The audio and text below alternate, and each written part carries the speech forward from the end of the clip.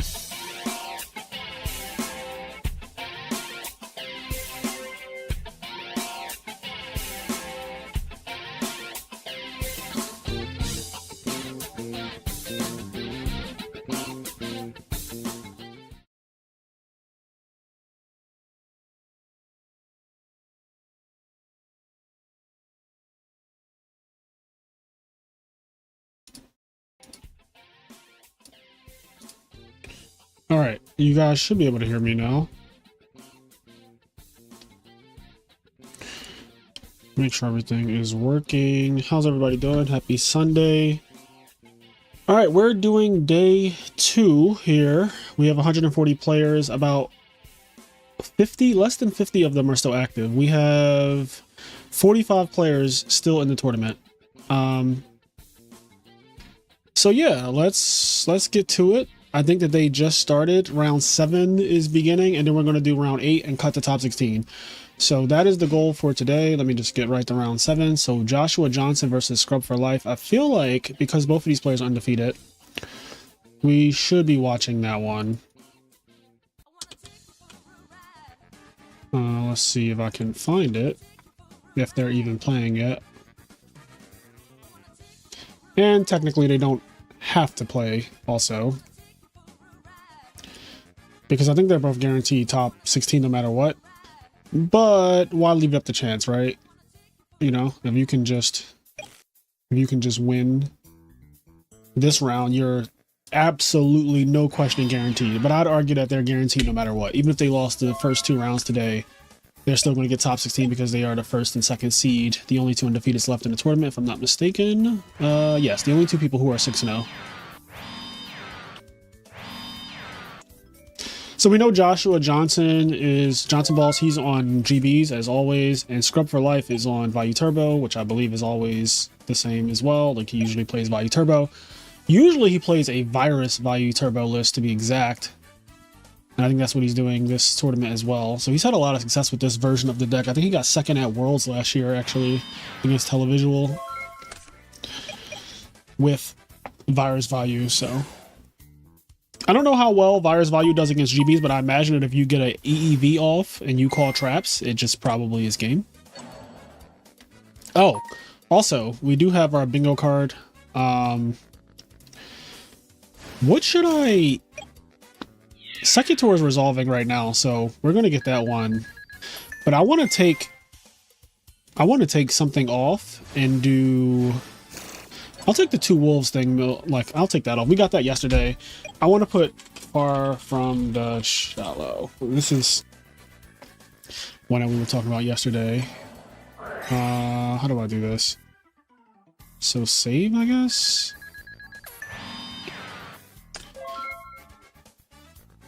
Alright, let me just make a picture of this so I can edit it as we cross things off.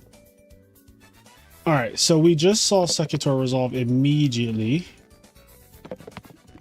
So we got that for today. There we go.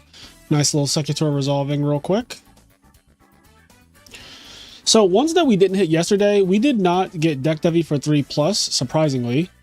We didn't get Colossal Army Arm, but I don't think we watched much of any decks that could do that. I think we saw Forgs like once, and it was against GBs, so it's really hard to do that against GBs already.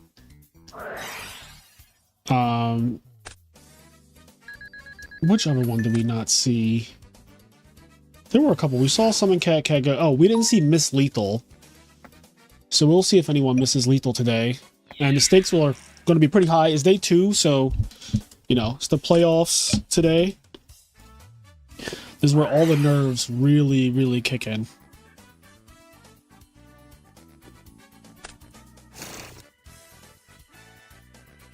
This game got simplified super fast.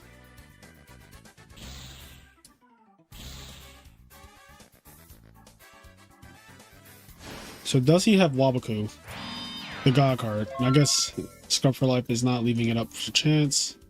Unless that was main phase 2 and I missed it.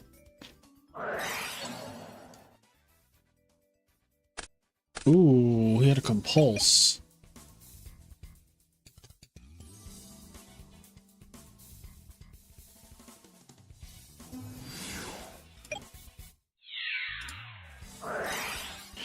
Oh, oh, oh boy.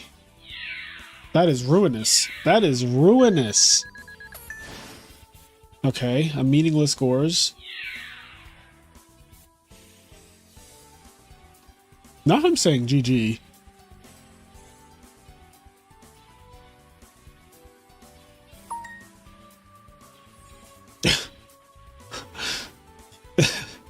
GG mid-game is fucking wild.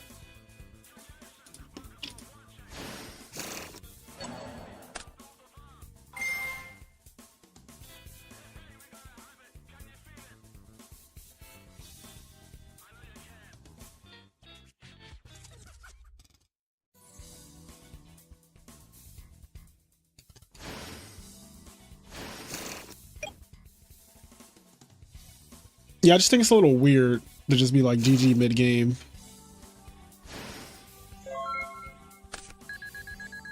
It almost seems a little uncalled for. Like, I wouldn't just be sitting in front of my opponent and be like GG when the game is literally still going. Seems like a weird thing to do. But okay, game 1 going to GBs. Let's see. And then we did have another match, which is just starting?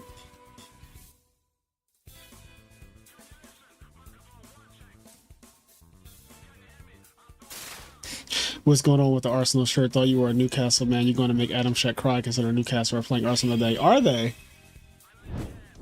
You know, I just like the jersey. Second tour is on the bingo card, but we already got it. It's already checked off. Right there. Krebins.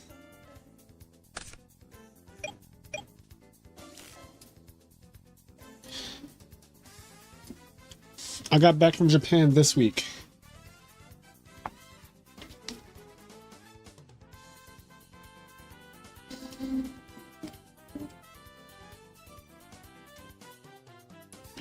So I believe Clemens is playing Jinzo OTK, which we definitely don't see much of that.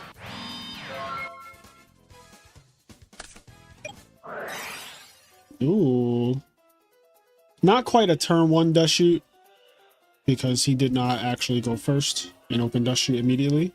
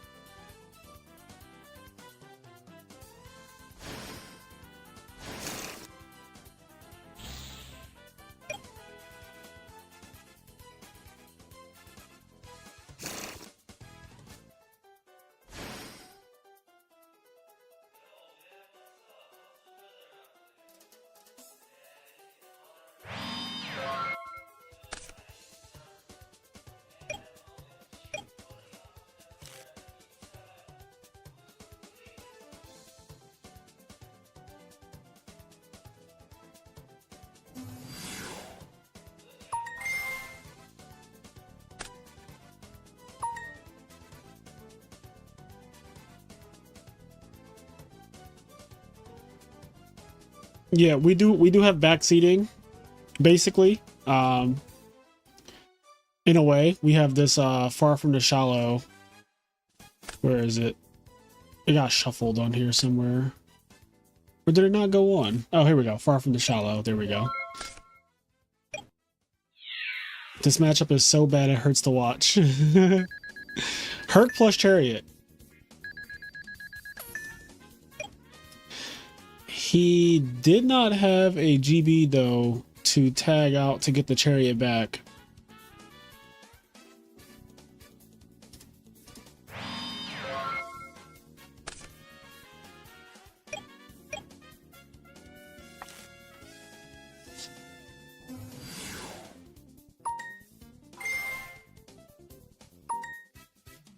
All right, we got a baby Herc now.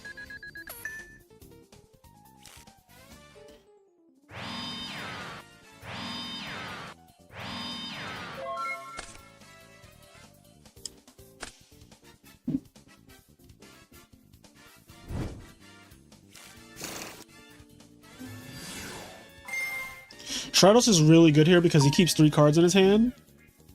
And Herc would have 3 negates against these back row. So, okay, Dutch Tornado to take out the back row. Herc still has 2 against the 2 other back row. So Johnson Boss is very clearly in the driver's seat here.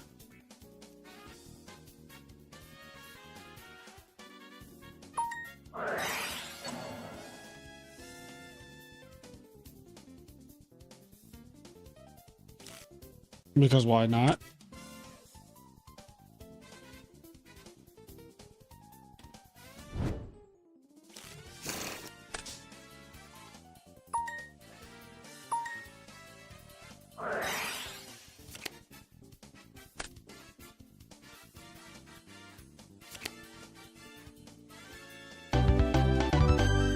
All right.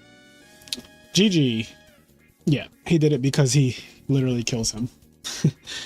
All right. Oh, also, I guess we are over 100. I probably should have made this 200 to be honest, because 100 is a joke at this point. But thank you guys for the support and all that good stuff. All right, so we got second tour resolved. We got over 100 viewers. That was very quick.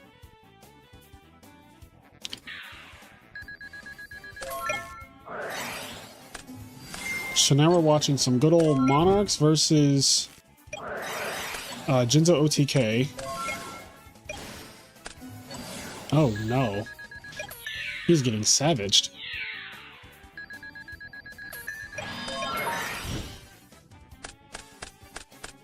Okay, well, this might be...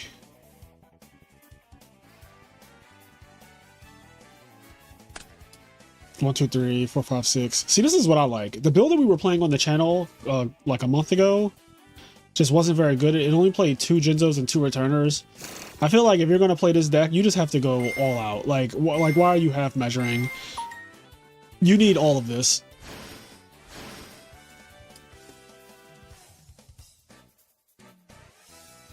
It's not like this is game or anything, but I feel like if you're gonna have any shot of winning with this deck ever, you need to have your Future Fusion be like a fucking god card.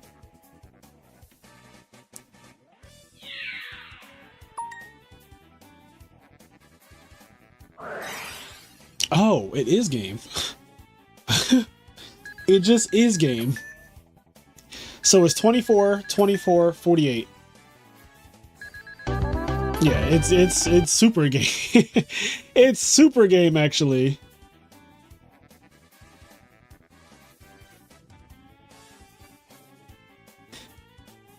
Jesus. That was rough. That was... Limit Removal is a hell of a card. I still am so surprised when people don't play it in machine decks. I feel like Edison is sacky enough at this point that you want to have as many chances to just steal games or end games quickly. Like all the woo-woo back and forth dueling is so 2022. Like we're past the hero beat days. No one's trying to do any of that fair shit anymore. Everyone's trying to like win as ignorantly as possible. You got the value players with their main deck devies and all the other one-ofs. Blackwings, just, you know, naturally whirlwind and nonsense. Frogs, OTK and you literally as early as the first battle phase. You put anything in attack mode, you fucking die. Like, Gigavice, same thing. Just combo you to death. GBs, as you saw. Heavy Storm, Summon Secutor, attack, summon 2 Gs, make Heraclino, set Chariot. GG, not close. Like, the top 5 decks are just all... I think I just named all of them too. Frogs, Gigavice, GBs, Vayu, Blackwings. Yeah, I just named all 5 of them. They're all just fucking trying to ignorantly kill you. You gotta compete with that. You need cards like Limiter and Future Fusion that does ignorant shit and all that. You need the most obnoxious cards right now.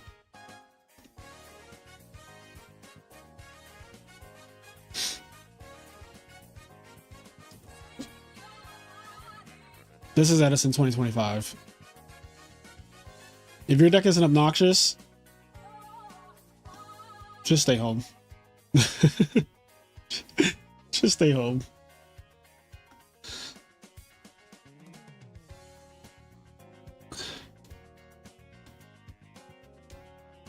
Let's see.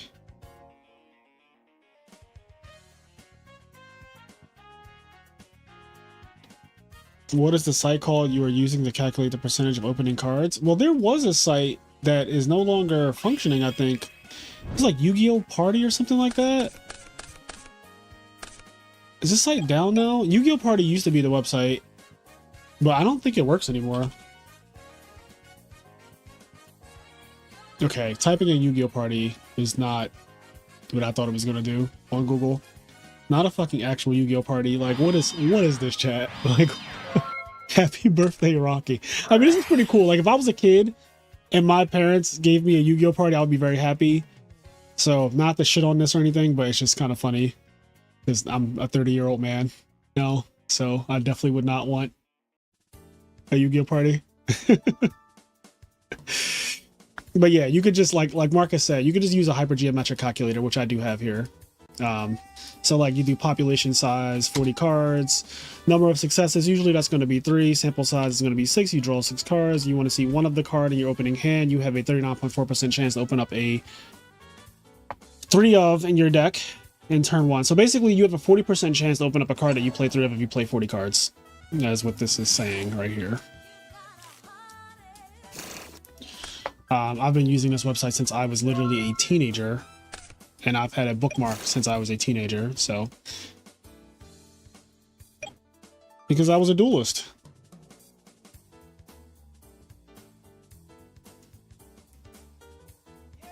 That a lot of people play Hero Frogs this tournament. I don't have a breakdown of what decks were entered into the tournament. I don't think that information is available until after the tournament.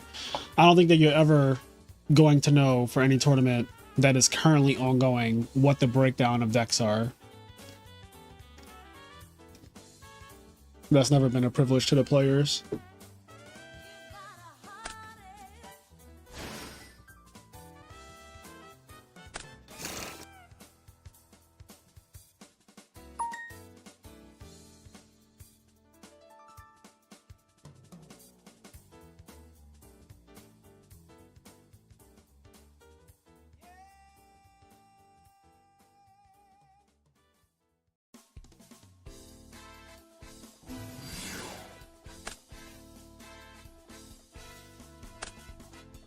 Turn 1 sub combo. Wait, what turn is this? I'm so confused. He has a set monster. What? Oh, okay, dust shoot happened. I was like, what is happening here? This makes a lot more sense. Okay, so he dust shooted him, which put him back at 5 cards, made it look like it was turn 1, but it's actually not. I was like, how do you have a set monster and you're doing swap and substitute? This literally does not make sense to my brain.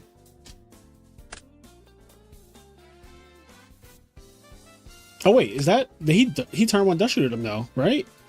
Hold on, chat. Why did no one call that out? Where is it at? Here we go.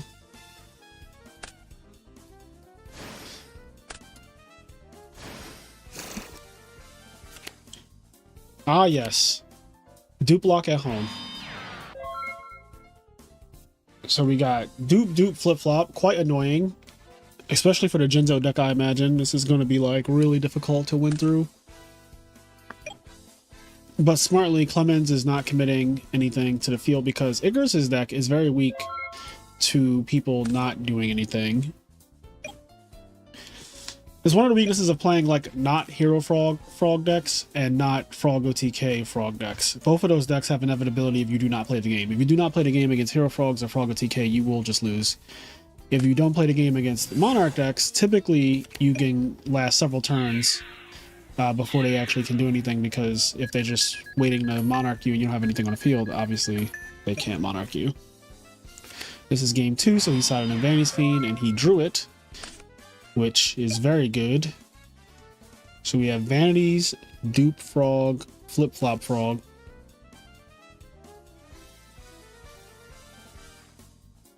This might be a quick one. This might be a quick game too, honestly.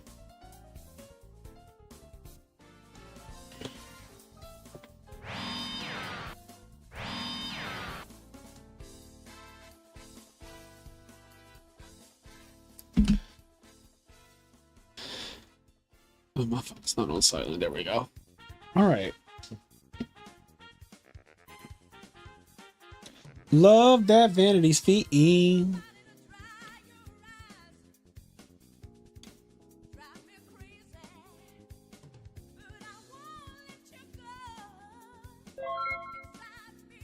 So Clemens has 2 cards that Icarus doesn't know about. But not like you're ever going to be afraid to just keep attacking here. Like, this is the game plan.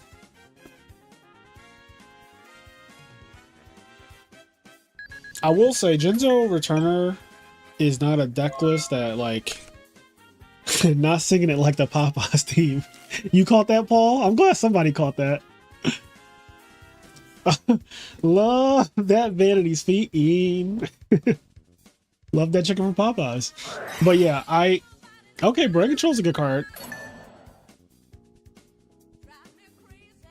It's one of the best cards. Yes, I'm wearing an Arsenal. Apparently this is an Arsenal jersey. I got this in Japan. I got this Fly Emirates. I've been a very big fan of you know, just football jerseys lately. I still need to get a Brazilian jersey though, like a Brazil jersey.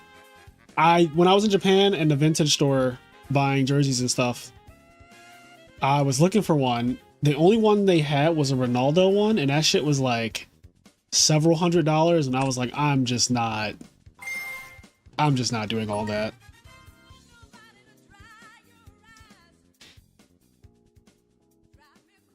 But I did get not a ton, but I did get a bunch of jerseys, like, and I think all of them look really cool.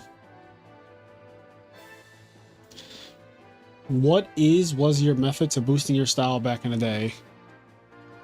I don't know. I'm just naturally, like, gifted at style. Like, it's, you know, like, you're naturally gifted at art, Alex. It's just something that is innately a part of who I am as a person. Like, some people, you know, just put on sweatpants and a t-shirt and they're happy with being out and about that way, but not me.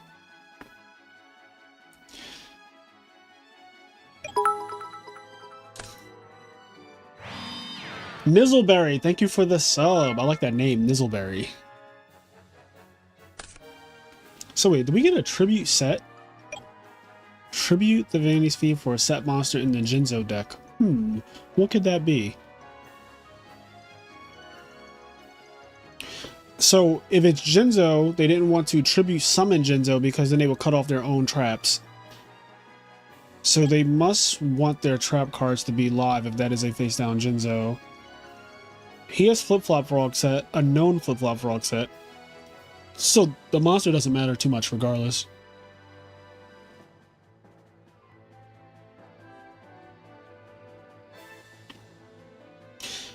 Well, old format guru, you're right. I have styled a lot of my friends on occasion, like when they've needed it.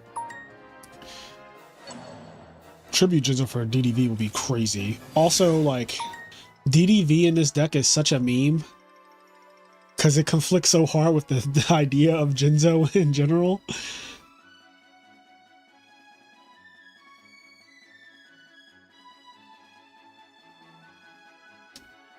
I mean, I think I should be able to find a Ronaldo jersey for like a decent price online somewhere. I just haven't really looked.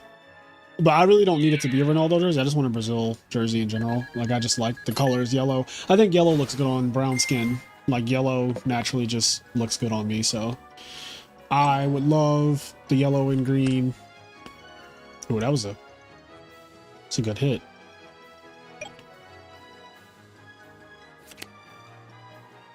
Am I missing something?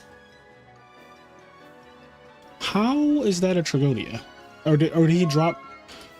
Okay, he flip-flopped, bounced the monster, attacked, Tragodia got dropped. Got it. Okay, I'm here. I got it. For a second, like for a brief second, my brain was like, he tributes that for Tragodia, but like that's just not at all what happened. Who's gonna win it all? I don't know. I have to wait to see the full top 16, and then I would love to know what all the people who made top 16 are playing as well. Because right now, some of these people in the top, like, upper echelon or whatever, I don't know what they're playing.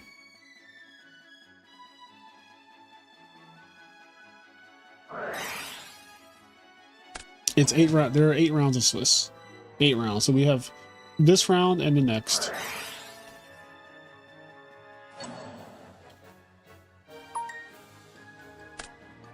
I guess I can actually, I'll put that round 7 of 8.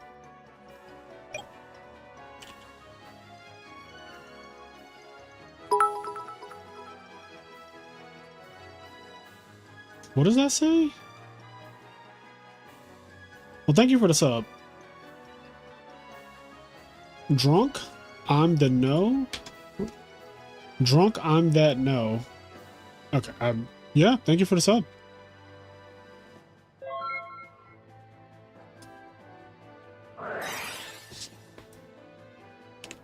Transmigration Prophecy.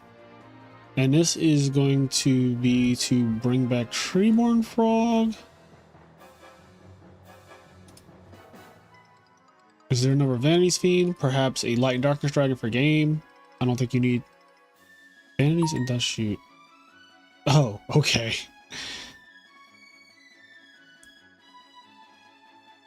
That's cute. So, Icarus is saying... Right. This is so interesting. So he tried the Transmigration Prophecy back, Vanity's Fiend, and Dust Shoot. He crowed Vanity's Fiend to prevent it from going back in his deck, which is actually such a weird use of crow. Look, I get it, because obviously Icarus is trying to draw fucking Vanity's Fiend to end the game right now, and you're trying to say, I want his odds to be lower, because surely he has more than one Vanity's Fiend.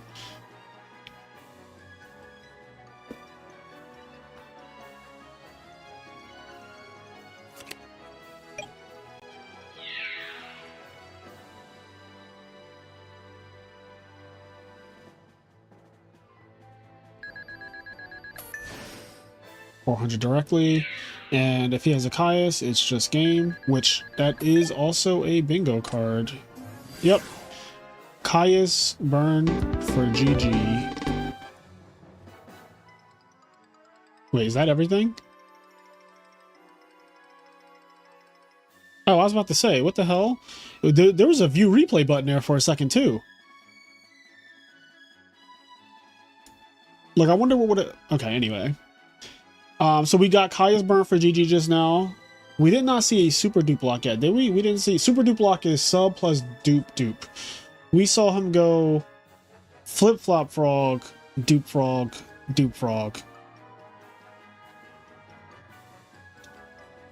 Let's see. Oh, this is also a free... Oh, like the stream, guys, please, while you're here. Like the stream. So we got that one down. Let's see. I like this. This whole section here is kind of funny. Rage quit, spicy tech, what the helly? Like, this is all...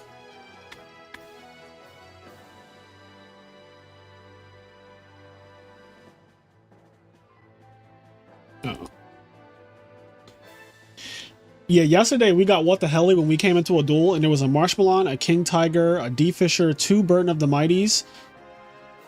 And we also had another instance where there was like a Uriah deck, and he summoned Uriah and priority popped Threatening Roar, and the guy tried to chain Threatening Roar, and then he was told that you actually can't use Threatening Roar there because Uriah says you cannot respond to this card's effect, and it has priority when you summon it. Very interesting stuff. No, I'm going to keep my Arsenal jersey, thank you. Thank you. I love this jersey.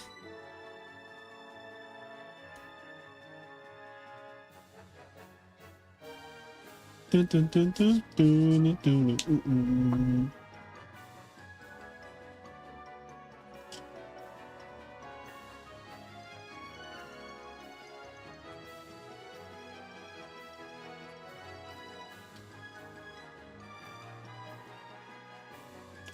Let's see who's doing well. So Johnson Boss is 7-0. Scrub for Life is 6-1. Mario is 6-1. No, this is not a jersey of the player on the screen. That player is in a Brazil jersey, I believe. Perfect Pair. I don't even, like, who? I've never seen this name before. I've never seen this name before. Okay.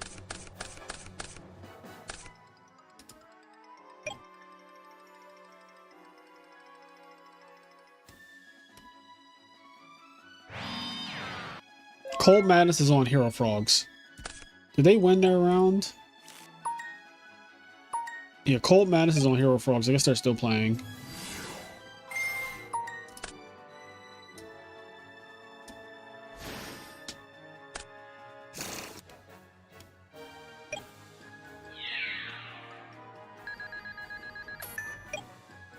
No, Gwari's not out yet, I don't think. Where is Gwari, though? Oh, Gwari did lose this round, though, so if he loses the next round, then he's out. So Gwari is on the bubble. He has to win his next round. But I think if he does win his next round, he will be in top 16. Oh, God, is this game? This is probably game, right? Unless Icarus has Battle Fader, which I think his deck does play that card. Battle Fader Gores, assuming no Fossil Dino tricks. I don't know if, like... I can see Jinzo Returner playing Fossil Dino, though. Just fucking summon 3 Jinzo, summon Fossil Dino, everybody attack the game. That seems super ignorant, because it's like... Basically, it's 8,000 damage.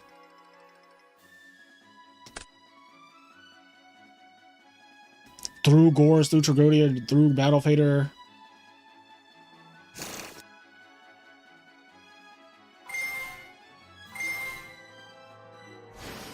Okay. So he probably drew a Returner or a Jinzo or something of that, you know, nature. This would still be game with Fossil Dino, though. Alright, so he's blowing the load here, which is gonna really fucking suck if he gets stopped.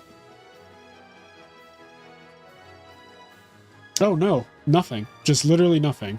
Just dead.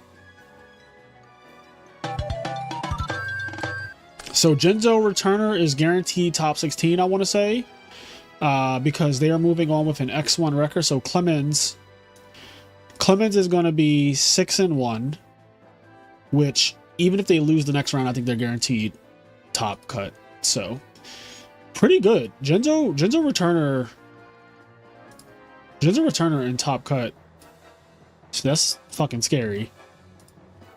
Yeah, and I'll probably copy whatever list this is and play this one instead of the one that I was using before, because clearly this one works. Alright, let's see. Who else can we watch? Also, I'll post a link to this bracket.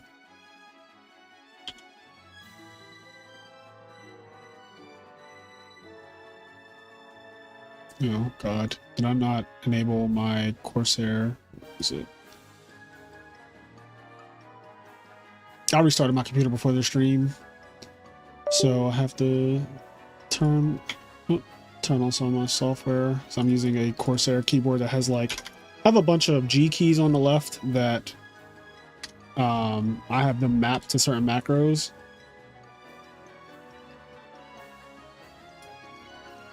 Okay, so we're gonna pin that, but Round 7. So Cold Madness is actually still playing. I definitely want to see some Hero Frog action. I don't think we got to see... Is this... the search is not working. Okay, it's game 3. It's a frog mirror match. But it's not just any frogs. This is Froggo TK looks like, or Dream Frogs, but I assume Froggo TK.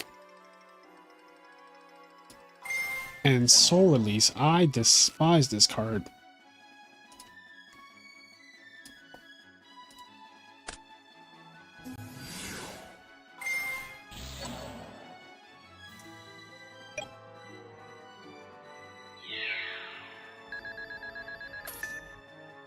What's my take on Fiend Comedian?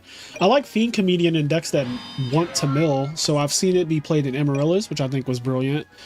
And like Lightsworn can play it, of course.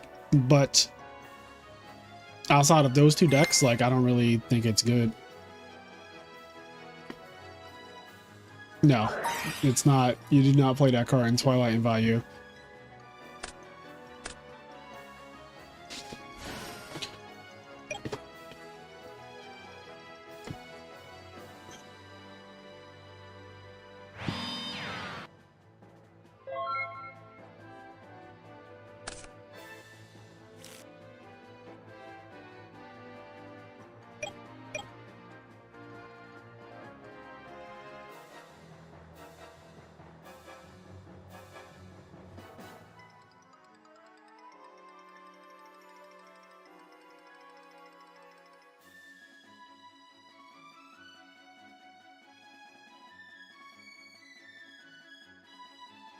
I find it interesting that Hex, who seems to be playing Frog OTK, sided into like the conversion side against Hero Frogs.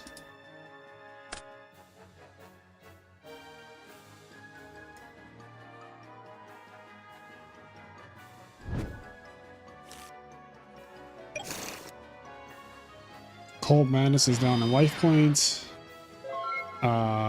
In terms of card advantage, they seem to be like pretty close to each other, but I will say I don't think Hex has any more Treeborn Frogs because one of them got soul released, and I want to say he probably only plays one, but we will see. This could be the other Treeborn Frog right here.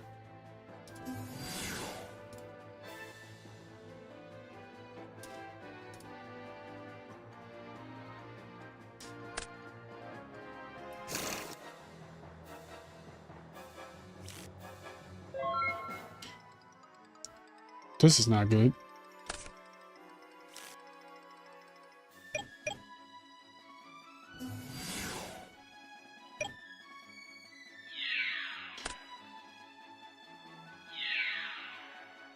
He actually plays Fader. Okay. Fader's not bad against Frog OTK for obvious reasons. It's better than Gore's, I'll tell you that. It's way better than Gore's since, you know, they can just kill you through Gore's.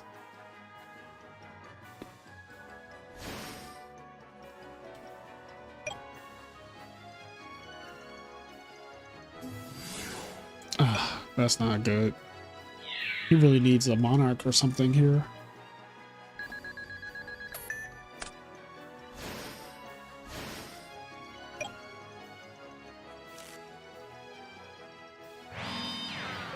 Okay, a back row could be...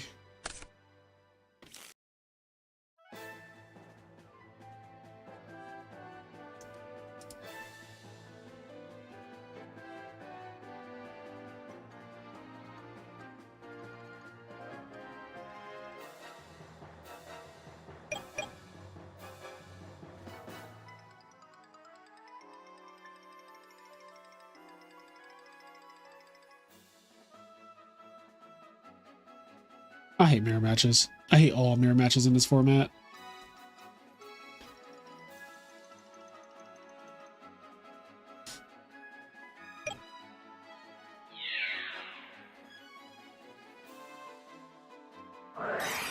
Mirror Force, Dacaius. Take the pressure off, okay. It's time to rebuild. Try to mount a comeback from here. Still needs a Monarch. I do feel like unless this is Treeborn Frog, if he can clear like these monsters, it should be really hard for Hex to do anything without Treeborn access, and also having sided into the conversion, you know, the conversion version of this deck, which is way weaker than the Frog or TK version of the deck. But right now, Hex still has plenty of tribute fodder, honestly.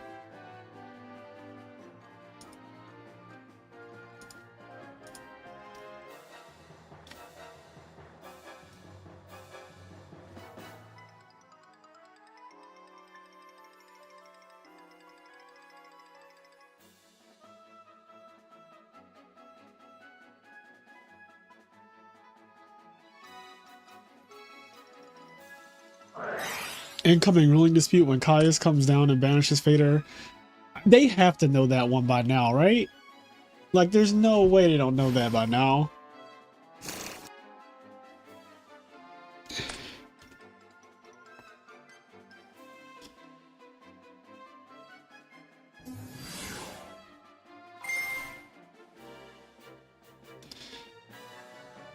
You know, for a second, Vesper, I thought you were Cordero.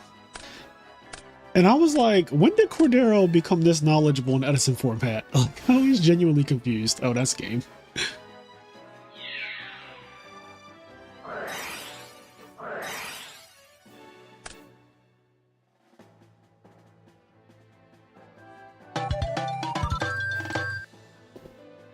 All right, Fraser always out here so steezy. What's steezy? New bingo? Did we get anything just now? I don't think we got anything. He didn't rage quit, did he? No, he said GG's. It's not a rage quit. We didn't get a super dupe block. Gores didn't save anyone. Yeah, no, everything. That was just a regular ass game. Oh, I mean, we changed like one thing, like having swag. Is that like a term from where you're from or something? Like, do people say that wherever you're from? Like steezy? Okay, this is the only match going on right now, right here. This is it. And they're going into game 3. No, that's not a rage quit, Alex. It's definitely not a rage quit. Rage quit is literally just that. You fucking leave the match without saying GG's or anything. Steezy is white guy hockey term.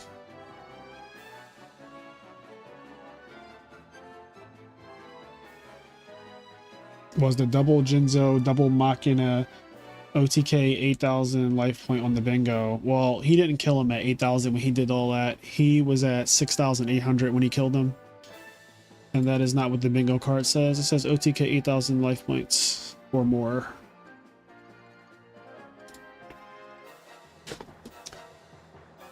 We need to see an OTK when somebody is at full or higher. Many decks can OTK from 6,800, especially like value. I don't think he was at 8,000. Was he at 8,000? He OTK'd him twice though, actually. Maybe he was at 8,000 for one of them. Hold on. Let me rewind.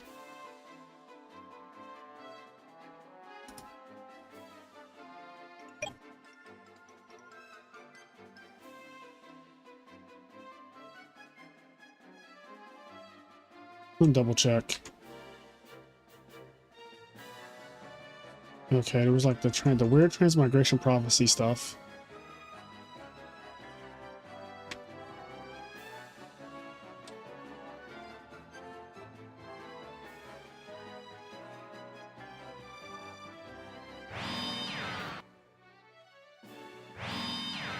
Alright, yeah, no, he's dead at 8,000 for sure. Because he trap dust shoots and then just dies. Alright, so we do have this one. Thank you. And he just got fucking OTK'd a bunch.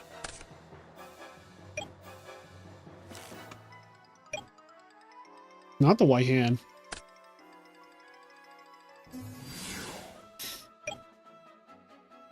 Vanity's Fiend. Ooh, that was a good hit.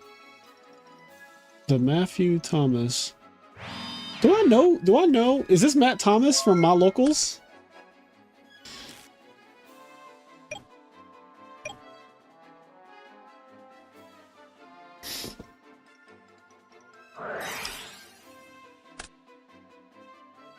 hurt. So he can get Market of Rose here, steal the Vanity Speed.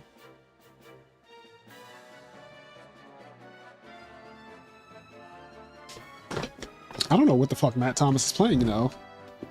Is this Gigavice? Or is this Amaryllis? Which one is this? Both decks play both decks play all of these cards. So right now it's still up in the air. He's playing Giga? Okay. Alright, well, I guess he's playing Giga. So we could steal this and then tribute for Giga Plant. That's a play. Curious as to why... I mean, I don't know. There could be a lot of reasons, but I'm still curious of why nothing happened.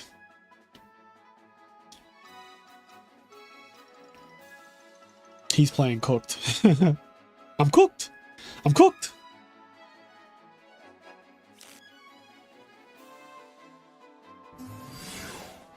Summon Junk Synchron. This is aggressive. 3,700 to the dome.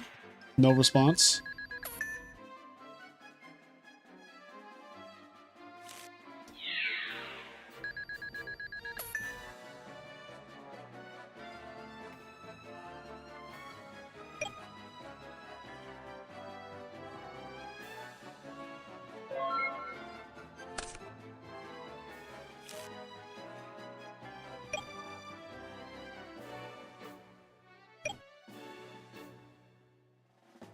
Gotta make a play. Market of Rose, okay. MST. Play Hidden Armory, get it back. Nope, just set a monster. This is looking bad.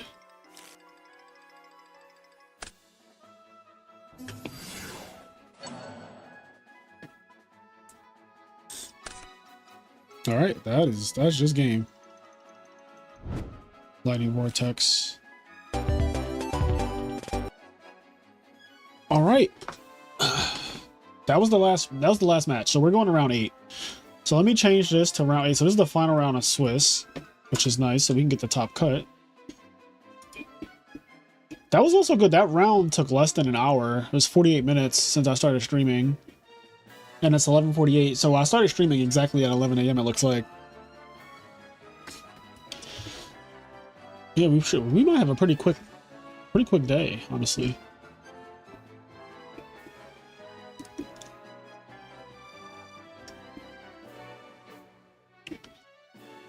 So all these people who are 4-3 are out. So the only people who are live are these 26 players are still live.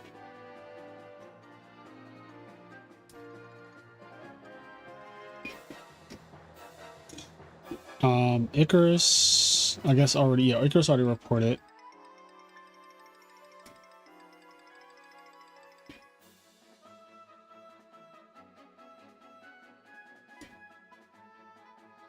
Let's see, is round 8? No, round 8 still not up yet. Carl Waite and Grim Goes, which I don't think either one of these players was in the tournament this round. They were both like X3. So somebody just has to manual this, I guess.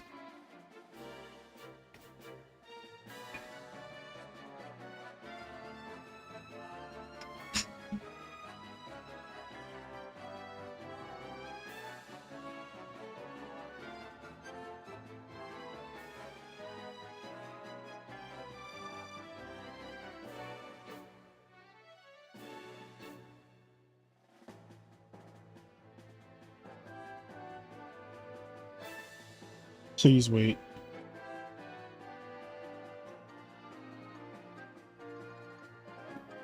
Alright, so it looks like we're waiting for a second.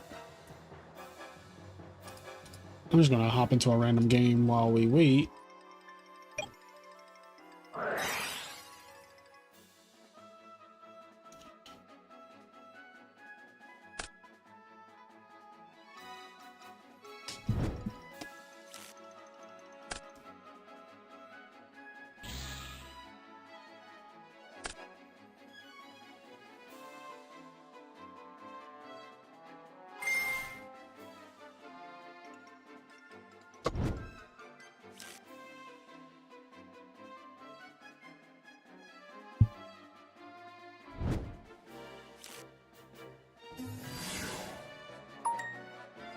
Oh no, not both of these.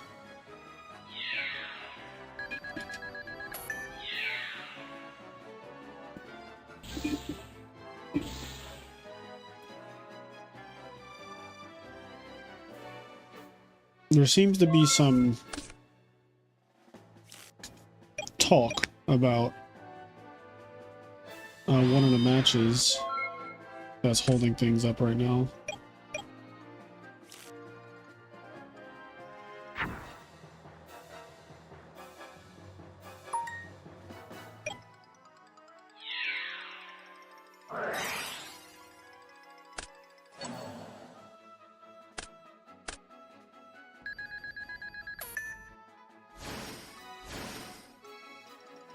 Okay.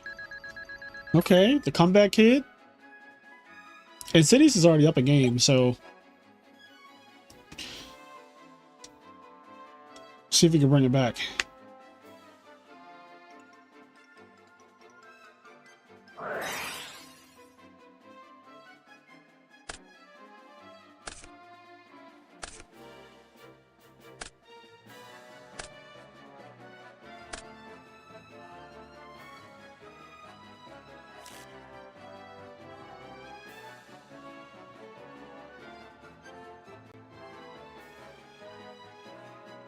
Does have Gardner.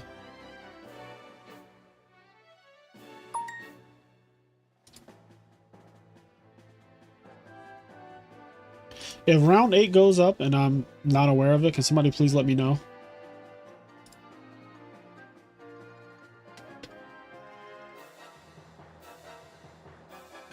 What's this, Twilight?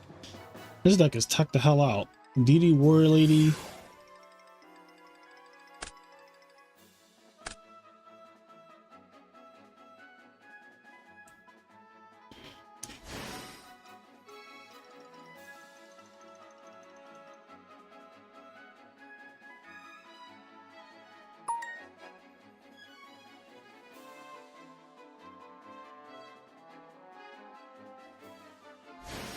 Brio? He thought about it.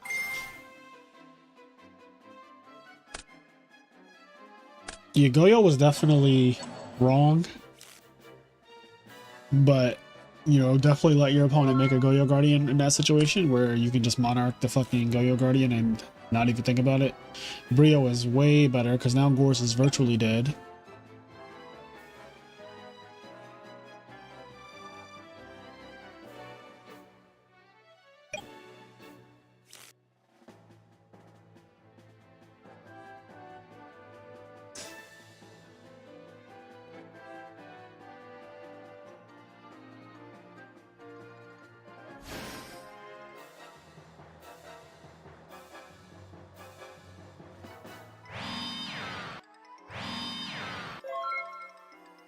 Interesting.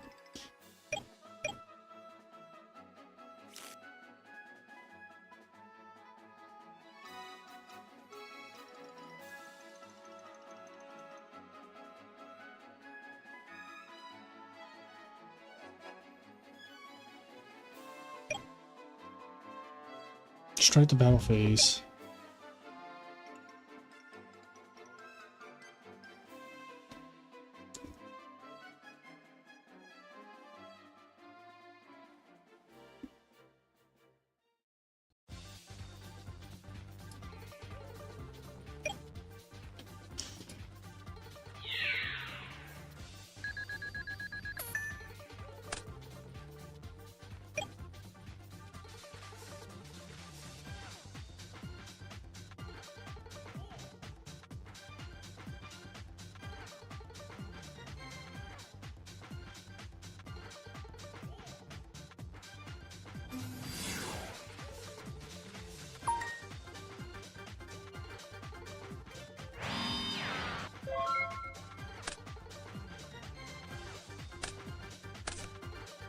Okay, super simplified game state. Monarch still cooks here.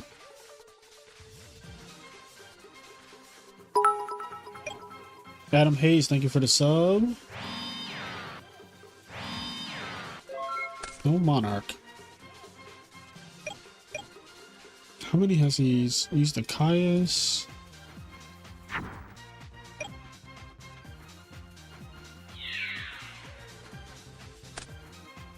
Ooh, not a set swap frog.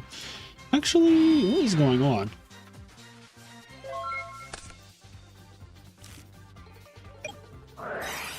Masker Restrict. Masker Restrict plus Dyna plus Brio. This shit is super cooked. Game 3.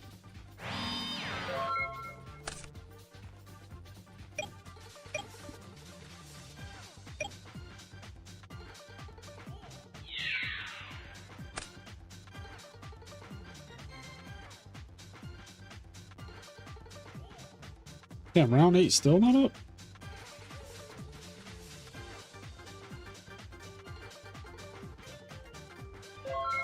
Well, so much for it. We were well ahead of schedule a second ago.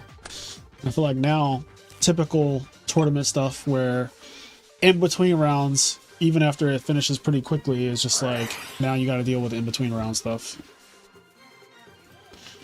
Rhoda for Junk Synchron, maybe? Junk Synchron doesn't even do anything here because Dyna's in defense mode.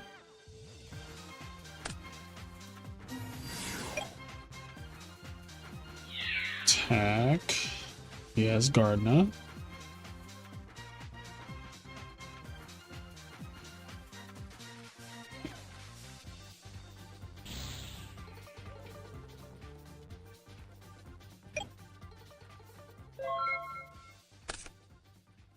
Okay, I think the next round just went up. Yep, next round is up. Okay. So, Cold Madness versus Guari. Now, both of these players are X2, so one of them is not getting in. I kind of want to watch that. Yeah, because the rest of these people, I mean, all of these people here are guaranteed in. Like, all 9 of these people. So the only people who really are interesting to watch this round are, like, these people.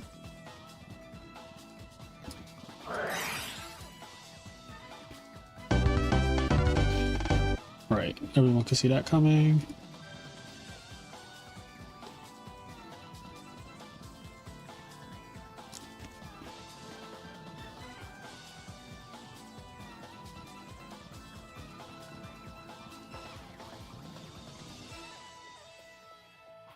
Oh, fuck.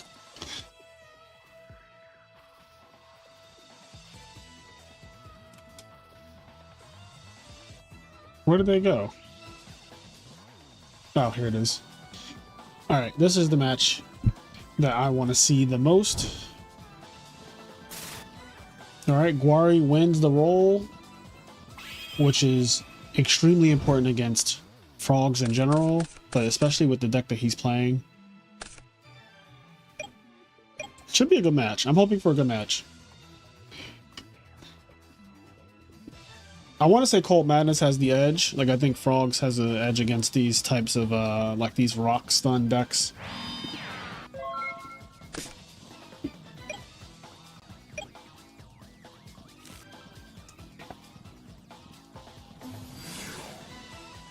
Are WCQs the only way to qualify for Edison Worlds? No. There is another way to qualify, but you have to play in a, there's like a special ladder on Format Library that you can duel. You get matched up against opponents who are also on that ladder, and the top 5 people at the end of the season also get invites, but it requires you to duel a lot,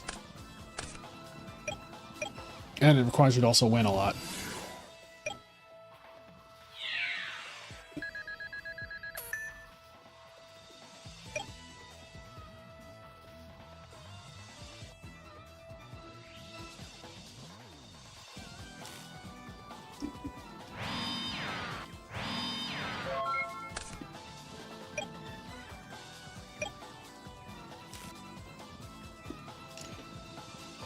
Dyna game 1. That's a little rough.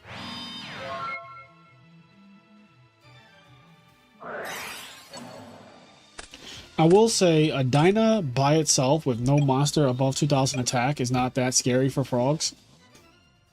Because a dupe frog, even a substitute, literally walls this off for eternity. So this isn't the worst situation to be in for Cold Madness. It's just a minor inconvenience right now.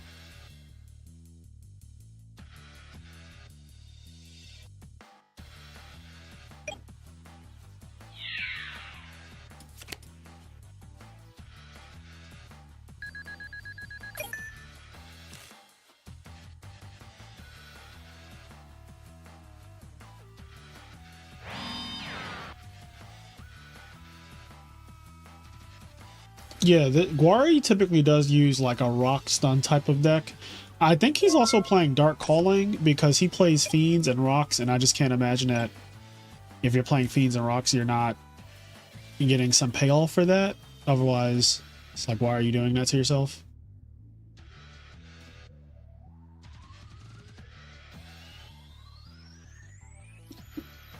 What the fuck?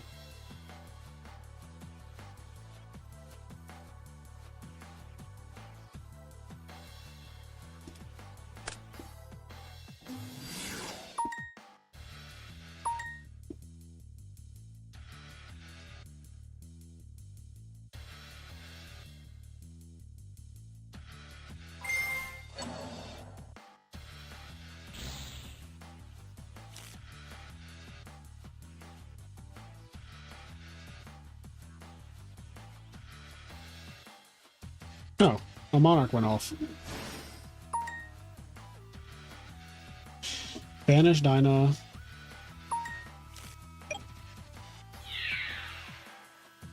This is dangerous.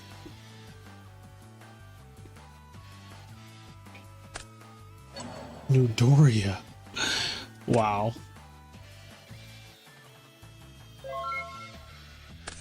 Do you cut your own hair? If so, how did you learn / teach yourself? I do cut my own hair, and I learned through YouTube and trial and error. Although I didn't have many errors, to be honest.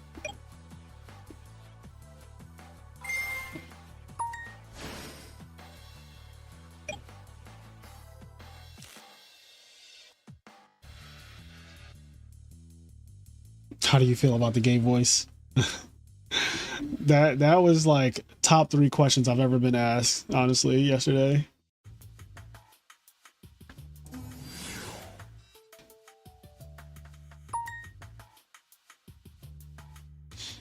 All right, so it looks like Guari is on the back foot a little bit here. He's deprisoning swap frogs, which honestly is always a good thing for the frog deck.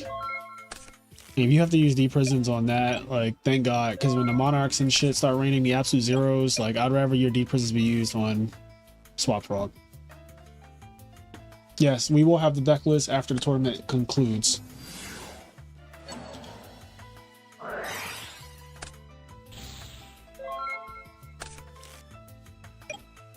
You should host a tournament and the winner gets a boosty fade. Doom Caliber Knight. Now this card is fucking terrible against frogs. Because this is just going to kill it. Like that. The fact that Treeborn Frog exists and it didn't used to in Edison, like in 2010, frogs were not played really. Except like the only frog decks that people play, one, they didn't use Dupe Frog, which is crazy. But they used like just 12 Monarchs and Treeborn Frogs and Swap Frogs or whatever, and that was like the extent of frog decks back then. So Doom Caliber Knight was able to just be played by Billy Break with no fear of running into, like, you know, frogs, which now, you know, in 2025, Edison, like, frogs are clearly one of the best decks, if not the actual best deck. And so you're going to run into frogs many times. You cannot main deck Doom Caliber Knight anymore. Yeah, if someone knew Frog Heroes at SJC Edison, they would have won the tournament. And they would have won the tournament on low difficulty. But there's a lot of decks you can say that about, too. Like, I feel like... Yeah, there's just a lot of decks that I feel like if a person knew this deck back in 2010, they would have, like, won the SJC Edison low diff.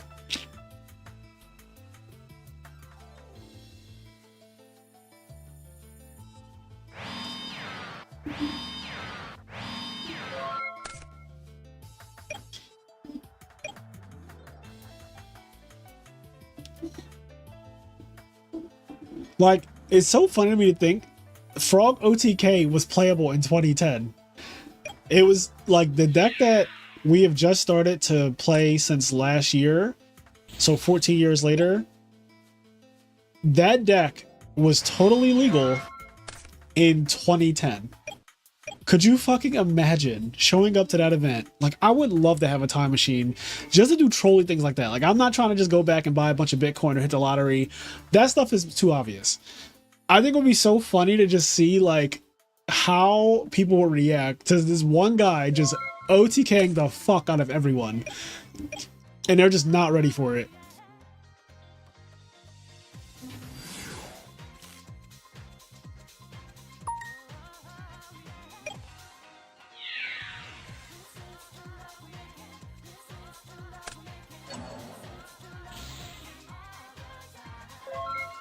How many deep prisons is that?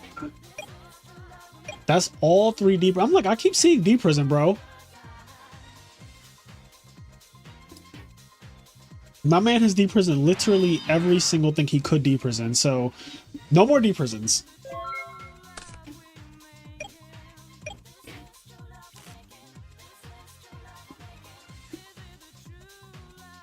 Is Treeborn Frog in the Lightsworn Monarch list the only frog card that got top 16 at SJC Edison? Probably, yeah.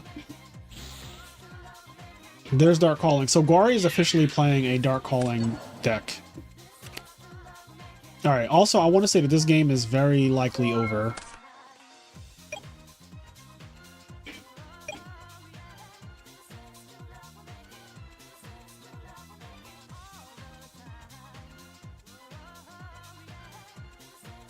You come back to modern day to realize China is a capitalist state.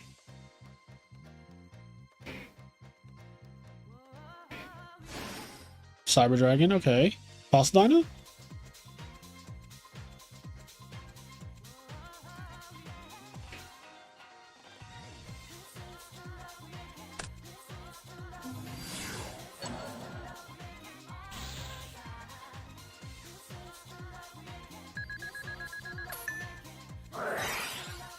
Oh shit.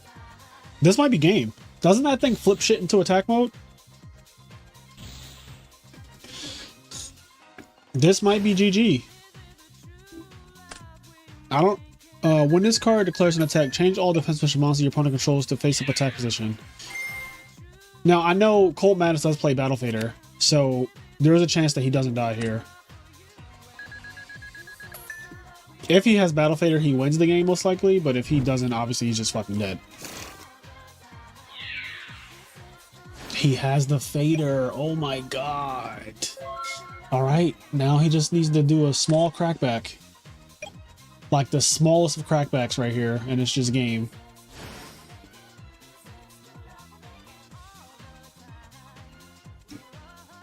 When this card declares an attack, change all defense position monsters your opponent controls to face-up attack.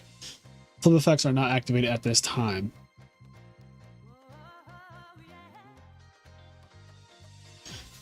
Alright, well, he's not slamming.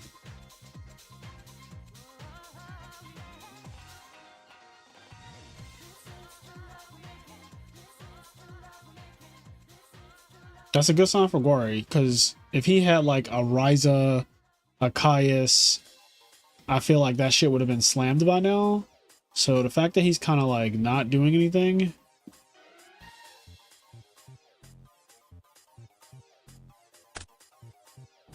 Oh no, he does. Oh, what?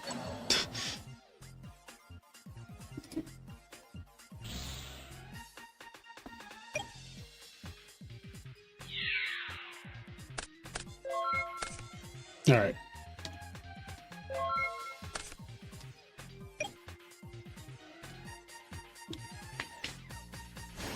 Is that another Dark Calling or a Gores in his hand? What do y'all think, chat? What card could he have drawn that he would not have put on the field?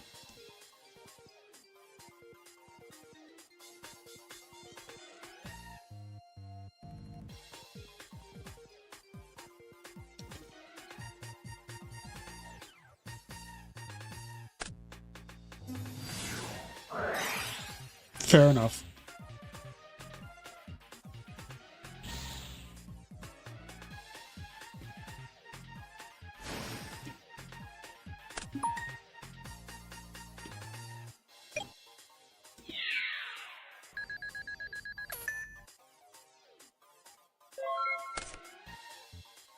So, like,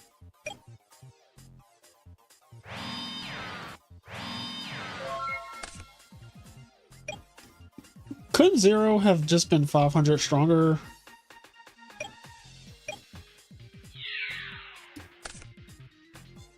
Okay.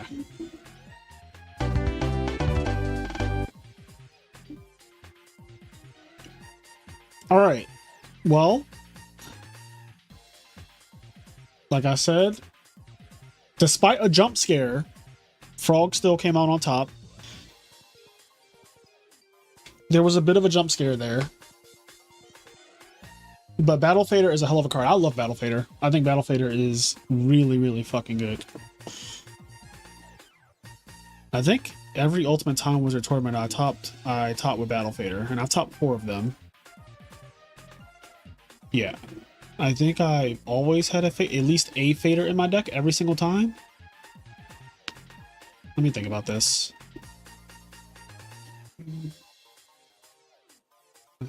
Yeah, I've always had at least 1 Fader in my list every single time. And it saved my life the exact same way it saved him. Like, there will be rounds where I'm about to lose, and I just Fader my opponent when they do something like that, where they use all of their cards to try to kill me, and then I just Fader and win. Because, you know, once you show your whole hand to frogs and you don't win the game, it's like Thanos said. You should have aimed for the head. Like, if you're going to throw your fucking axe down, you better make sure you kill me. You better make sure you absolutely kill me.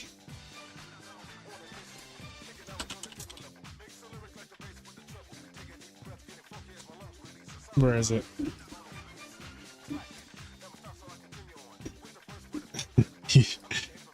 You should have aimed for that.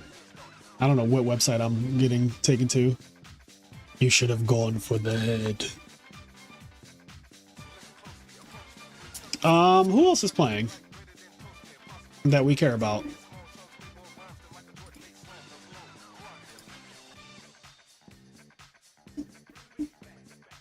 Is Fonte's in the tournament, right?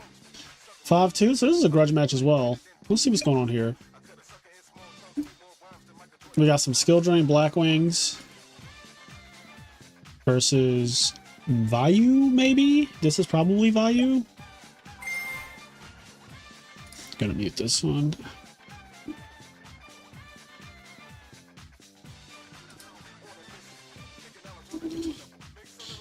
Fader just absolutely sucks versus Dragon Turbo. Yeah, but no one really plays Dragon Turbo, so that's kind of like a moot point. There are like literally in the entire world like 3 Dragon Turbo players.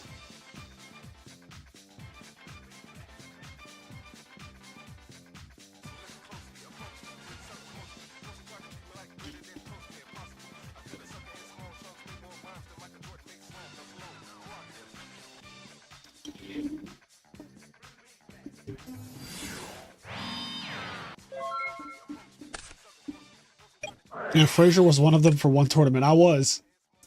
I did play Dragon Turbo for a YCS.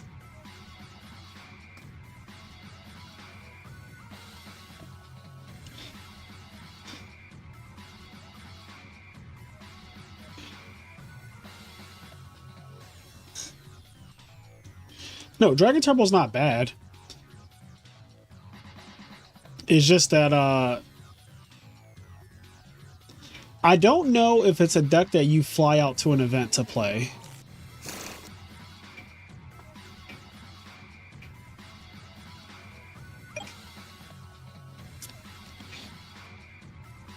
Like, I think if you're gonna play an online tournament, I think Dragon Turbo is fine to play because it's not really a commitment. But I think if you're flying and you're booking hotels and paying money and all that, playing Dragon Turbo just does not seem correct.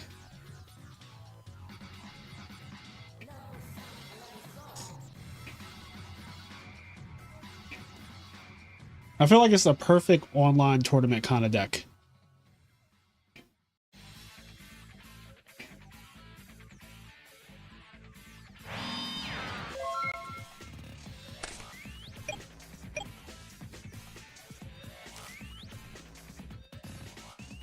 What do you think about Marcus's Christia Turbo deck?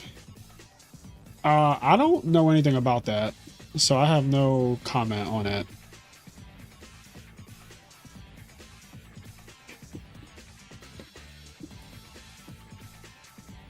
Here we go with this Doom Caliber Knight shit again.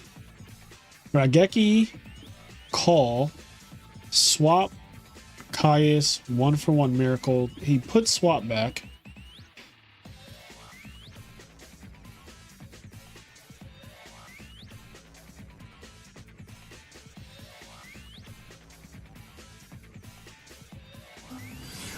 Oh, there's not this thing still going.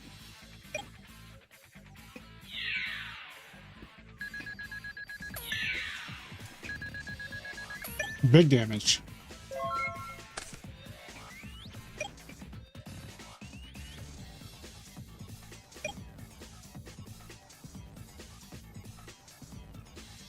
So that says call, Regeki call. I'm assuming that's E-call, like E-emergency call.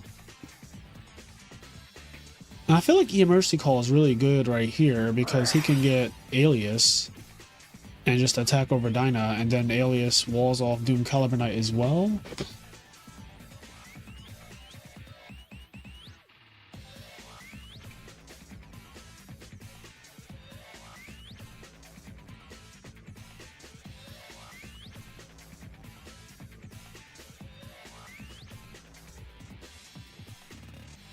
It's Christian one with 3 Reckless. Cool concept. I'm pretty sure the first person I saw play that deck was HT19. HT19 was playing that deck at RBET New York. Like, I walked up on him playing a Reckless Greed Christia Sworn deck, and I was like, what are you up to? But I don't know whatever became of it. It seems like now Marcus is playing it.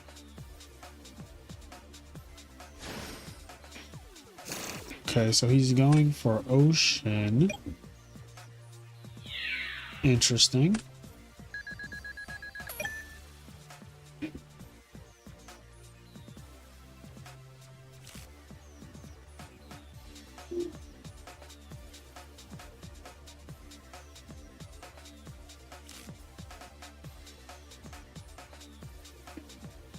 Unless it's Forks. Yeah, I mean, Reckless and Forks is like a fucking god card because I don't think any other deck in the format can quite make use of the cards that it draws off of Reckless better than the Frogs can. Because of Array of Greed, Pot of Avarice, Salvage, Swap Frogs, like discarding cards and all that to special summon itself. It's definitely the best Reckless deck. Dragon Turbo's also up there. They're usually 1 card away from exploding.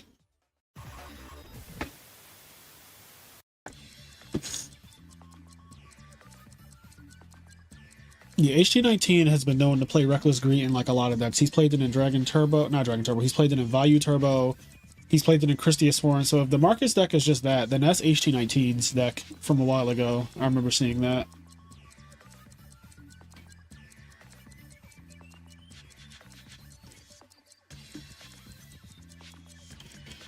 But like, I don't particularly care about decks like that anyway. Like, they just, until they become a consistent threat, then it's just kind of like whatever.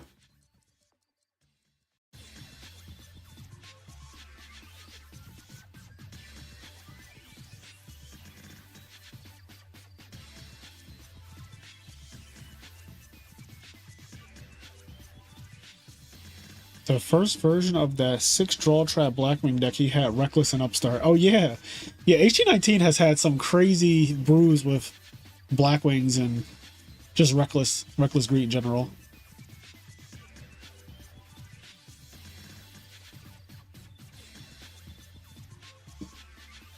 What is happening right now? Is Guari thinking, like, this is insane? I feel like I saw Ocean attack over Dyna like 3 minutes ago.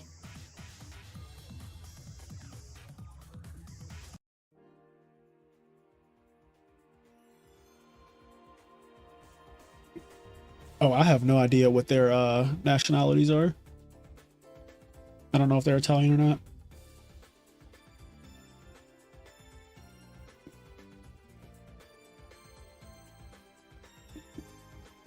I don't recall ever hearing that they're Italian, though. I feel like I know who most of the Italians are, and I don't recall that, but maybe they are. Like, I'm not that locked in with the online people like that, so...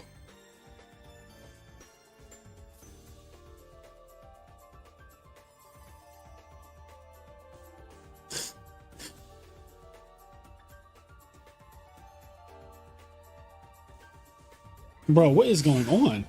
Oh my god. Like, all of that to summon a fucking second Doom Caliber Knight? Also, isn't this bad? Or am I tripping?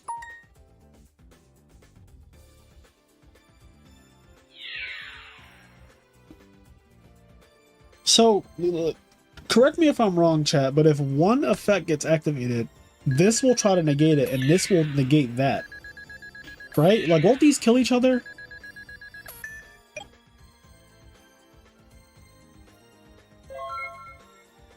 I guess he's just banking on, I know most of your hand. You're fucking weak. That's not going to happen.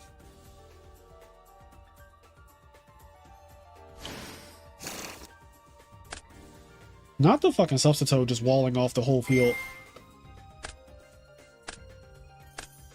So then that resolves. Oh, that's crazy. That's crazy.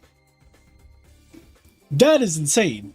Doom Carbonite is an awful card, by the way. In case you didn't hear me say that 3 times already.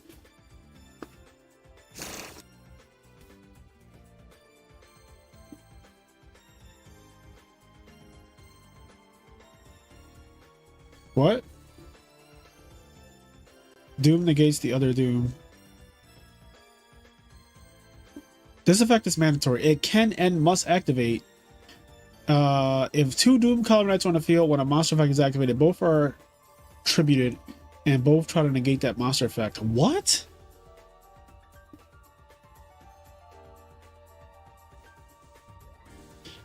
That is so weird. That is such a weird thing. All right, well, we did get this on a bingo card, though. Ruling dispute. So, I'm taking that. We take those. Anyway, Miracle Fusion.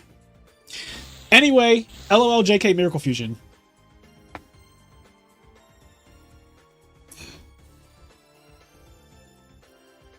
Somebody said SJC prize card ruling protection. Oh, man.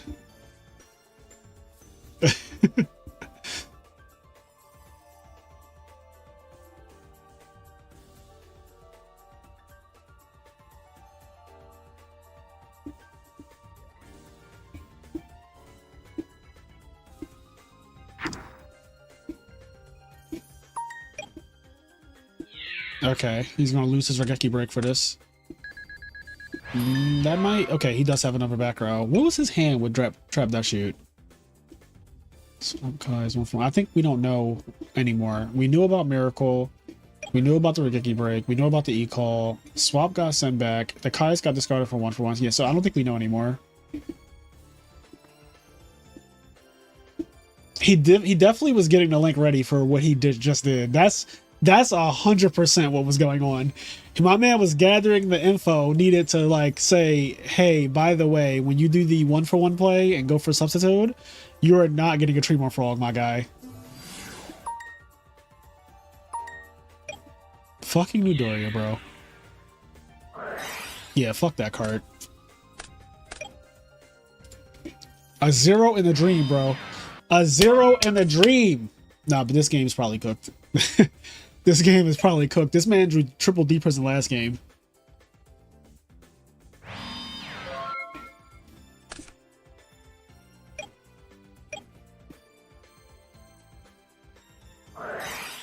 Ooh.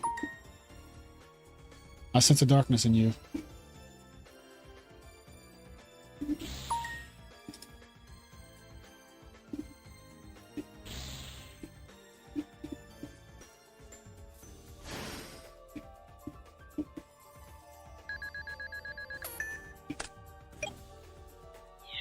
Dead?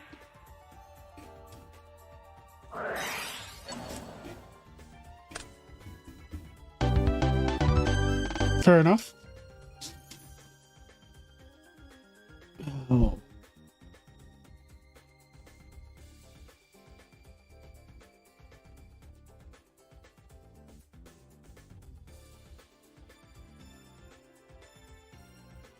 This is such an uphill battle, and the only reason that Guari is even like remotely in these games is because of Trap Dust Shoot. Cause like, if Cold Madness just got to play his hand as he drew it without the interference of Trap Dust Shoot, I don't think that would have been much of a game at all, because Cold Madness's hand was cracked. It was like E-Call, Miracle Fusion, 1/1, Raigeki Break, Caius. It was like it was honestly like a perfect Hero Frog hand. It was one of those hands that when I see it, I'm like, all right, well, this is game. Like we're just going next. And in this case, my opponent is just getting 2-0'd. But you know, dust shoot.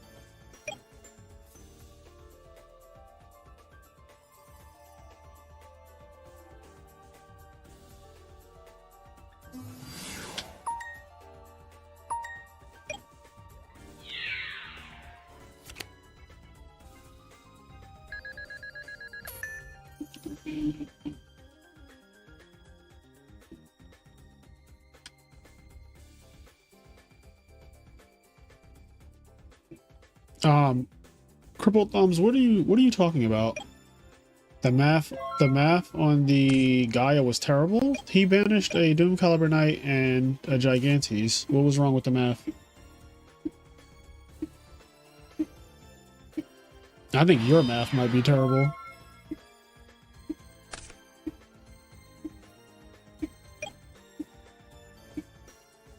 Did you see the hero deck that won the Austrian Time Wizard? No, I didn't even know that Austria had Time Wizard events. Someone's math is ass. I mean, in all fairness, his name is Crippled Thumbs, so he probably can't use a calculator, but like...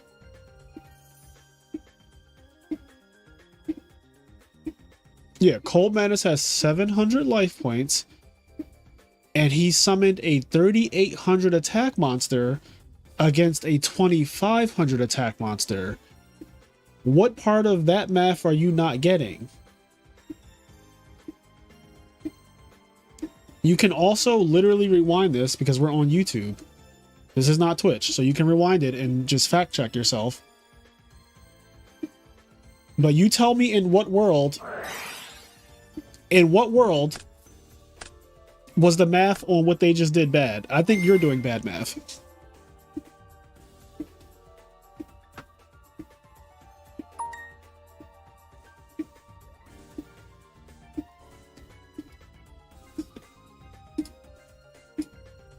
So wait, he lost Smashing Ground and Doom Caliber Knight to kill a Dupe Frog? Jesus Christ, it's like this deck just negs.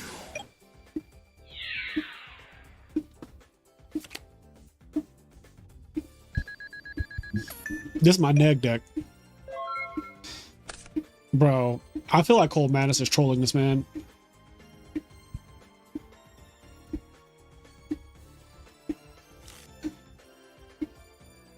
I feel like Cold Madness is straight up trolling this man with the Dupe Frogs.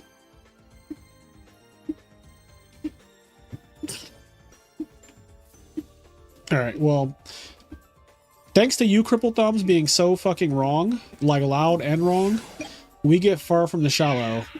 So whenever, where is it at? Here we go, Far From the Shallow. So whenever somebody is just dead fucking wrong in the chat, that was going to count for Far From the Shallow. So thank you for coming in and being loud and wrong. We did need someone to do that. So you were Far From the Shallow. What counts for bruh? You'll know it when you see it. The fact that I haven't pressed the bruh button yet tells you that we haven't had a bruh moment though.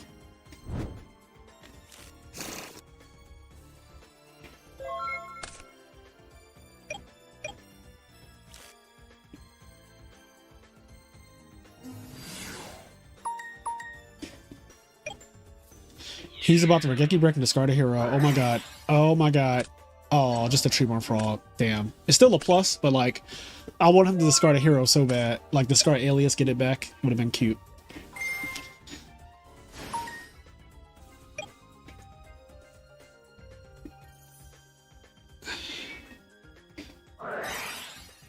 There's the hero. There's a hero and that's all.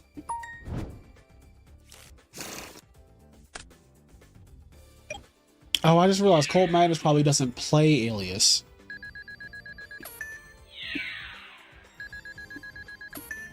Yep. All right. I am going to assume that Cold Madness. Yep. I was gonna say I feel like the way he's playing, he has an out to Gores, because a bad Gores could turn a whole game around with a Fossil Dino. But I think this game is safely over now.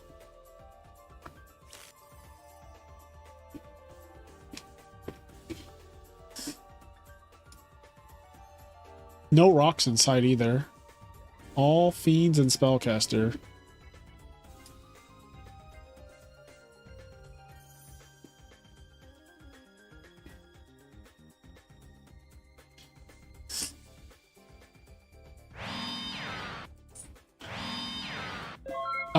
Everyone has a draw on challenge, which is a glitch. It's not real. Challenge is just showing everybody with a draw. Now he's about to do tricks on it.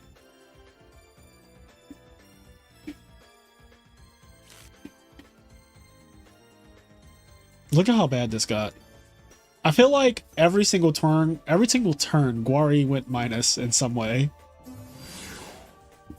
I don't think he decided Doom Cow's out is the problem pudding. Like, I don't think that, because Guari is a talented player and deck builder, so like he knows, okay, that was good. That was a really fucking good needle ceiling, actually. Hold up, hold on. But I was going to say, I don't think that he has a way to convert the Doom Galvanize to something else, because he still needs Dark Calling to be like not dead.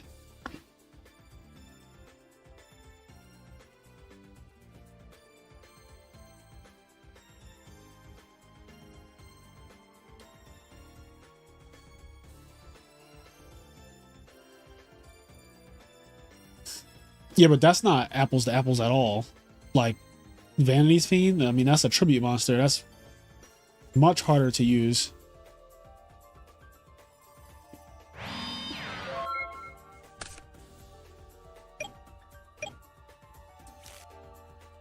This game got evened out, like, really quickly because of that needle ceiling.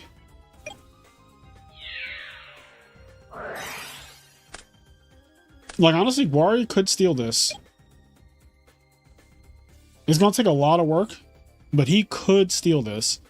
I am wondering what the fuck this back row is, though, because Mirror Force being one of them, sure, I get it. This one, I'm not so sure about. Also, with these two being gone, I'm wondering what outs he has to Fossil Dyna. Because he doesn't play... Okay, he just has another Argeki break. Because he doesn't play Alias. He also had Deep Prison, so...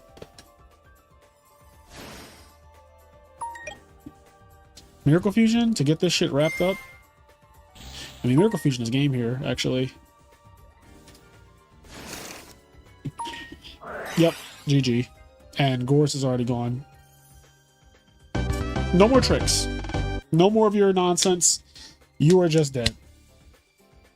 Alright, so Cold Madness is in top 16 with Hero Frogs. That's who I'm rooting for to win the whole tournament. Since people have been asking me who I think is going to win the whole thing, I'm going to root for the Hero Frog player who is competent. I think Cold Madness, since he was already in 16th place coming into this round, he's not going to drop out of 16th place. So he will be in top 16. And it looks like Fonte lost, so Machina might be in top cut as well. Is anyone else playing? That's the question now. Is anyone else still playing? So who do we have? We have Mario. Again, I don't know who that is. Mario versus Stargazing.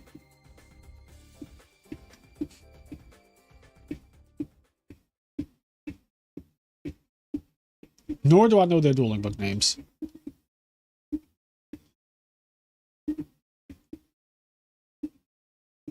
Wasn't this person in the tournament?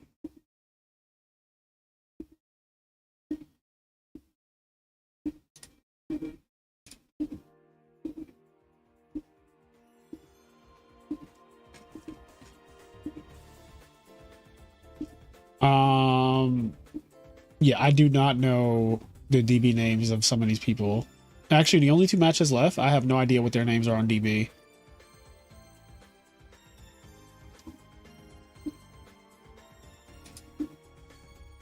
What's better than Challenge? Nothing. That's why Challenge is still the #1 most used tournament software.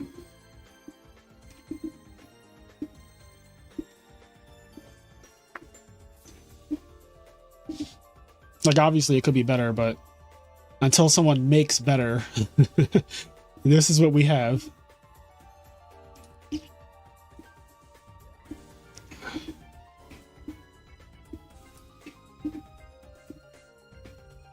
I think I heard that Spore was on Gigavice, so we might have a Gigavice in top 16.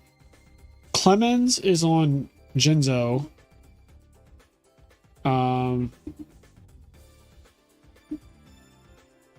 Isn't there a Froggo TK player too? I forget. Is it Lonin? I think Lonin might be on Froggo TK. So that means it's GBs, Virus Value, Froggo TKs. Very Edison-like, right?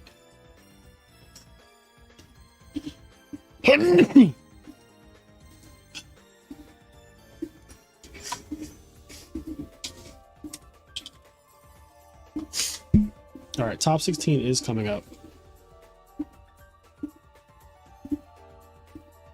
Thank you.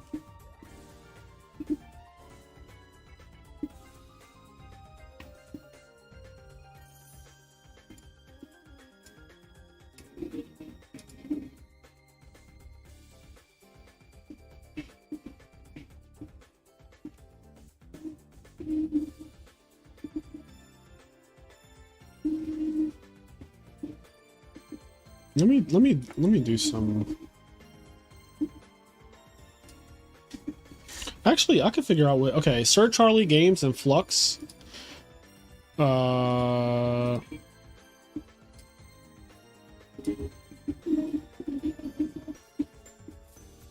So Sir Charlie is on like Zombies, and Flux is on Diva Hero. Right. All right.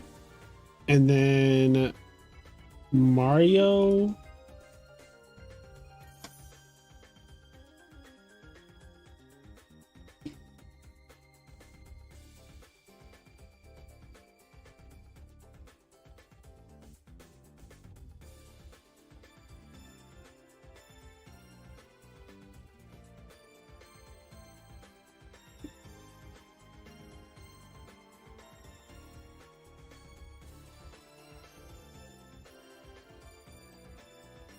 So, I don't know if this is Mario. Maybe it is, though. Because this person's name is Mario Terrell. Oh, they're another frog player. They're playing like... They're just playing frogs, like straight up Frog Monarch, looks like.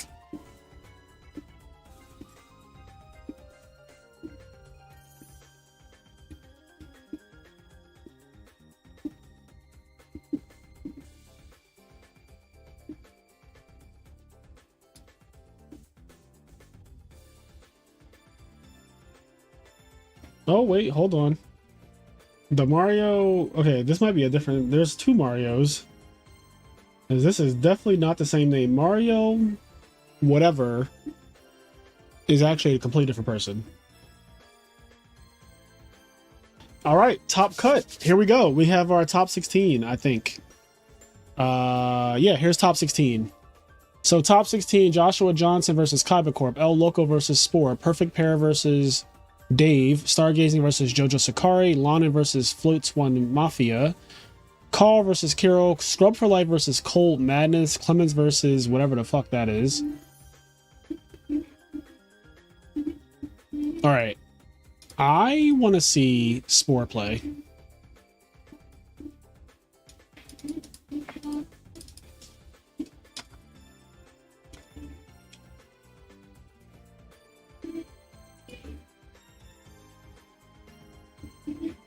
And Spore's name is actually Spore. Nice. Love to see it.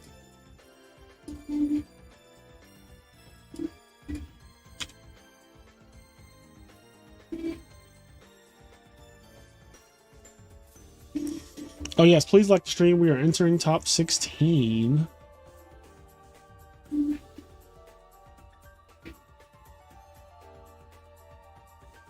What's happening right now? Is this still the same? Okay, I think it's still the same. All right, I'm gonna close this. So we only need this open. We don't need Edison rulings open. We actually don't. I'll leave that open.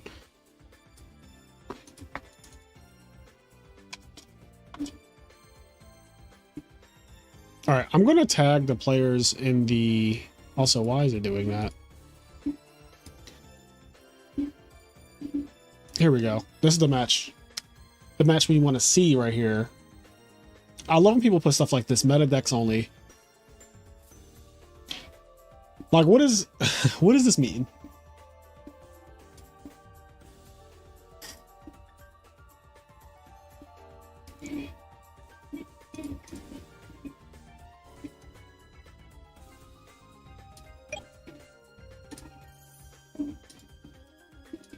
User has canceled their duel.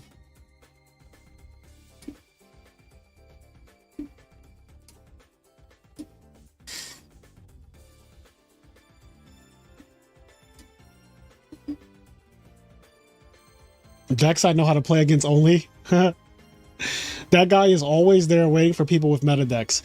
So, like, means not bad decks. But, like, all decks are bad. People put fucking meta decks only. Insanity. Oh, God. Alright, I'm hoping Spore is really playing Gigavice because I want to see some Gigavice action right now. He quit out against Fairies once.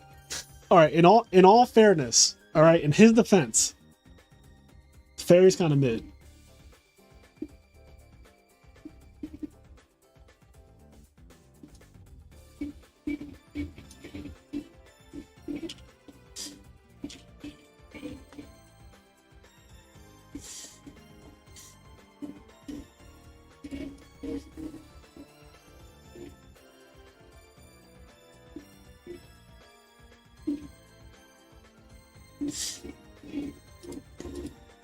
Yeah, Fairies suck. I hate to break it to you. Until people take the Doom Cows out their decks and put the guns down, Fairies are gonna suck. I don't know what to tell you. Fairies just, they cannot deal with that card. They're not like Frogs or like the other decks. They get DDV'd and it's just like, yeah.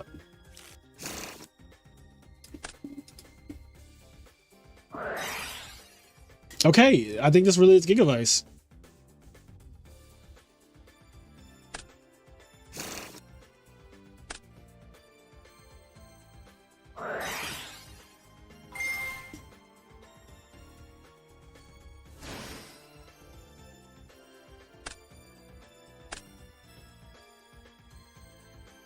I don't think Spore is a Gigavice YouTuber.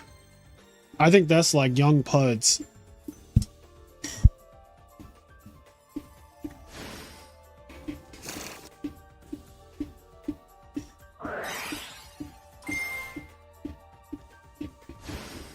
Ooh, he drew the copy plant. And he only plays one of it.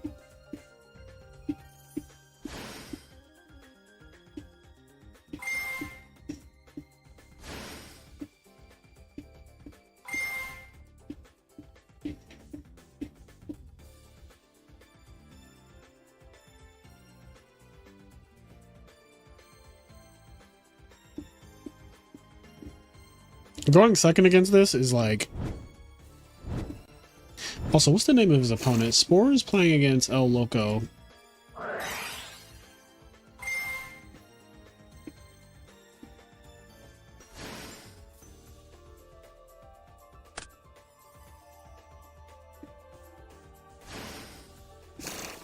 Turn 1 still ends on 6 cards. Well, 5 now, but he ends on 6 cards basically.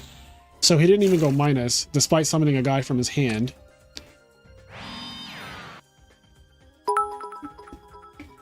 Look at this turn 1, bro. 5Ds, thank you for the sub. And people are going to sit here and try to tell me that this isn't one of the best decks in the format. Like, are you fucking high? Like, are you high?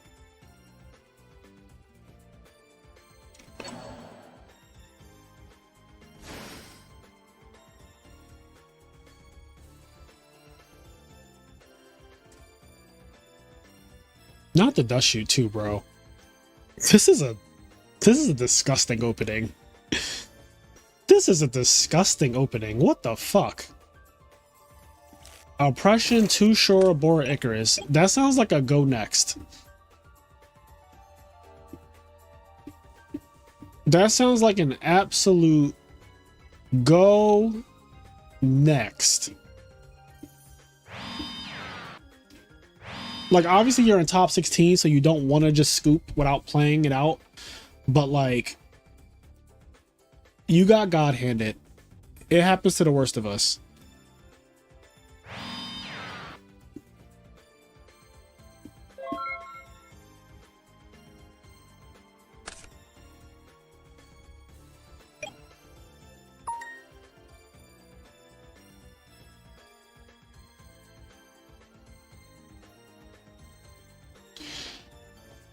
Fair and balanced.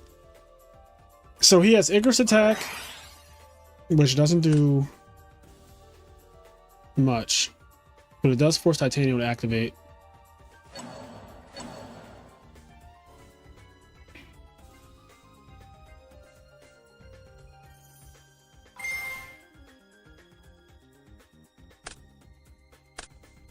Contributing herself.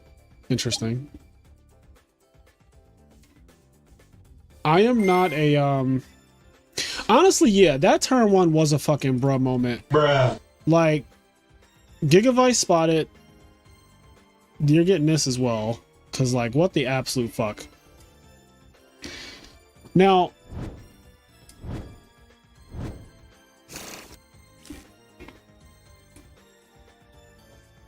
yeah, the dust shoot, the dust shoot was just too much. So this is oppression.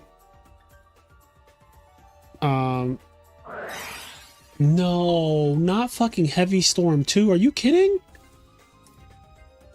That's OD. That's OD.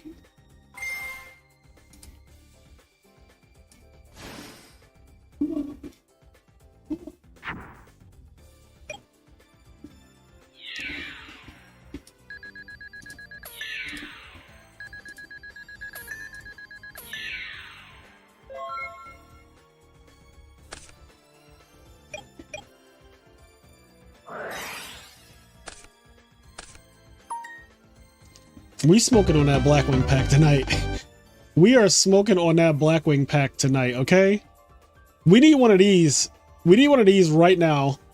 We need this, like, right now. This is against the Geneva Convention. Imagine making top 16 just to have that happen. Ginormous oof. Forgive me, Father, for I have sinned.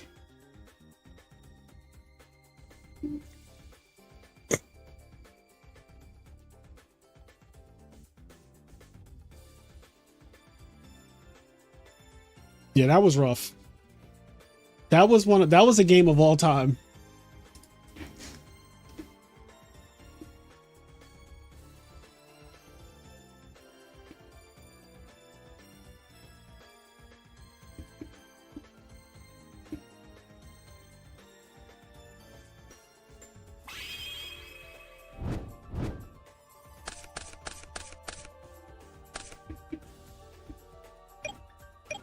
Not double bottomless.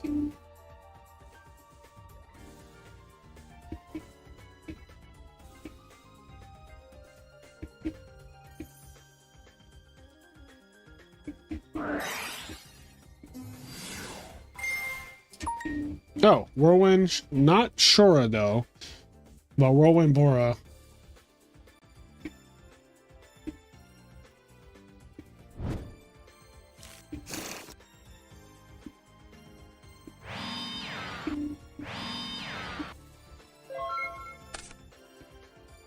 This is a crazy match we're watching the speed run right here. Oh my god. I'm sorry. I know we're watching this, but like I really just this fast motion of this is crazy. Compulse on the hamster is nuts.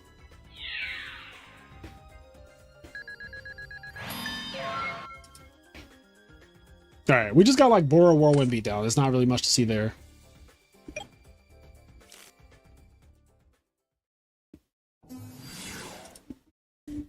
Okay, Consecrated Light. This is such a close game too. Like I'm very invested in this right now. I guess we caught up to the duel because now it seems like it's in real time. Okay. All right. Yeah, North Pole takes game one. I'm not surprised with the way like he had the car quality on Smash just now. Like that was insane car quality. And he played it, you know, played it correctly.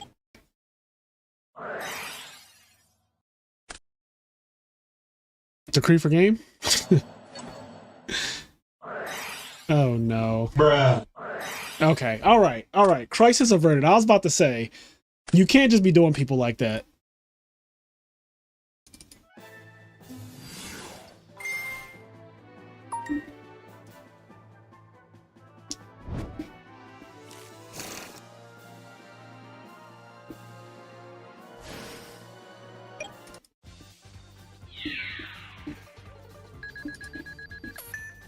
All right, so this looks like it's just going to be a whirlwind game and not much resistance unless he has another consecrated.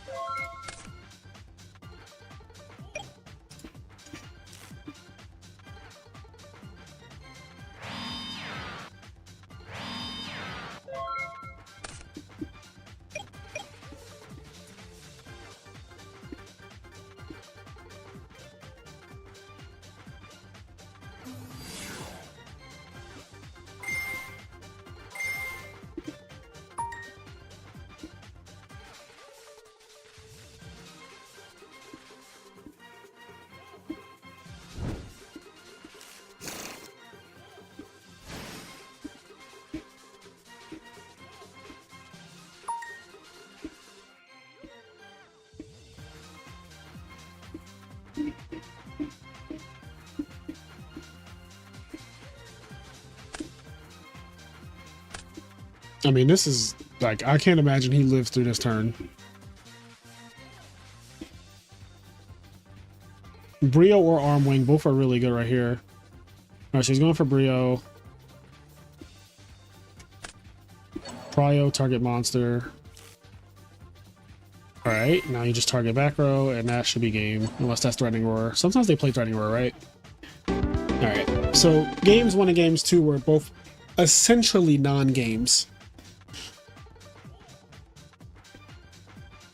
You do it to me, I could do it right back.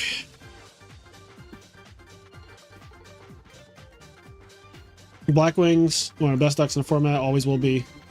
It will never not be one of the best decks in Edison. It just trivializes every deck.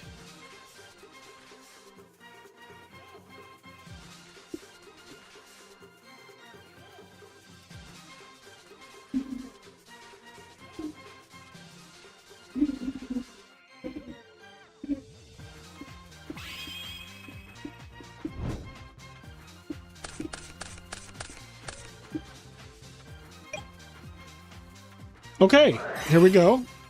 Will Gigavice open up cracked again? Because that's what this really comes down to. Nope. Open up regular.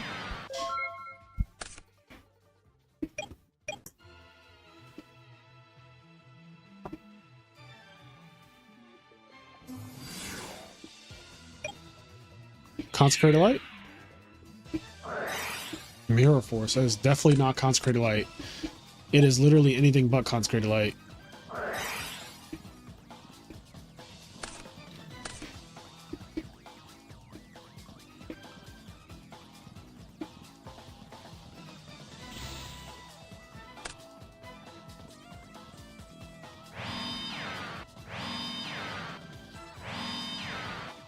Wow.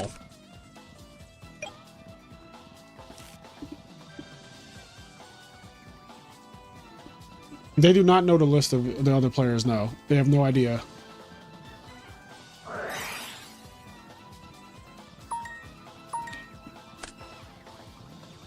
You could set Consecrated Light, Gian.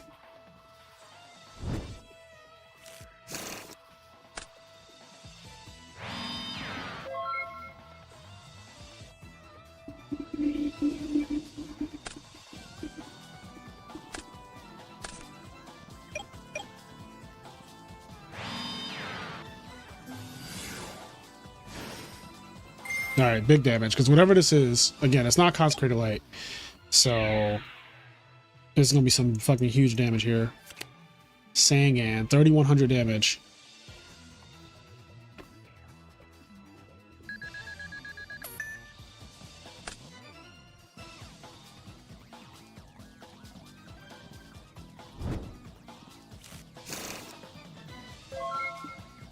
Alright. He's gonna want a Heavy Storm or True Nade to play the game, because if there's an oppression back there, this shit's about to be cooked so fast. There's the Consecrated Light. He said, no siree fucking Bob. So that also kind of tells you that he doesn't have another out for the... Is that game? That's game, right? It's 54? 5,400 to the dome? Yeah, that's game. Alright, Black Wings steamrolls through Gigavice, even though Gigavice opened up one of the best hands I've ever seen in the entire format game 1. The games 2 and 3, Black Wings put him on that clock. That motherfucking clock. Alright. Yeah, we have other matches to watch. It's top 16, baby. This is motherfucking top 16, baby. This is the playoffs. This is what we came to see. Oh god, I went into the dark section. Who are these two? Because these two are in Top Cut, and I have not seen them play at all weekend.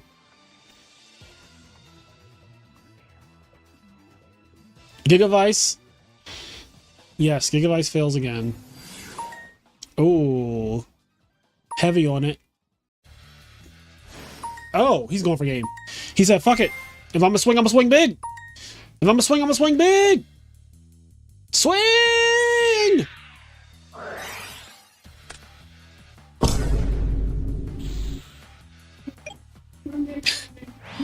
Damn. Black on black crime. That's gotta be racist. There's no way. I'm just keep it real. There's no way that is like of our culture. Black on black crime. Damn. He tried. Well, there's always the next game. Oh, wait. If Panos wins this game, I think that's it.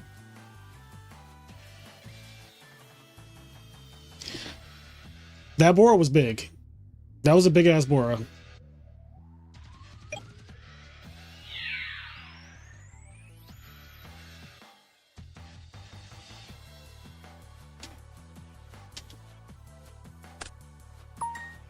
Okay. Kalut? That's actually a really good Kalut. That's like potentially a game-winning Kalut.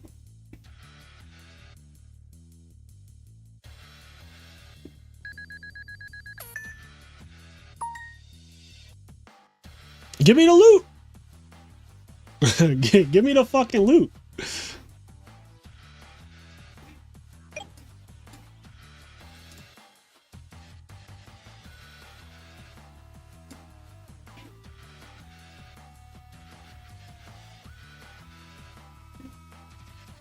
So what is this? This is Black Wings, but they're playing Raikou.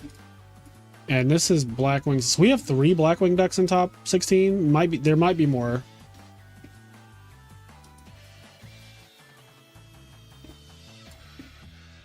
Look at this shit. Game 3 over here. Ooh, Gores in the GBs. And Machina ran through a lot of traps. 7 cards, 7 cards. Big think. Yeah, this is a scary situation to be in because passing on this field, I mean, you could literally die. So he has to do something. Dark Arm is live. I doubt he has it because, you know, it's a card that you definitely play if you have it.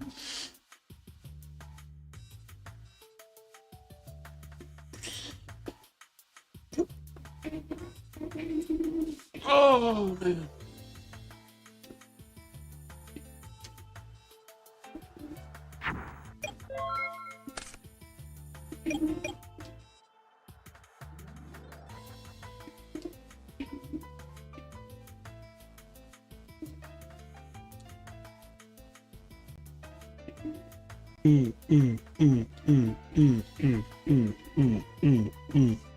Put the board in defense mode. All right, hear me out. Oh God, that's game.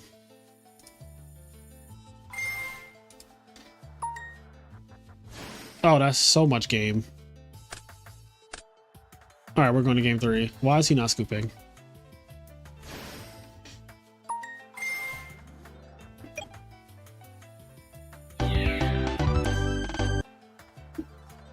There is no link to the list for this event yet. This event has not concluded. You cannot see deck lists of people while they're still playing for this tournament. The players do not know each other's lists. No one has won yet? Everyone's still playing, okay.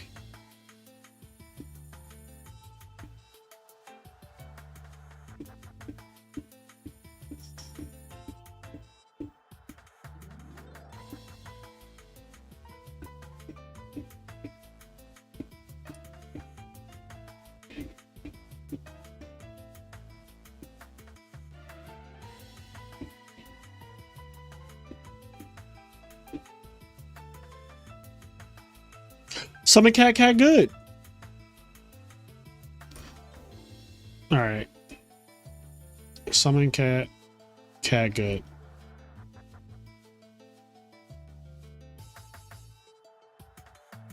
GG. All right, GB's advanced to top 8 against Machina Control. All right, who else do we have? We have Cold Madness is playing as well. I think that was a crazy match. Cold Madness versus Scrub for Life, game 3. Cold Madness is somewhat in the driver's seat. Gore's on the Kaiku, banishing Treeborn Frog. This is a pretty good position, I would say. Nullman. Probably not the right one.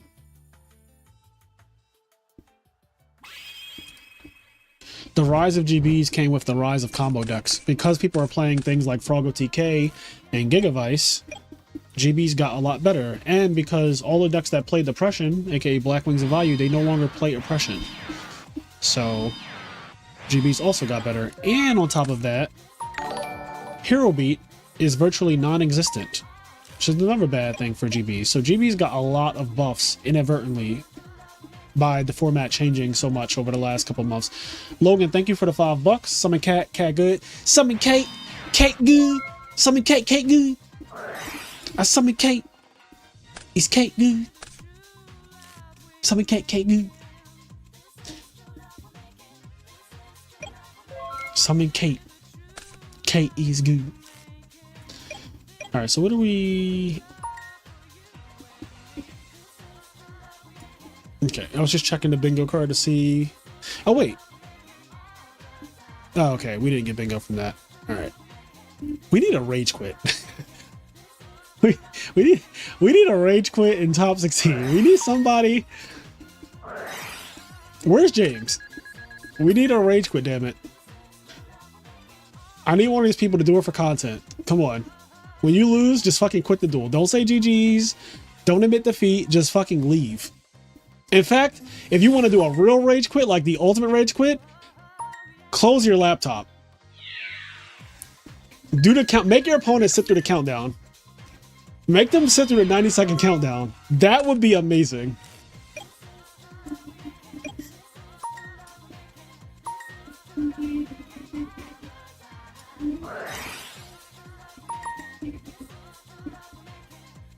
Sure, please. Sure, please. Fuck. Fuck my life.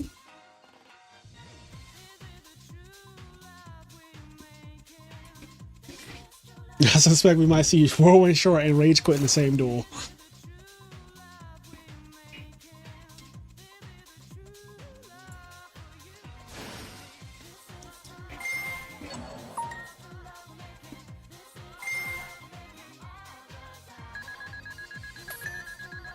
Now, having it first and then pumping is a choice.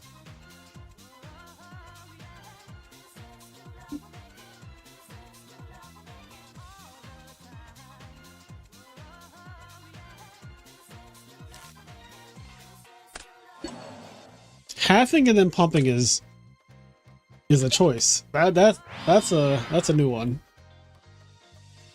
I like that.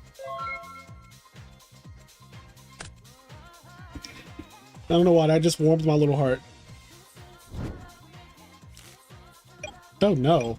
Not him fucking drawing mind control. That was actually wild. He has Whirlwind double Sirocco in hand.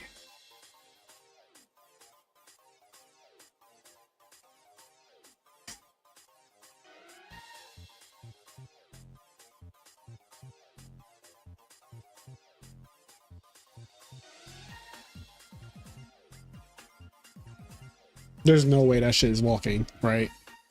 Like, your opponent has 2 back row.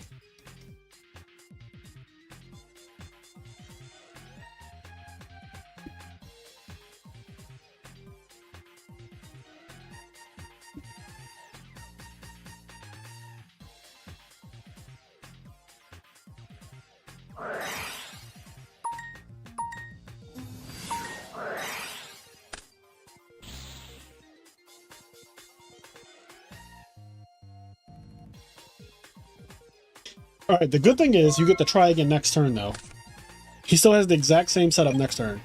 So if Panos doesn't draw something right here, or have something already, then Sirocco is coming down, and that mind control is still super live, and the game could just end in a flash from there.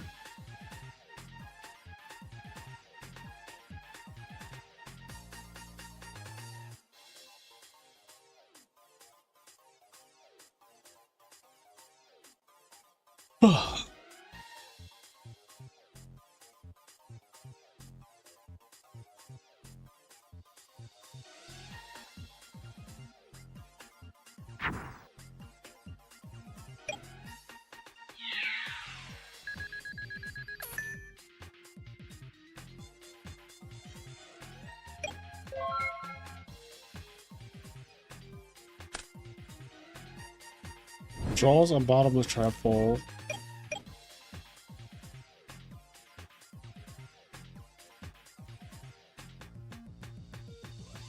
Honestly, Dave is... I mean, he needs the Sirocco to go through really bad, but he's drawing the cards that reverse this game.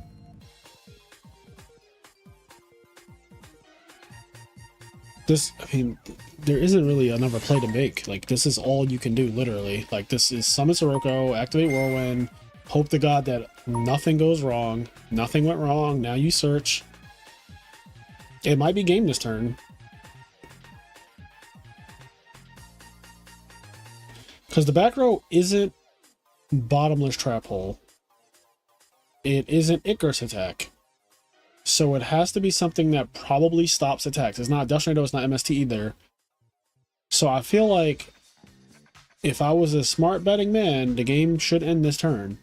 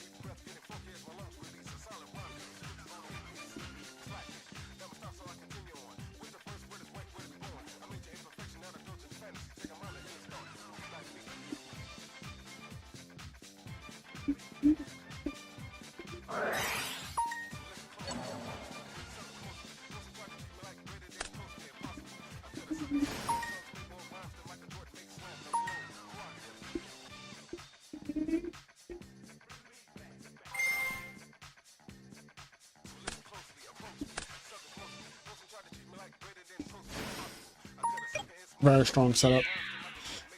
Yep, there's D prison.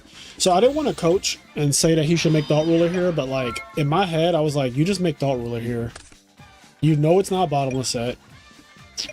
It's way more likely that it's a D prison than anything else. Like way more likely that it's D prison.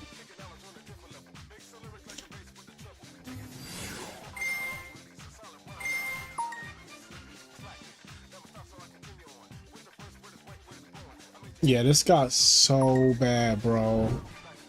Oh no.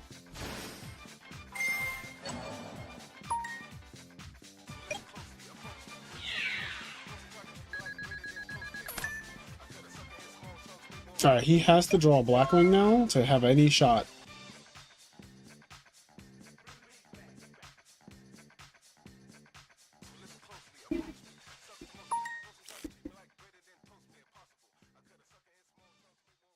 You walked into Dave not making a Thought Ruler that honestly was pretty obvious to make.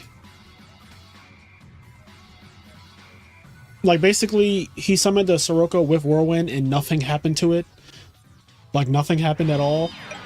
So like the other back row just has to be a battle trap, and then if I'm saying it's a battle trap, I'm also just gonna say that it's D prison, because why the fuck would it not be D prison? Like it's more likely that it's D prison than anything else. And if you want to hedge a little bit, you can still summon another guy. Like if you want to just be like,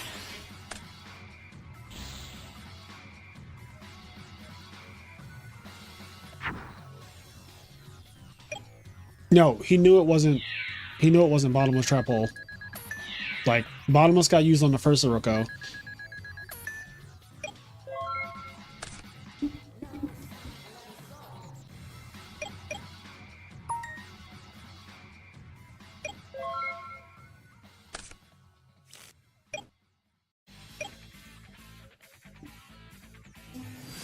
I think he's gonna lose.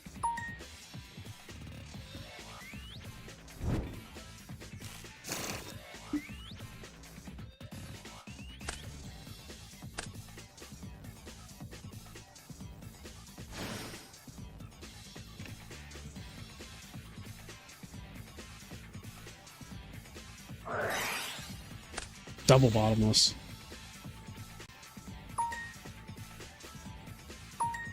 All right. Oh, 41. That is game. Yeah, they've had to make Thought Ruler. That sucks.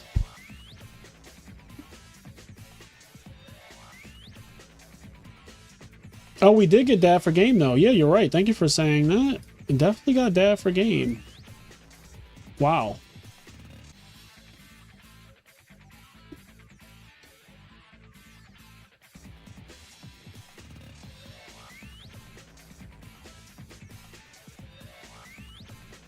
Oh, we also got... I'm checking off Miss Lethal too. I'm sorry. That the turn where he had Mind Control, a Sirocco's Whirlwind that went through. Like, that... To me, that shit was like the most obvious game. I mean, yeah, we... technically, Whirlwind Shora did happen, but like... I mean, it doesn't say Whirlwind Shora turn 1, you're right. It just says Whirlwind Shora.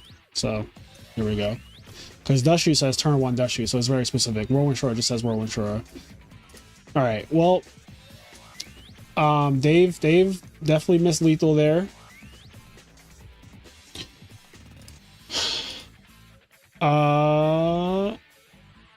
Scrub for life. Looks like Cold Madness won. So Hero Frog advances to top 8. I think, is what we're seeing right here.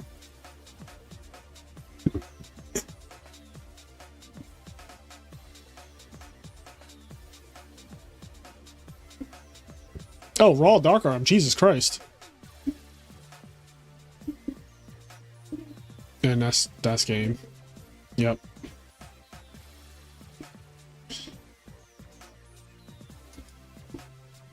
That didn't, Jeppe, that didn't happen on stream though. That wasn't like a we don't count those. We have to like see it happen live. Perfect pair.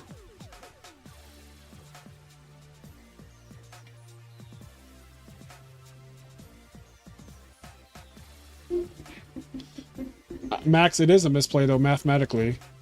Like, why are you playing around a 1 of instead of playing around a potentially 3 of? Like, there are more D presses than Mirror Force. Do you agree?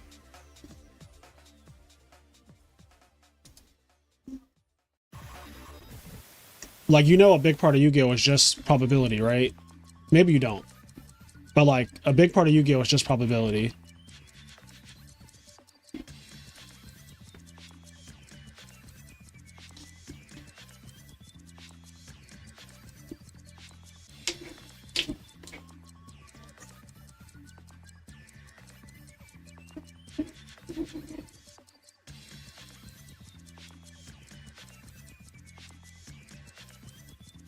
So this is top 8 now, but I don't think everyone's in top 8. So this is over. I guess, yeah, a lot of people are in top 8, actually.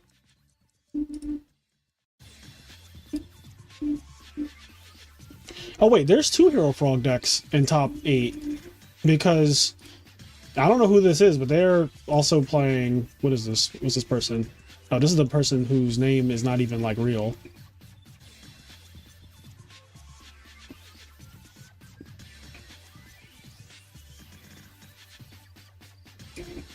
Sure.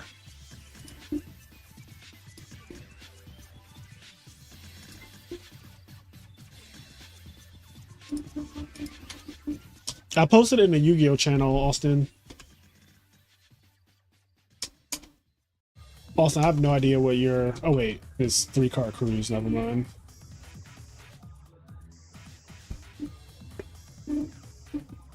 Hero Frogs is guaranteed top 4, yes. Because we have a Hero Frog mirror match. A little unlucky. Also, Lana is playing Frog OTK, right? Or am I tripping?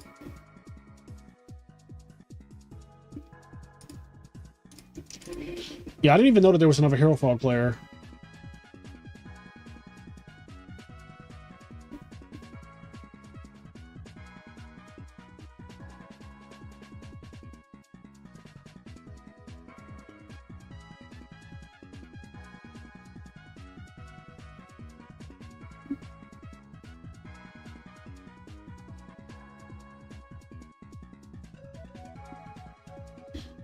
Max, what the hell are you talking about? Thought Ruler attacking directly was game. Like, what the fuck?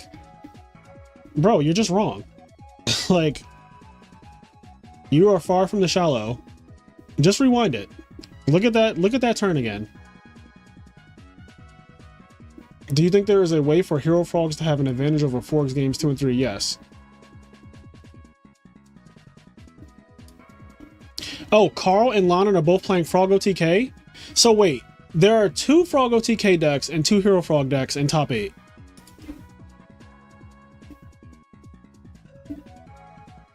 Yeah, he was at 2300. Like, he's fucking dead to Thought Ruler. I don't know what this guy's talking about.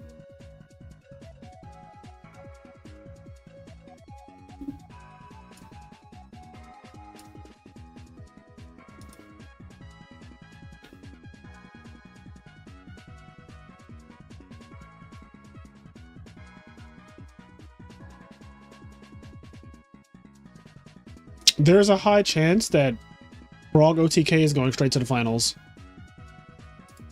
Because it's going to be Hero Frogs guaranteed versus Frog OTK guaranteed. If both of these players are on Frog OTK, we know both of these are on Hero Frog. So we know the next match is basically Hero Frog versus Frog OTK. Also, Cole Mattis is getting his shit pushed in right now.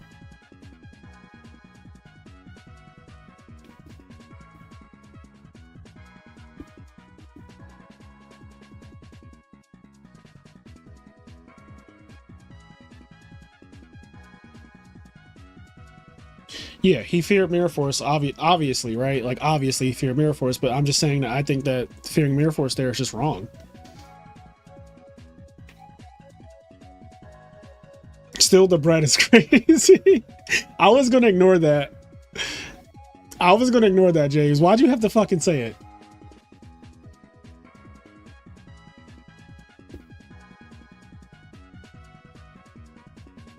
Maybe he didn't want to draw the other Mali. It's a Ford mirror.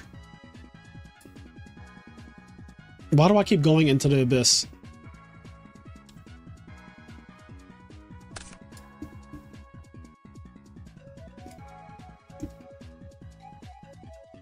Alright, I'm going to assume that Yugioh or whatever, Yugioh is going to win that game.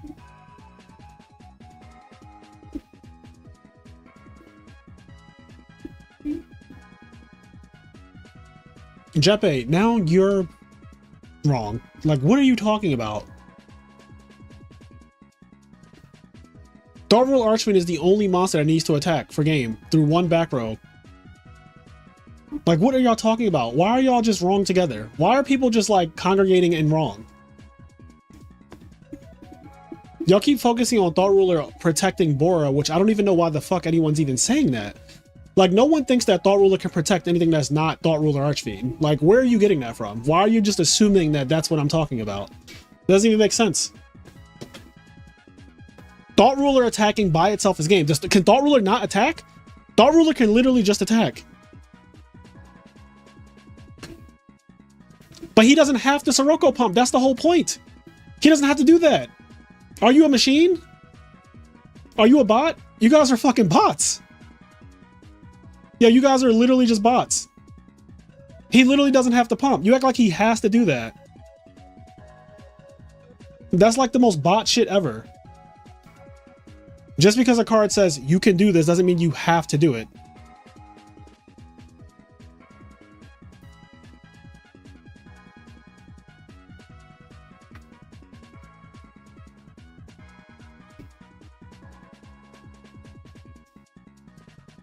Like, there was literally no reason to do Sirocco Pump Bora. You summoned Sirocco with a Whirlwind up and nothing happened. No MST, no Icarus attack, no bottomless, nothing happened. So then you're like, all right, it has to be a battle trap.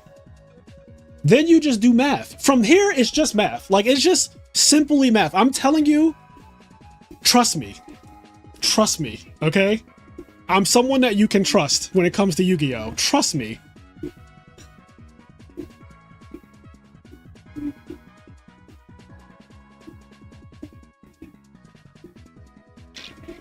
Thank you, James. Now you got James and me co-signing it.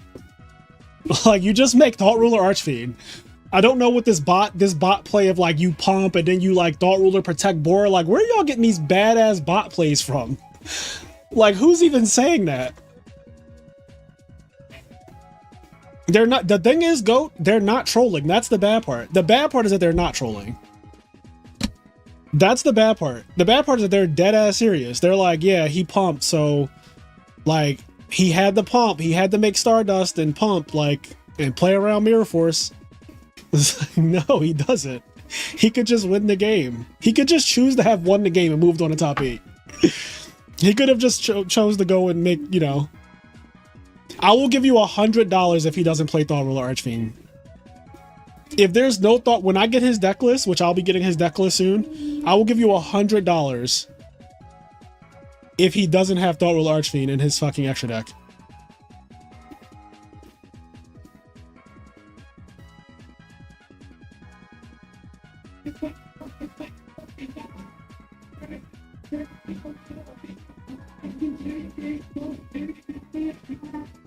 He also had enough life points that even if it was a Mirror Force against Thought Ruler and he searched Blizzard and he has the bottomless set that he drew, he doesn't die. He still doesn't even die. You mind control your opponent's only Gale, their only monster, so they have no aggression. Let's start there. They have no aggression. Dave had a lot of life points. His opponent was at 2350, but he had a lot of life points. So it's like, you don't even have a fear of dying right now, even if this Thought Ruler gets stopped.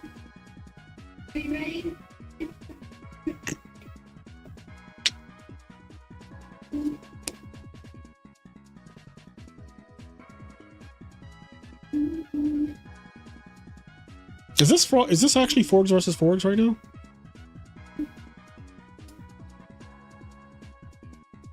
Okay, it's definitely Forgs versus Forgs.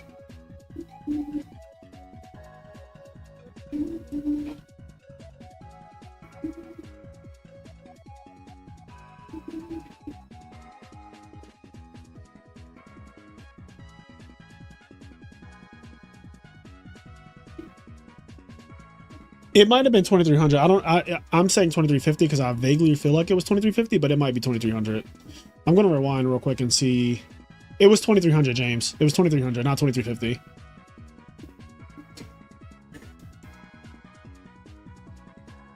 He was at 2300.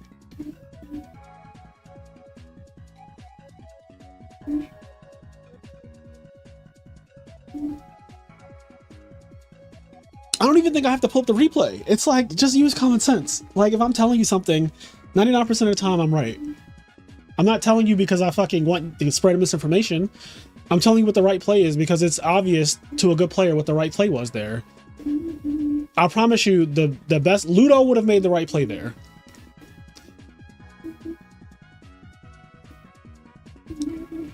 You're not at fear of dying. You took his only monster. He has no monsters. You're at like, I don't know. He was at like 6,000, I feel like.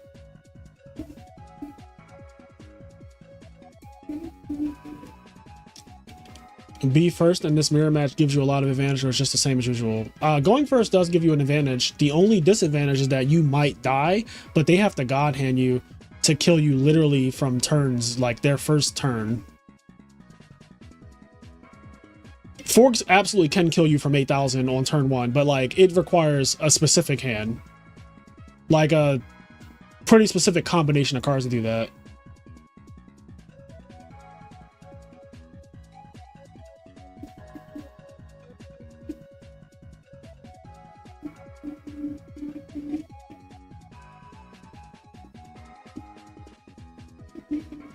Oh, that was a big DD Crow. That might be game.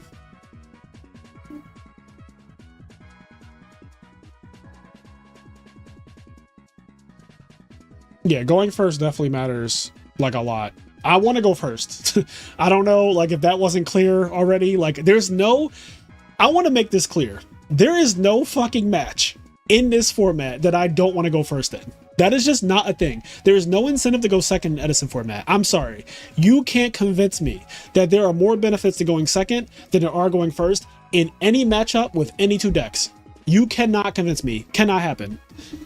I don't give a fuck what the decks are, what the tech choices are. I want to go first no matter what. It is literally... It's literally one of the problems with Edison format. One of the problems with Edison format is that there is no incentive to ever choose anything on a die roll besides going first.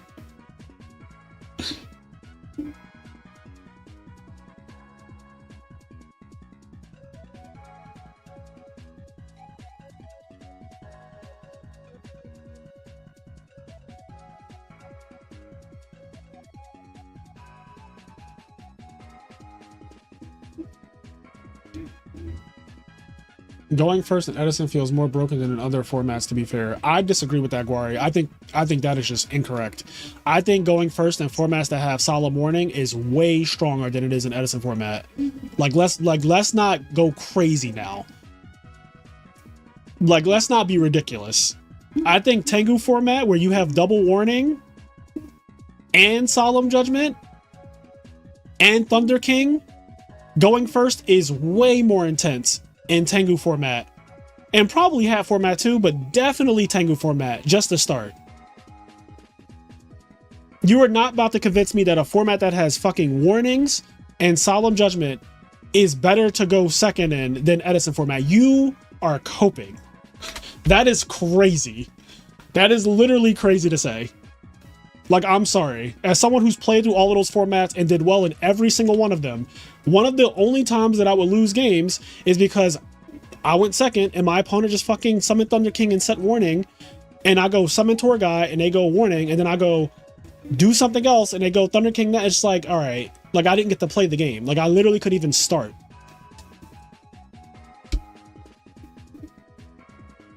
Also, in Hat format, like gear, I'm just thinking about Gear Gia. That deck, when it goes second, is going fourth because you have to set armor turn 1 and you can't get the armor flipped until like literally turn 4. So that deck goes fourth. But if it goes first, it's like outrageous.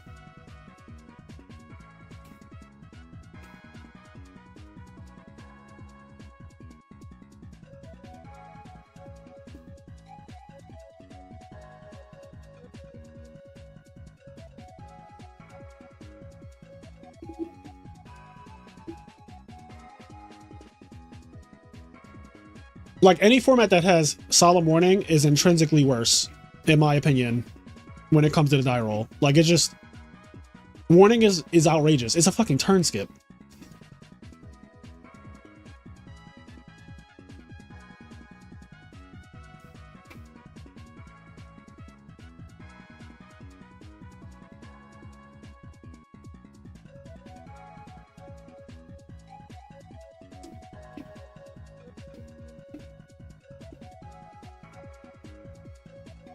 Yeah, like going second in Edison is honestly the least problematic out of all retro formats that I can see so far. Maybe GOATS, but I don't know enough about GOATS to really comment because that is the format that I did not play really. But I played through like Edison to 2017 before Lynx came out, basically. Like I never Link summoned.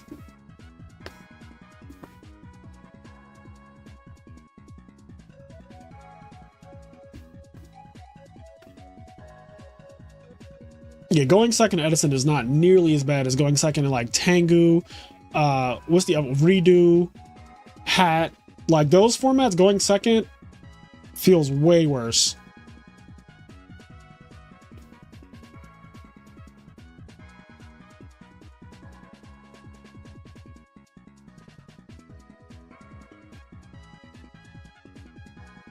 I just realized this is on mute.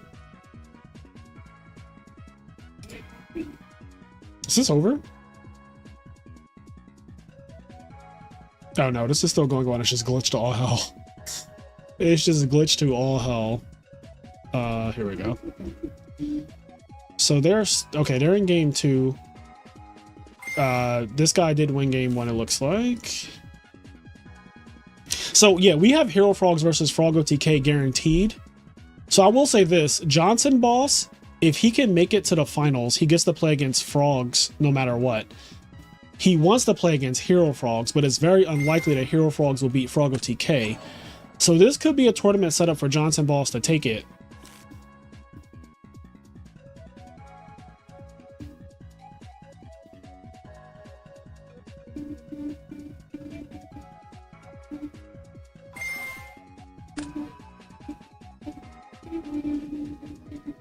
Right, James. I agree with that.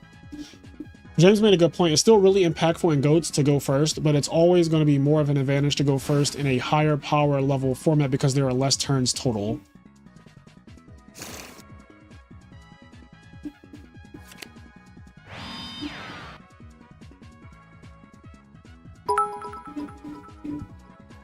Who's that? Who's bad? Matt Scientisto, thank you for the sub.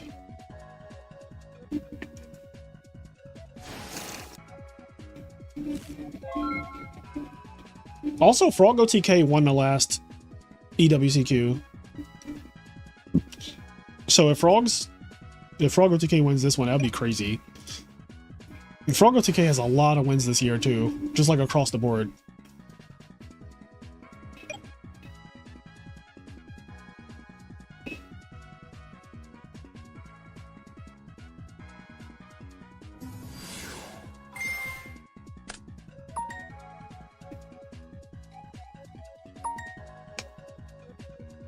I agree, Ryan.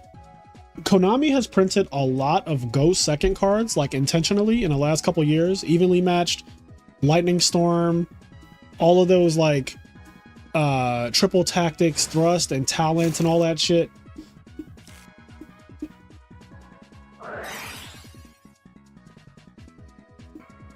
Also, what's that one card that's a quick play? Forbidden Droplets?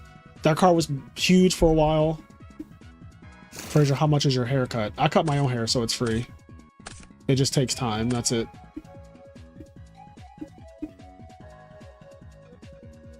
Do you think what Konami did to balance turn 1 where you don't draw on turn 1 was a good balance? I do. I think that not drawing on turn 1 is totally fair. Yeah, Metaltronus.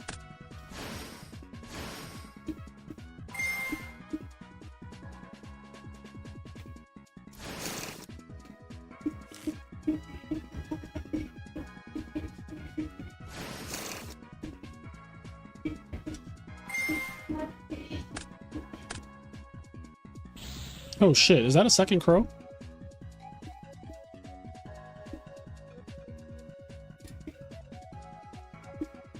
Well. Well.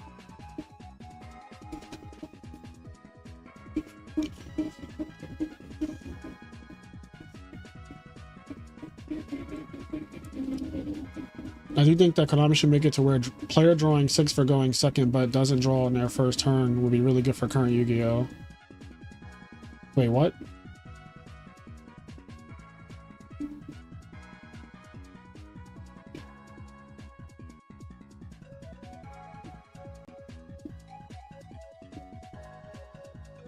Oh, okay. There are so many times your 5 cards are unplayable and the 6 makes the hand fine. What do you think about turn 1 not drawing and going second? Starts with 6 cards but no draw phase, so he can have more hand traps for turn 1. I have no opinion on that because that is a modern Yu-Gi-Oh question, and I do not play modern Yu-Gi-Oh. Once you start asking about fucking hand traps and all that, like I'm out the conversation.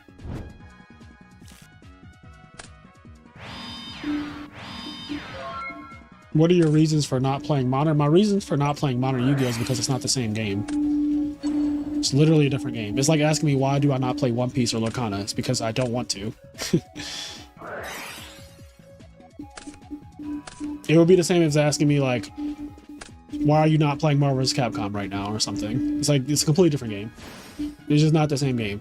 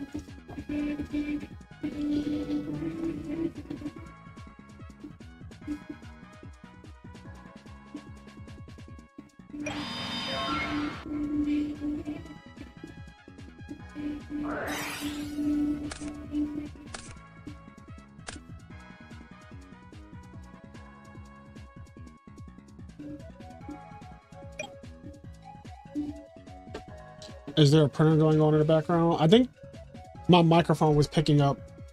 There's like a fucking festival or something outside right now. I don't know what is going on.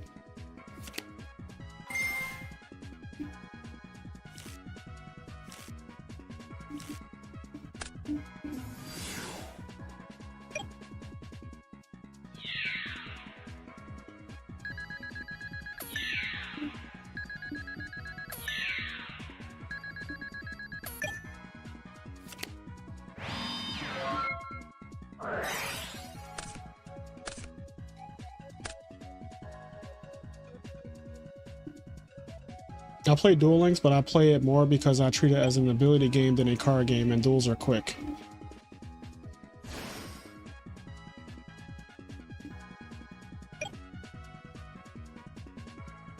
Do you think Edison would benefit from having no priority? I mean, it'd be a different format altogether.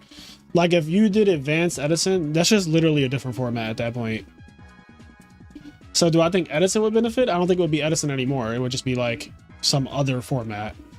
Priority is what makes Edison Edison. It's one of the things that like you check off as like, this is what makes Edison Edison. Priority is one of those things.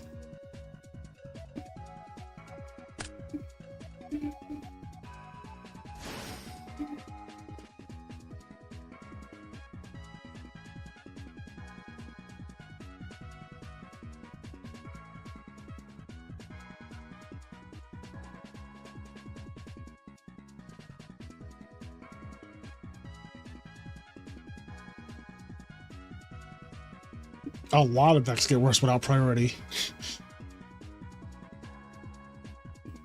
Only thing I hate about current Yu-Gi-Oh! Was watching my opponent combo for 20 minutes. I literally timed an opponent at a regional once. It took him 21 minutes to combo with tier elements. Yeah, that sounds awful. And tier elements plays on both people's turns too, which is like even more obnoxious.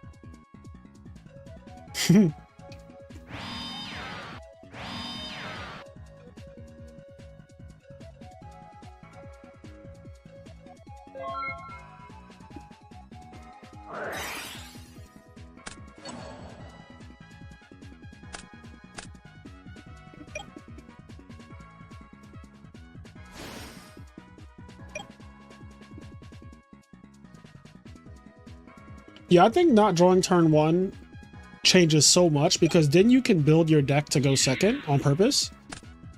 And some people will still build, you know, just to go first or whatever, but you could choose to build your deck to go second. And when you win the die roll, you could also just choose to go second. Right now in Edison and in most retro formats, there's no choice when you win the die roll. You just always go first. There's no fucking incentive to ever go second. There's just none. That doesn't come until later. There are formats in Yu-Gi-Oh's history where going second was actually correct, and the better players found that out and won YCSs because of it. But we are far from that in these retro formats that are being played right now. Like, we're nowhere close to the go second thing.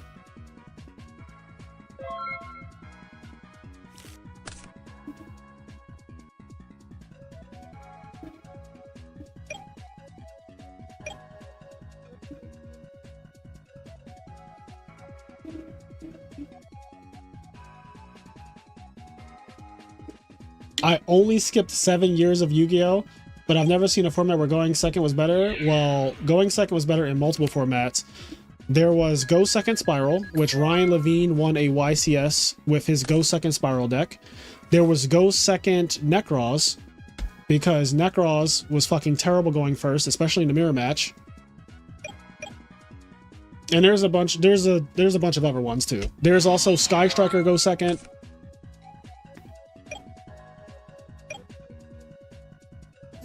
Yeah, you missed the years where going second actually, you know, was relevant because, like I said earlier, we are far from it playing retro. Retro Yu-Gi-Oh, like the current retro Yu-Gi-Oh, which is what, 2010 to like 2014, right? Those are the formats that are being played, 2020 to 2014. Those are so far removed from going second. I don't think there's any incentive in 2010 to 2014 to go second. I think you're always just going first. You win a die roll, you don't even think about it, your opponent doesn't even say anything but good luck, and that's it.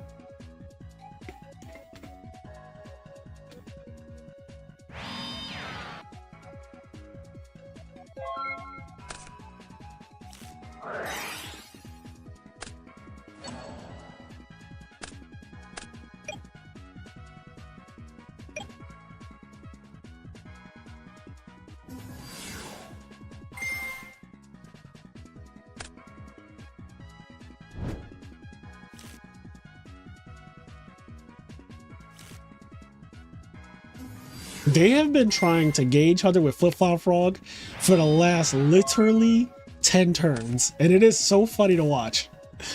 I think that battle's finally coming to an end.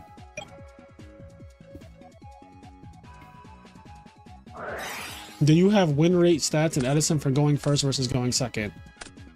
I don't, but you know someone who probably does? Red Gadget. Red Gadget, get your ass in here. Somebody tag Red Gadget. Hold on, let me see if I can tag him on Discord somewhere.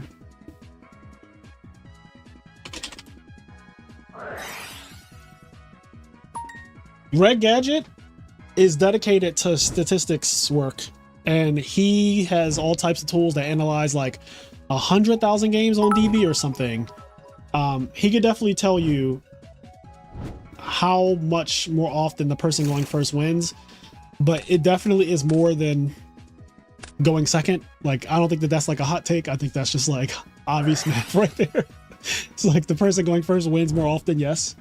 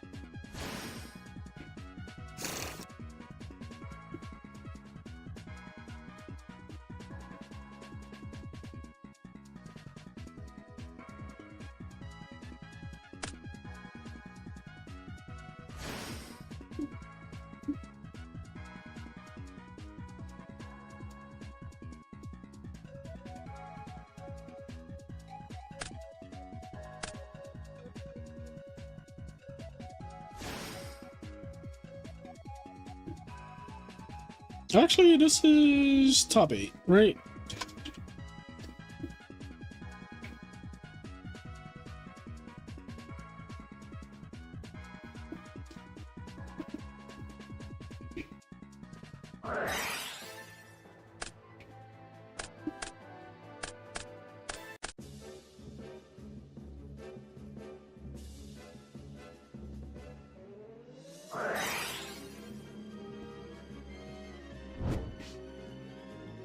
And Edison, if you're not first, you're last. Ricky Bobby.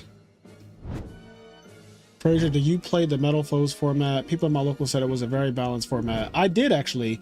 I topped a YCS with a homebrew 51 card deck that I made like 2 nights before that event. It was called Metal Specters. I don't know. See if I can find this.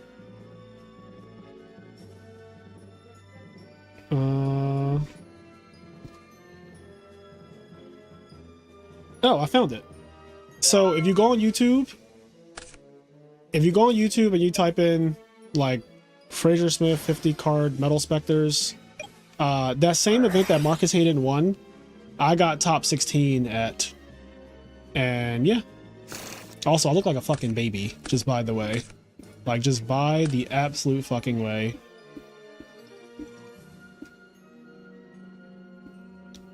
But yeah, this was a deck that I like made. I'm pretty sure it's more than 50 cards, by the way. I think it's 51. I don't think it's 50 on the dot. But I just made this deck and I got top 16 at that YCS because I wanted to play Metal Foes, but I also wanted to play Magispectors, and I couldn't decide which, so I fused the 2 decks to one.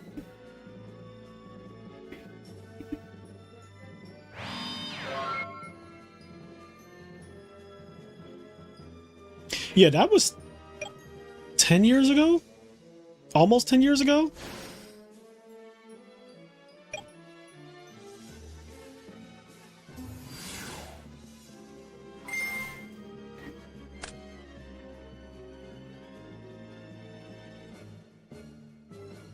Unfortunately, I lost. I'm very happy with the tournament considering it was my first time playing Hero Frog. LOL, top 8, not bad. Nice.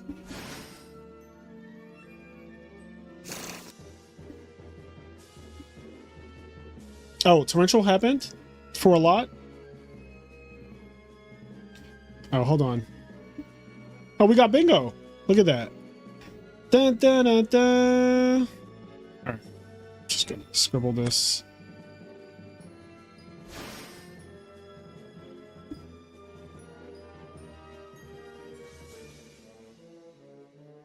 All right, we got bingo.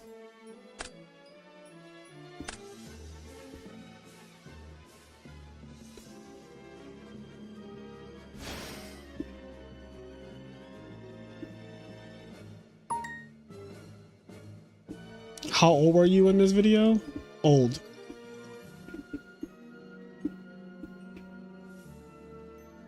The video said it was uploaded 8 years ago. Yeah, but that doesn't mean that it took place 8 years ago.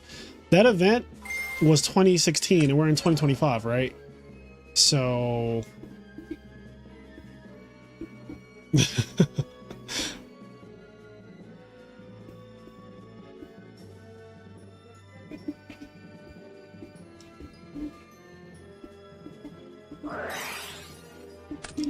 Thanks for hosting, Fraser. We'll go off now. See you. Congrats, Cold Madness. See you later, buddy. What would be considered a godly mill? Yesterday, some god milled 2 wolves. Not some guy. It was Jojo Sakari, I'm pretty sure. Who is in top cut?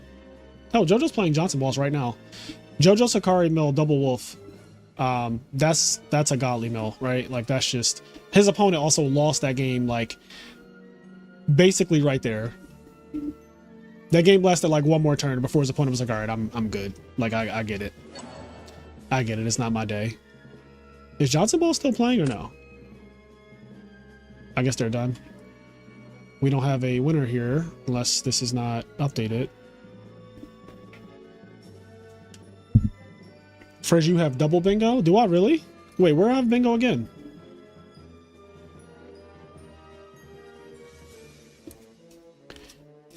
Oh, shit. Was that 1 square for double?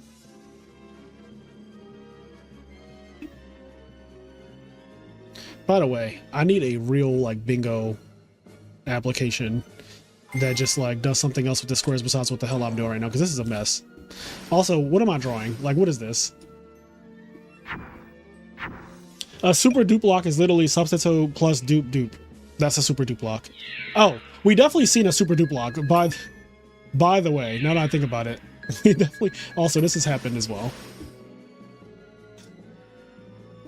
All right. Wait, is Gore saving lives right now? Did he just survive?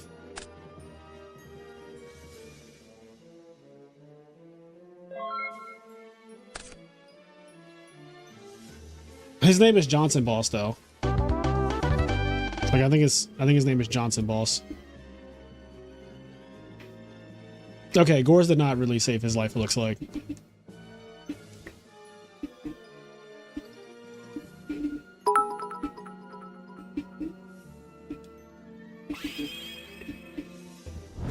Christian Urena Yugioh, thank you for the sub. Is that the real Christian Urena?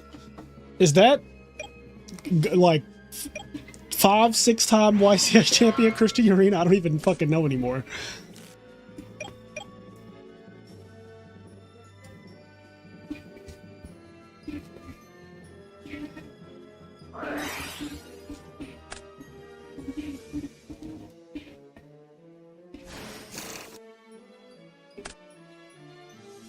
Also, guys, if you're here, please like the stream.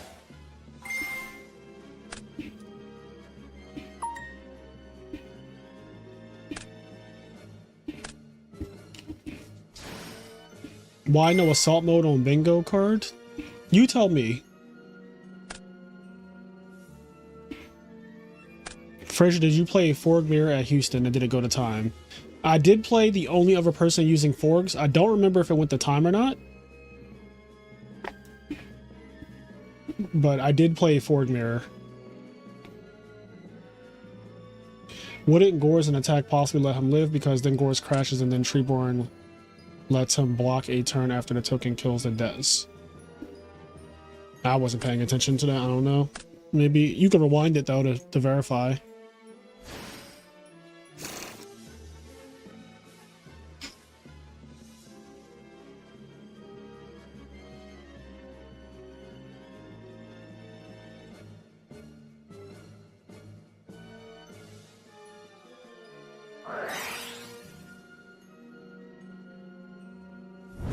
All right, Red Gadget, just answer me back.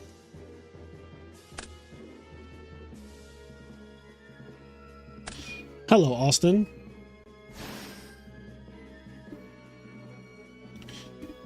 Yeah, I played a Forg Mirror at Houston. I remember it being 2-0. But I played 5 Frog decks at Houston. So forgive me for not remembering what happened when every single fucking round I played in that tournament felt like all my opponents would summon Swap Frog turn 1 and Treeborn Frog.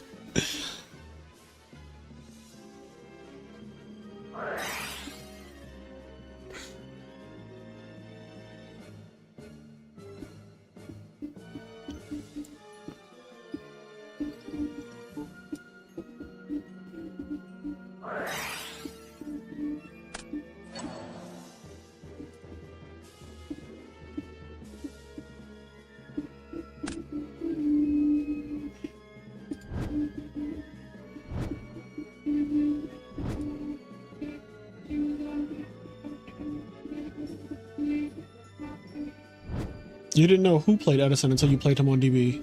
Christian Urena?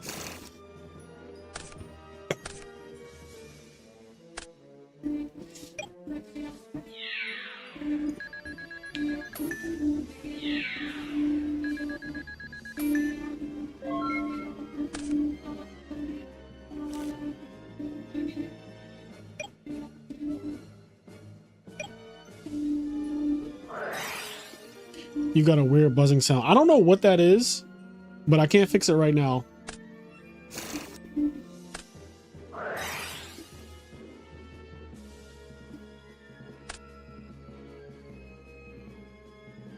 There's a strange feedback in audio. Let me see if I disconnect my mic and plug it back in. Hold on.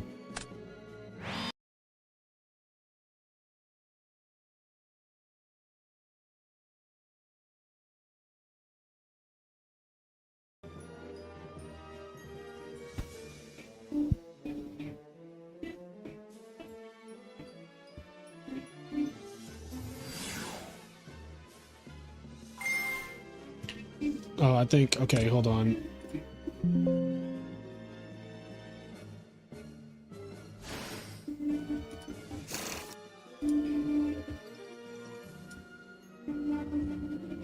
Um,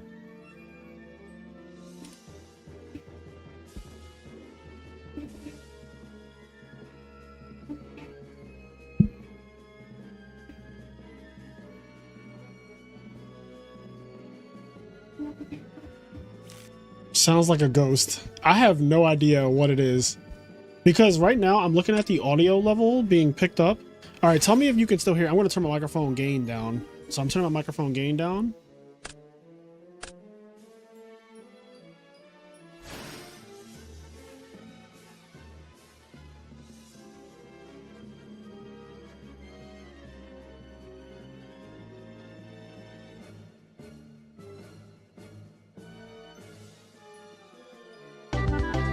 What's up, Christian? Okay, so I think it was because my gain was too high. That's what I'm thinking. I'm thinking it's because my microphone was up too much. So let me turn this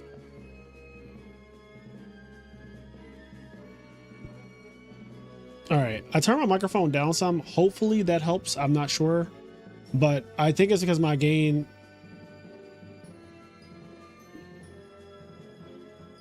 You can hear me now, though, right?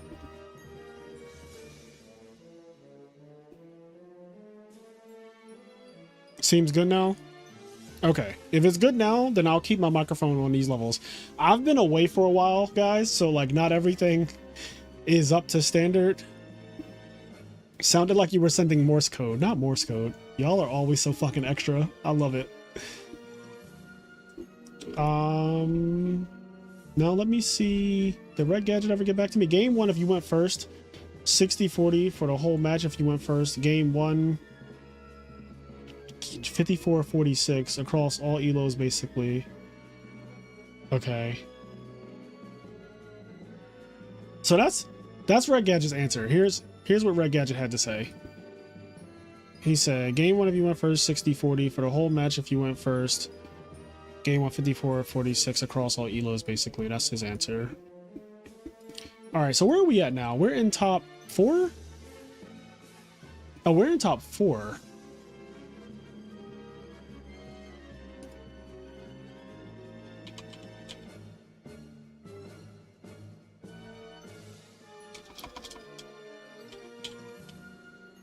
Is Johnson Balls not playing, bro? Oh, he's waiting. Okay, Johnson Balls is waiting on JoJo, so we're gonna watch that. That's Twilight versus GBs. And then we're not watching another Frog Mirror match. That's just... Or, wait. Yeah, we're just not. Even though it's frog, like Frogs versus, you know, the other Frog deck, Hero Frogs. I'm not watching that.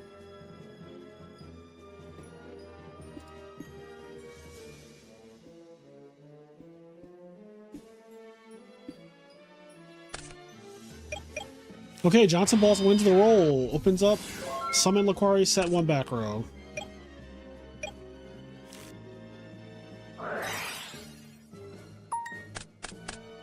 Mills a Wolf immediately. Chariot immediately. So does he get Jane here? Jane beat over? He gets Lumina. Okay, even better. Could be better. Lumina is a liability, but he might have like fucking Garden in his hand or Honest, and then it's just like...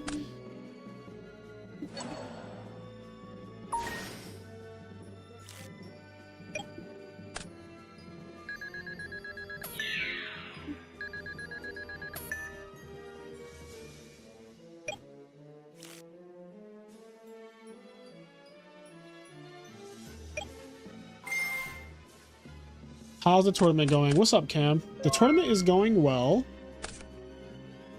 These are godly mills, by the way. My man milled a wolf and a Necro Garden on turn 1. Like, I don't know if that's not godly mills, bro. I don't know what is, but my man is out here fucking milling for the gods.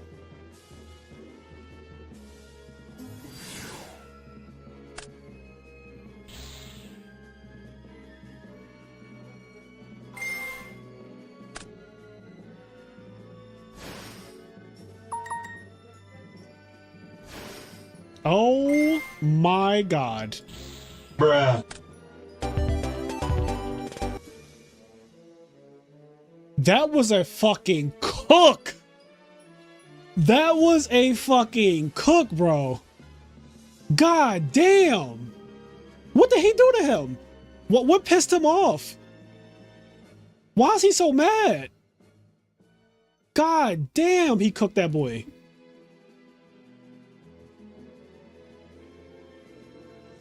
God damn. He didn't have to cook him like that.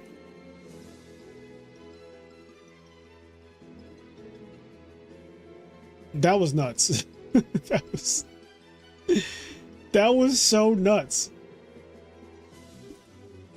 I mean, I guess since that game was like literally the fastest game I've ever seen, we might as well watch some of this.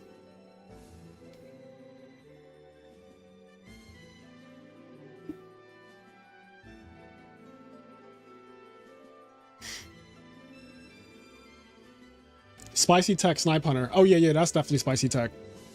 If Snipe Hunter is in your deck,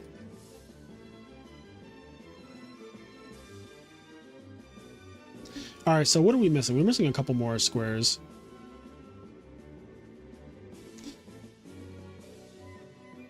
When do GBs play? Apparently they don't get to. Dude had the nuts and the cock.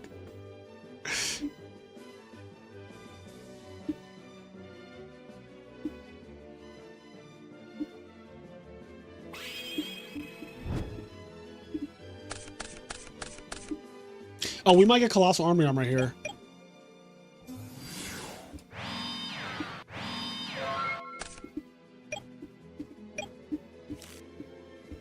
I really want to see if we get Colossal Army Arm here.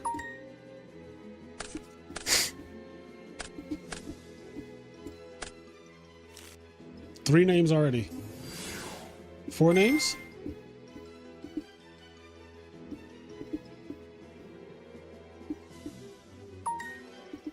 Nothing's happening.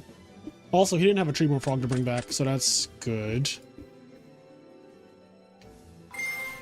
Yo, he keeps milling Wolf, bro.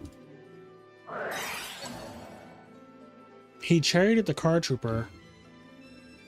So...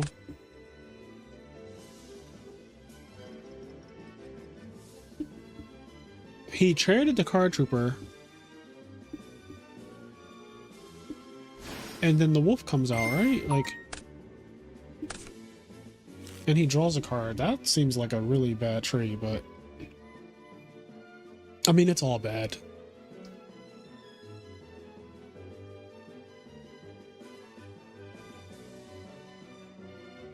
We're not getting Colossal Army Arm yet.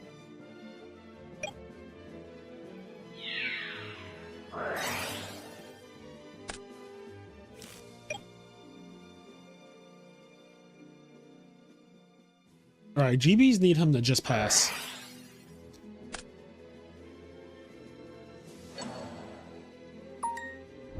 Oh no, he's gonna summon JD main phase 2. Oh no. Oh no.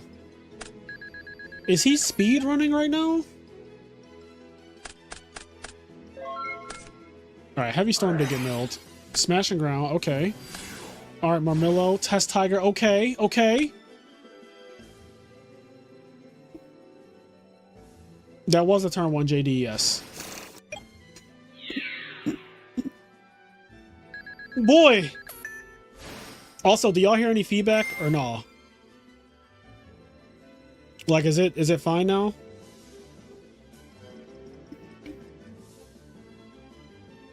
The audio's good now? Thank you. Yeah, I think my gain was just too high. I was tripping. I was tripping out. Y'all know what tripping out is?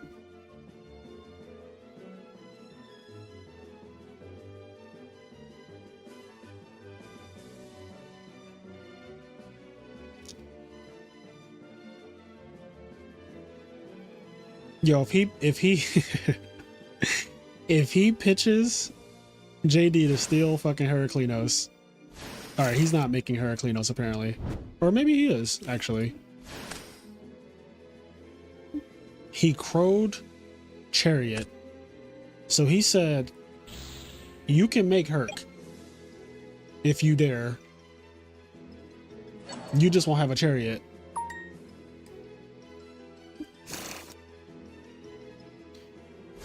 Now, if he really does have JD in his hand to steal this Heraclinos, I'm fucking done. Like, I'm walking off set. Let me just get ready to walk off set, because I'm so serious right now. I will fucking leave right now. I will leave this stream. Okay, I was about to say, I will leave. I didn't come here for this.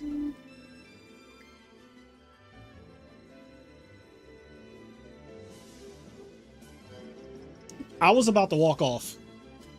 I'm so serious. I'll fucking do it.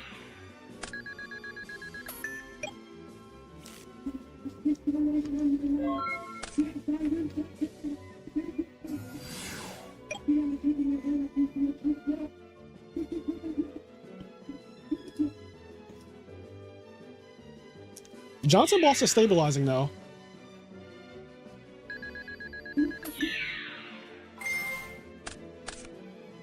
No, the buzzing is back. It seems like it has something to do with me standing up. Oh no. What happened?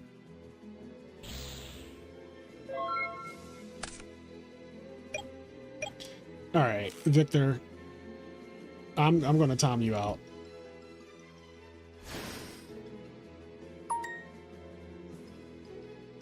Please don't use the hard R in chat. Like that's a bit much.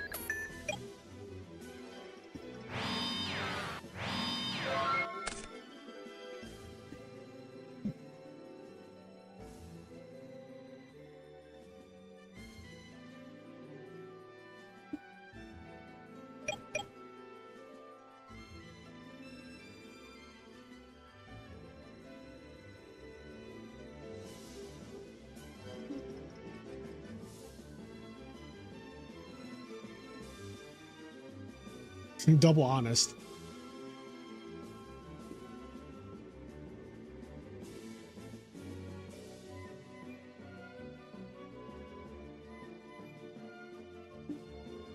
You think it's feedback from my earbuds getting too close to my mic? I doubt that, because I always get close to my microphone. There's enough names. What's up, Bluffnog? There's enough names for JD. There's been enough names for JD.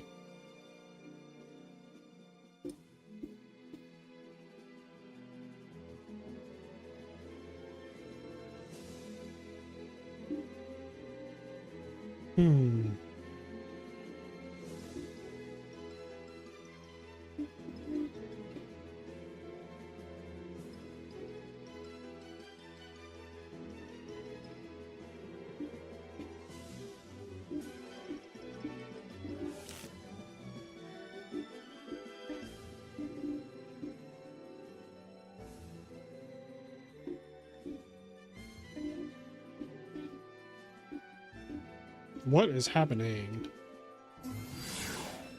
Oh, I mean, I guess this could be, Raiko?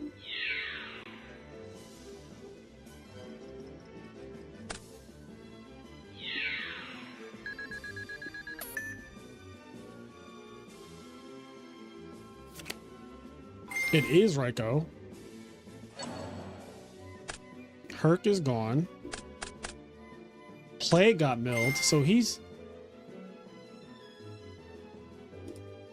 What do you even get here?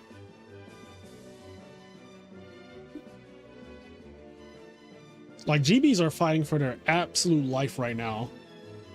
They're fighting for their absolute life. Also, guys, like the stream, please, while you're here. Leave a like. We're at 70. Can we get to 100? 295 watchers. Domination was not on the bingo card. Shit, it is today.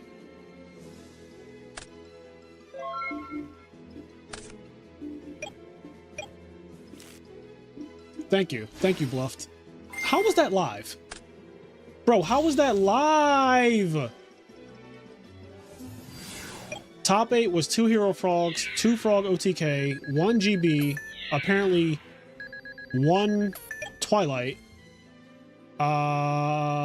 and so it was 2 frogs here, 2 frogs here.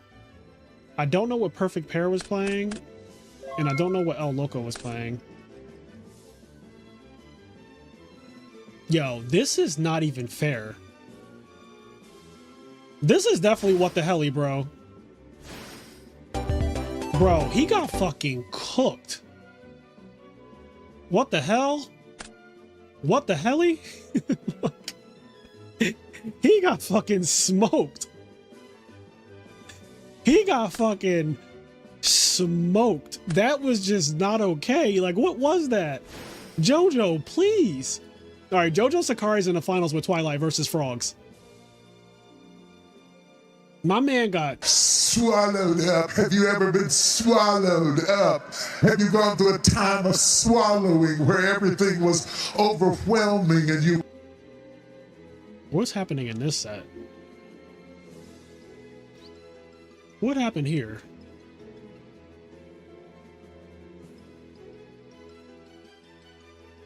Am I going to get my Colossal Army Armor? No.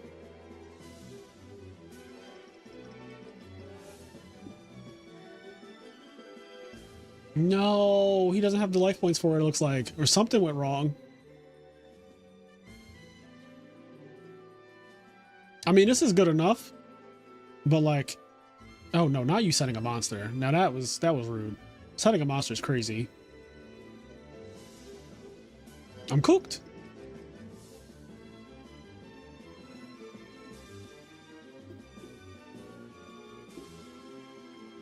So the only things we're missing, Gore saves lives, Deck Devi for 3+, which we're not getting now. Armory Arm Colossal, Pro Heavy, and Rage Quit.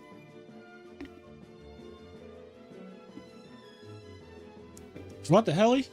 What the hell?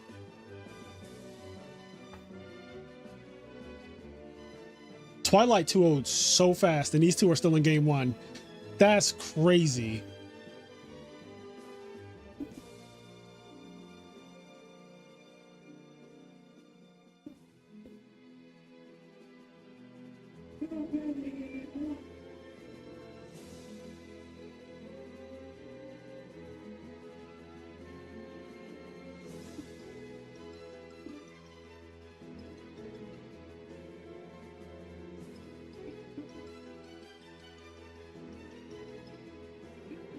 Oh.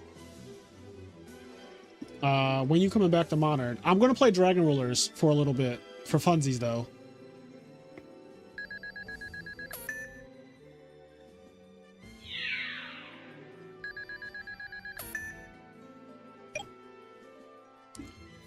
JoJo Sakari has the fucking goated Twilight list.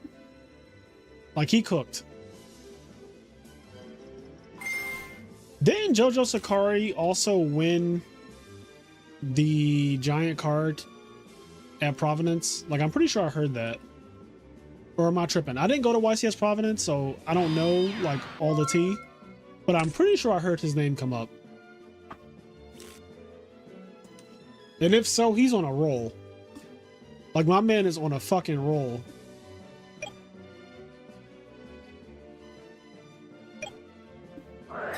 Carl Waite did not win the giant card. Carl Waite got second. That much I know. Carl definitely did not win. Things that didn't happen, Carl winning.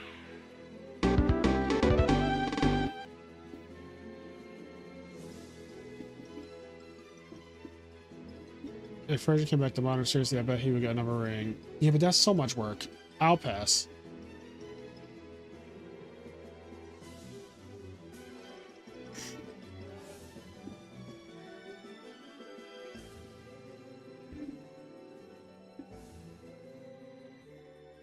I watched one today that said giant card winner. He won a, it's not a giant card, it's an oversized card, I think is what they call those.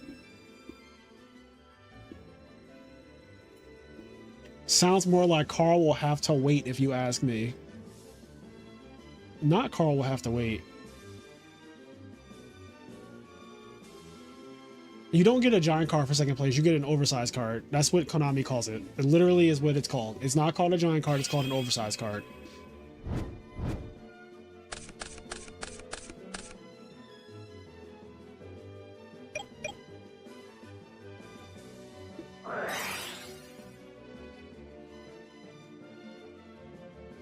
Oh shit. Hex lost that game. I didn't even see what happened.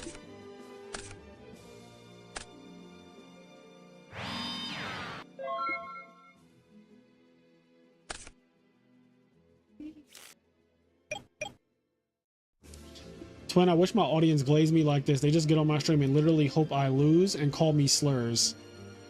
What did you do to make them like this? What did you do to deserve that? We are in top 4. We are in top 4. Let me change this. Is this top 4? This is top 4.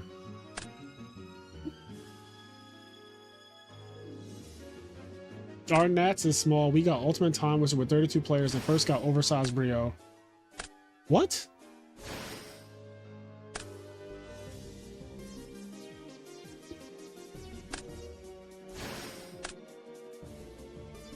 Bro's own community don't like him. That's crazy.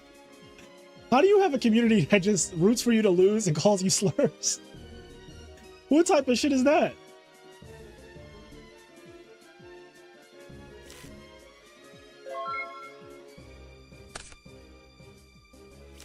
Yeah, I have no idea what you're talking about, Sizzle. I don't know anything about an E-Hero deck.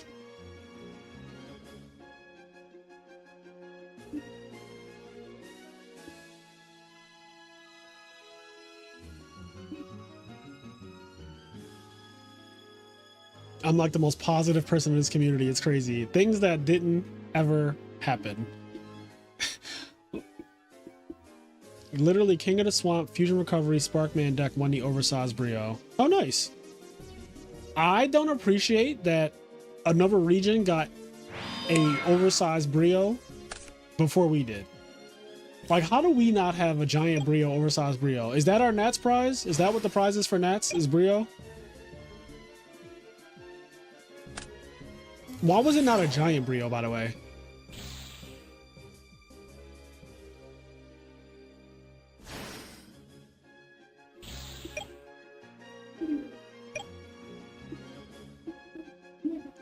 Okay, so it's looking like it's going to be Hero Frogs versus... Nah, it's still too early to call. I will be at Indy for Nationals, yes.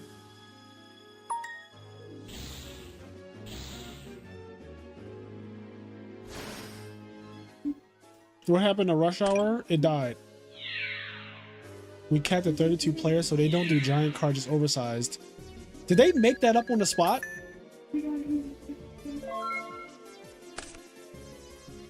Did they make that up on the spot that you just get an oversized card instead of a giant card? Because I never heard that before.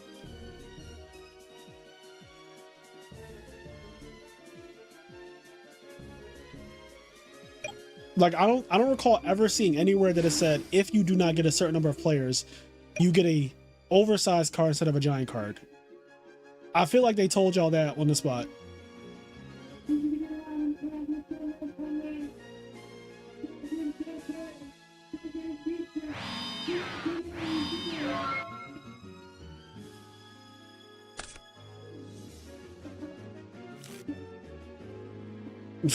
Konami freestyling prizes.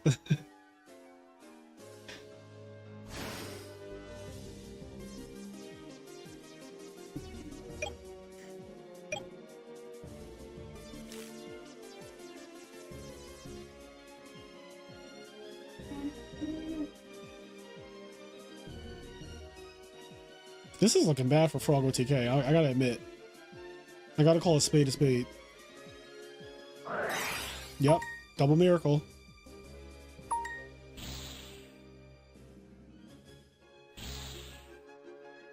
I'm hoping we get a fucking Brionic, Brandon. Apparently, since they're giving out Brionics now, can we get a giant Brionic for Nationals? Like, what?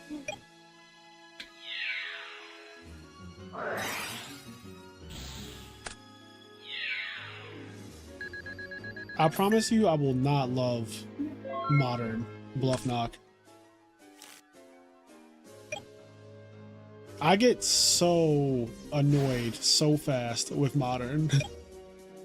Like every time I see a modern duel happen, I'm just like, how is this still happening? Like, how is this one card doing this many things? And every card is like that. Every card is like Swap Frog, where it has 4 effects.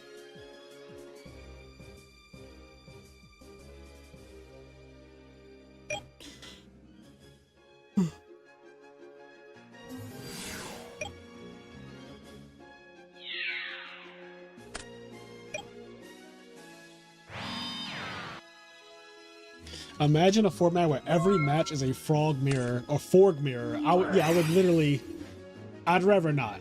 Like things I'd rather do, not that.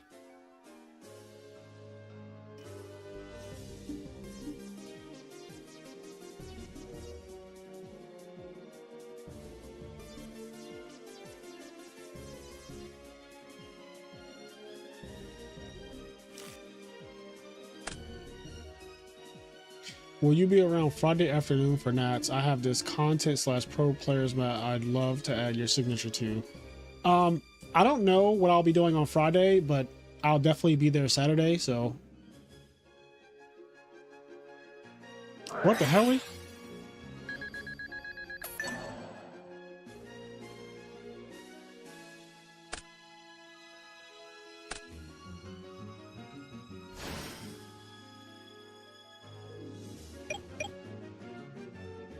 Yeah, I played against 5 frog mirrors at Houston. YCS Houston, I played against 5 frogs and 3 GBs. It was the weirdest tournament I ever had.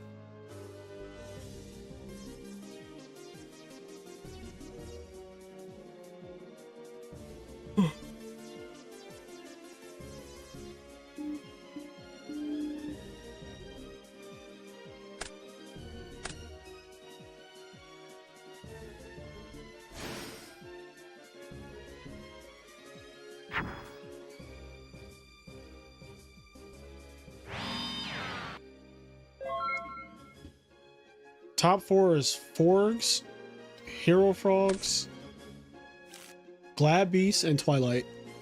Glad Beasts are eliminated, so it's Twilight, Hero Frogs, and Forgs left.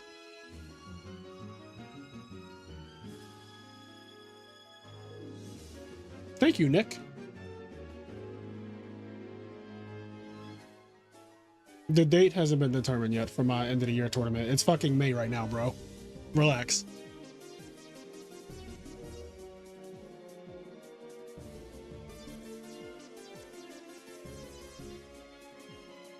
This is the weirdest duel I've seen in a long time. I'm so glad though, chat, there are no more frog mirrors after this. there are no more frog mirrors. We're done. We're done. We're done with frog mirrors. This is the last one. There can't be any more. Because they were all the frog decks were on the same side of the bracket. Thank God. So they all eliminated each other. The 2 Hero Frog players played each other. The 2 Forks player played each other.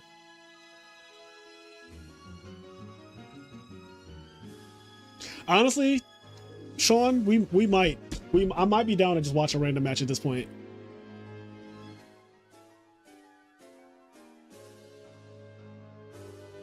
What's your favorite card? My favorite card is Substitute.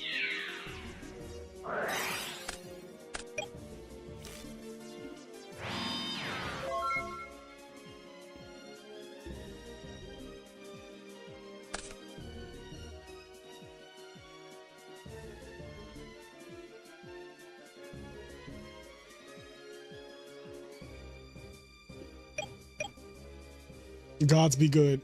I love that line. That's from Game of Thrones. Gods be good. I'm ready for the finals. Hopefully Jojo might just speedrun again. I'm down. I'm so down. Then we can do the top 16 deck list.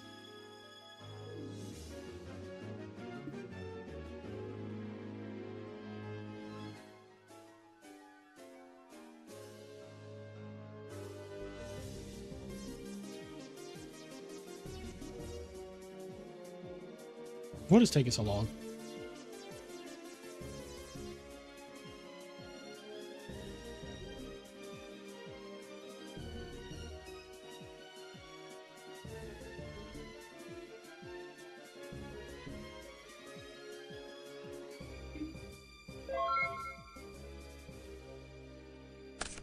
Yo, that amount of time to just pass is crazy. Oh my god.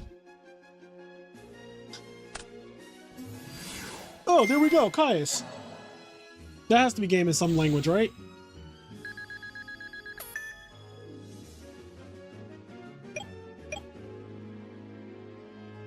I'm not gonna lie to y'all. Those dupe frogs will be in attack mode right now. I'm so fucking serious. Okay, fair enough. Kill him with the tree-born frog. Bruh. Kill him with the tree-born. Disrespectful. Disrespectful. Okay, Hero Frogs advances to the finals versus Twilight. I have no idea what deck is going to win. Like, I don't know who's going to win. I assume Hero Frogs would win, but JoJo is on fire right now. JoJo is on fire right now.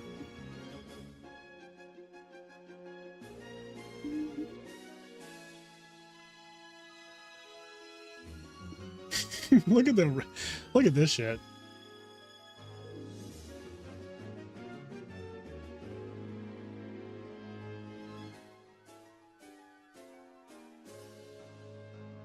All right, let me change this to say finals. All right, so we're officially now let me make sure that they wait for me, so I'm gonna add them. What's the other guy's name? What was the other guy? Okay, hold on. Oh, this is the person whose name I don't even... Siberia?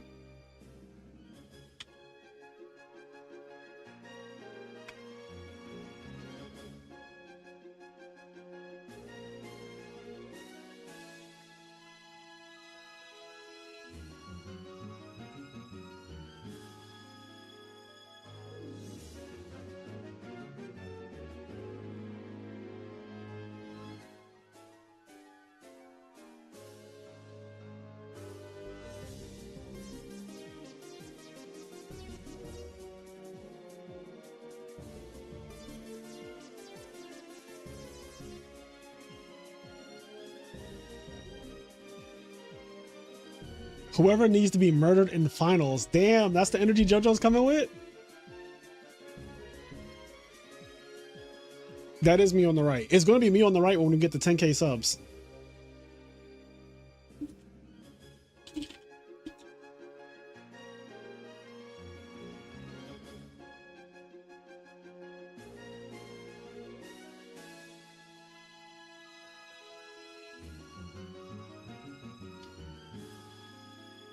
Listen, I would fit really well on a soccer team. If somebody showed me how to play, I could play.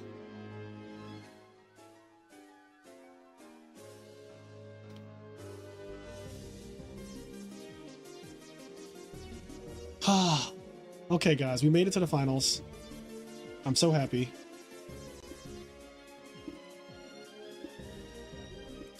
God, I want a snack. Juggle some balls.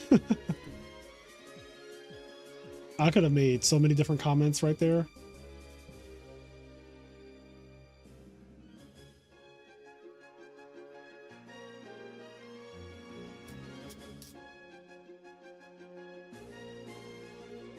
Y'all don't like my OnlyFans commenting?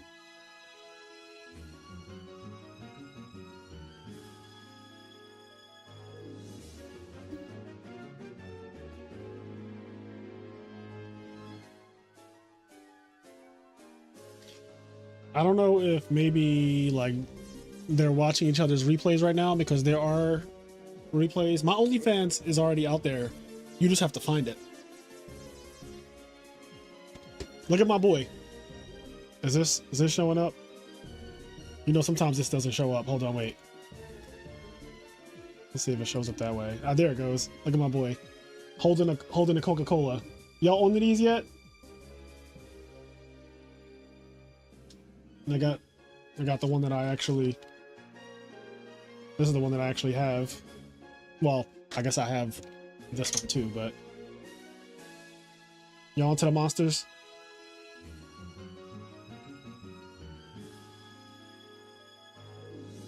Please DM me if I'm not online so I can put it in the coverage. I get a notification on my phone. Okay.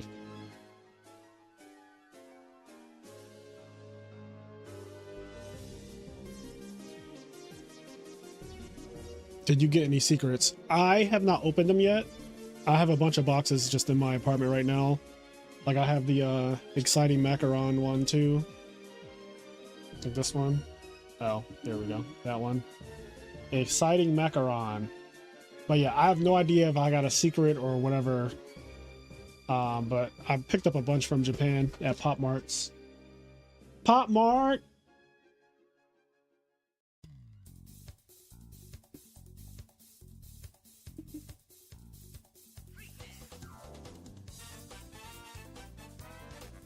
My girlfriend just forced me to order her some of those. Where did they come from? They came from Japan. And they just blew up.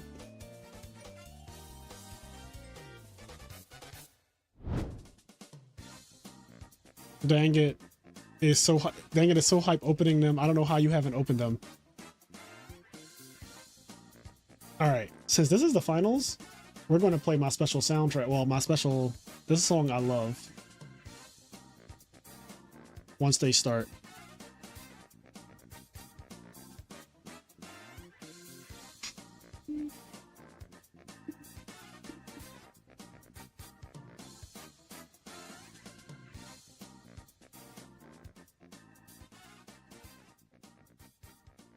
Imagine being straight in 2025. Dude, it's hella behind.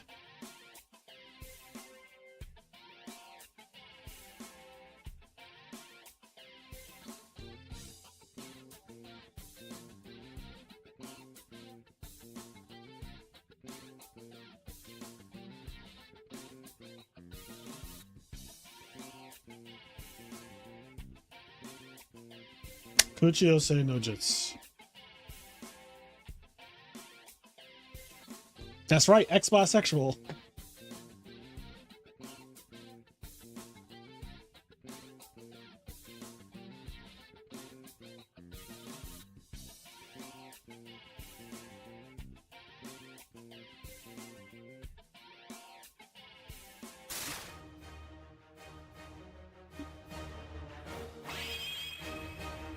All right, here we go. It's time for the finals. Ooh, it's time for the finals. I'm excited.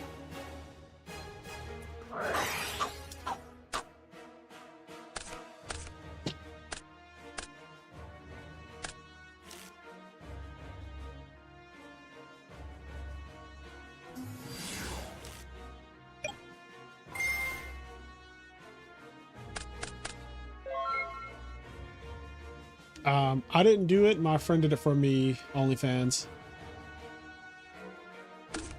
Okay, so he milled 3 darks turn 1. Keep that in mind, guys. He milled 3 darks. Just keep that in the back of your pocket. Keep that in your back pocket. Tuck it away. You never know when you might need to bring this back out, you know?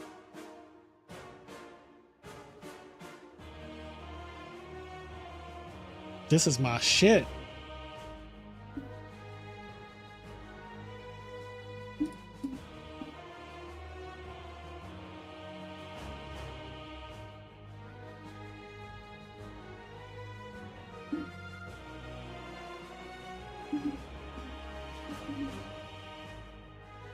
Alright, in typical fraud player fashion, he's taking years.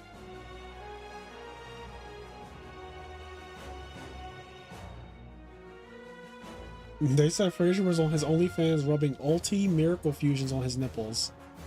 Chanting the raw summon. Bro, I don't even know the raw summon. What? What? How was that the opening?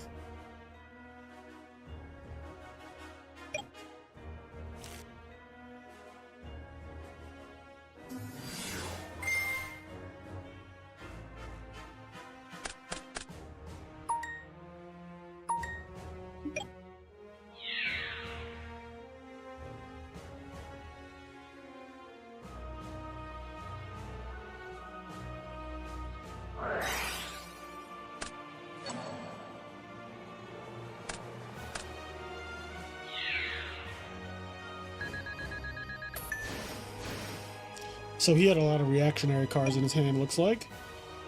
Akaius would be really strong right here. Honestly, any Monarch would be really strong right here.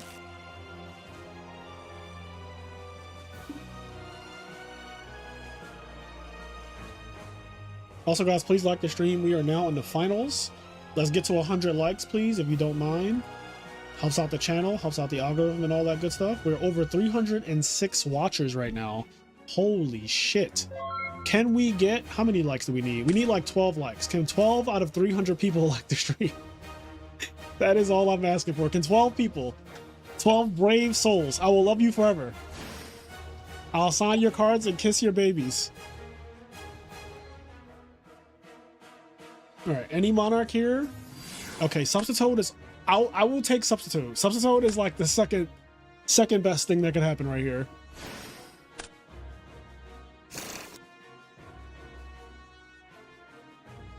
Don't say that I will bring my baby. Please don't bring your baby. Can you sign my baby and kiss my card? Honestly, sure.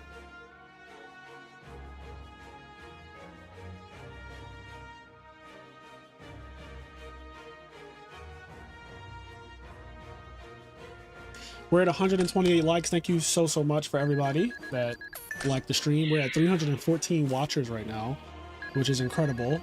We are in the grand finals, and it's Hero Frogs versus Twilight. And it looks like things are off to a good start for Hero Frogs, even though it didn't look like it. In the beginning of this duel, he opened up, set up back row pass against the Lila. That looked really sketchy, but he has a very reactionary hand. Sometimes Frogs draws these hands that are like, they're not proactive, they're reactive.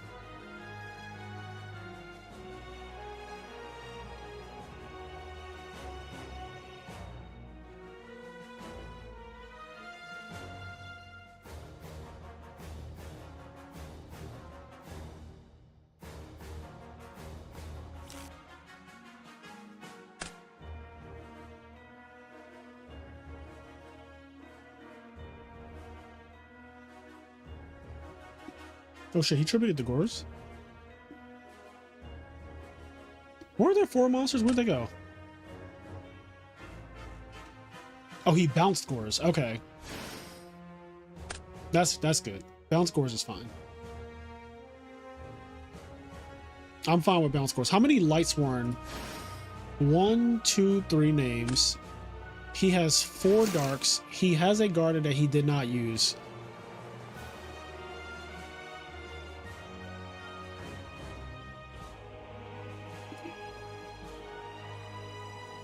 Can this swap bounce? I don't really see a reason for this swap to be on the field, and unless he's planning to do like Monarch plus swap frog stuff next turn, but I don't think you have to do all that when your opponent's at 2700. Allure, that's a big allure. Because JoJo's hand is clearly not that good either.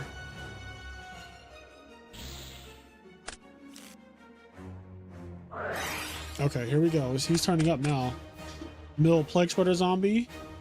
1, 2, 3, 4, 5, 6. So we're far away from Dark Arm now. So Dark Arm's probably not getting dropped this game unless he has a lot of graveyard manipulation. I mean, these two are kind of graveyard manipulation. Chaos Rusher will count as well. Double Honest Milled. He still only has 3 names. However, Lumina can fix some of that with potentially a mill, and a Plague Spreader Zombie can also be used to get Lightsworns in the grave. JoJo will find a way to drop Dad. If he drops Dad this game, I will be impressed. 1, 2, 3, 4, 5, 6. 6 darks.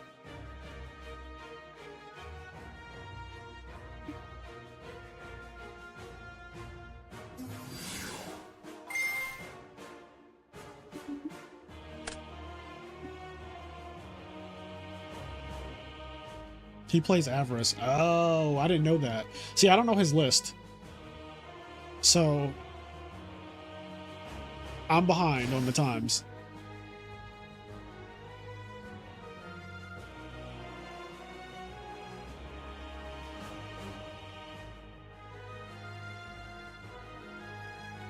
Not catch up, Unc. Look, I was in Japan, motherfuckers. All right?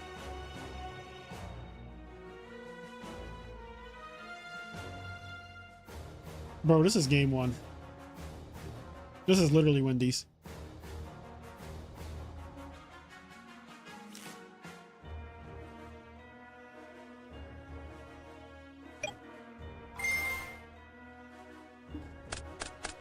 Oh, there's the Avarice, and there's Reincarnation. Oh my god. Bruh. Oh my god. Oh my god. He has so many cards he had to discard. Oh my god.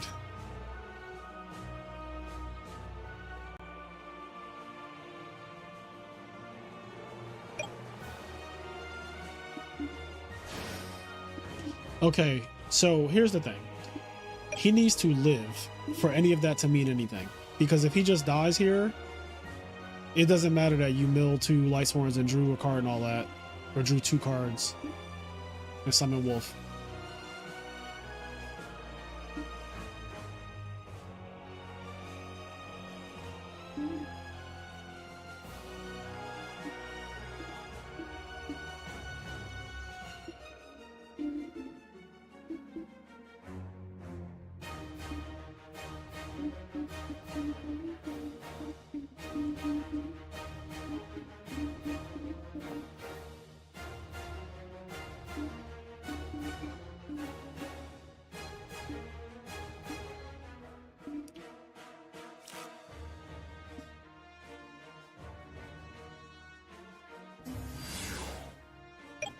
Ill.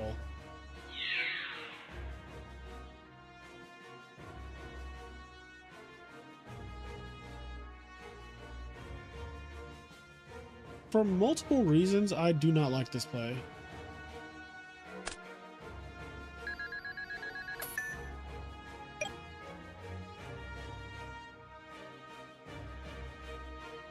He didn't mill any JDs, did he?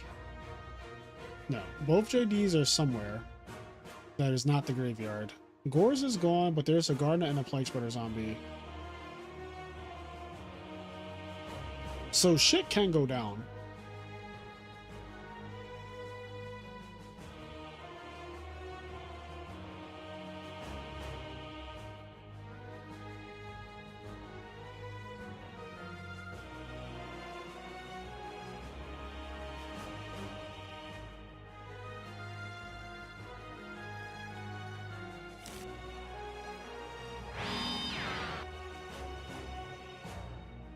So he bounced the Swap Frog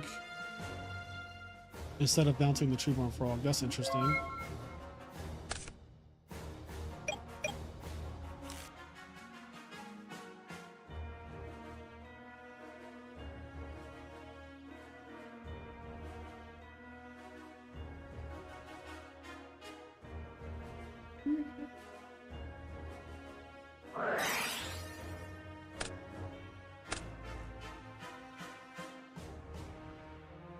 That did happen, Bluffed. I'll never forget that. I thought he bricked. I was like, all right, well, his hand must be fucking awful. And then he went E-Call for Strido Search Alias. I was like, are you serious?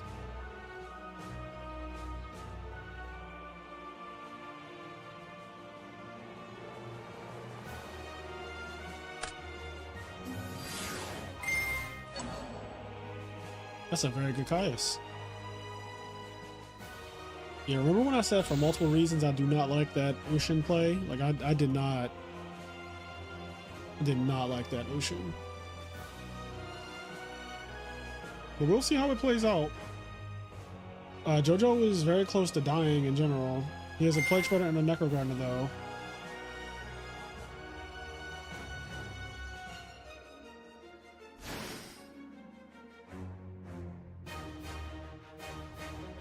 The important part now is that JoJo was actually using his cards. Because I think it was much scarier when he had 7 cards in his hand every turn. But now he's actually playing cards, so...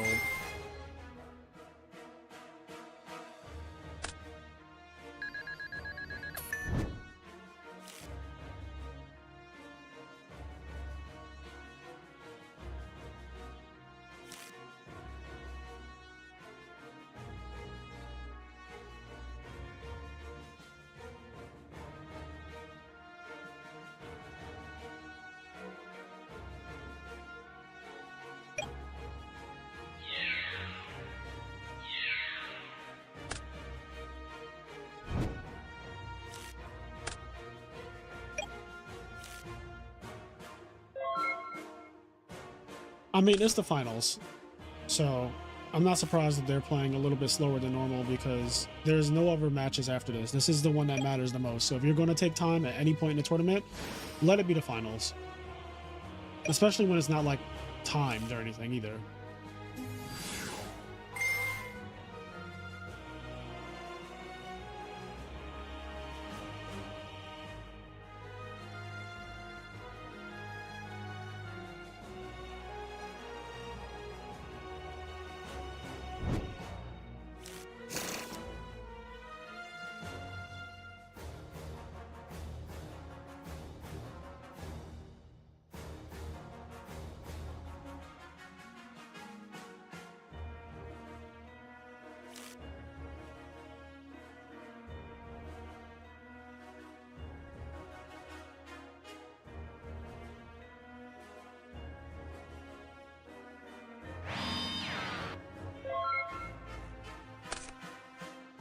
I can't imagine what is going on the other side of the table.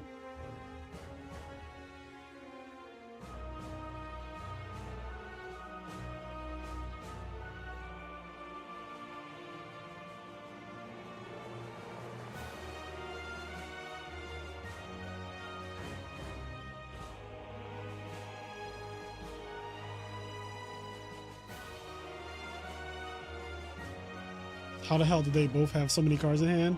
Because both of these decks are honestly ridiculous. I mean, JoJo milled double Lightsworn off of Garoth, and one of them was a wolf, so he drew 2 and summoned the wolf, which is like a 3-card swinging advantage. Frogs are just literally frogs. So that explains that one.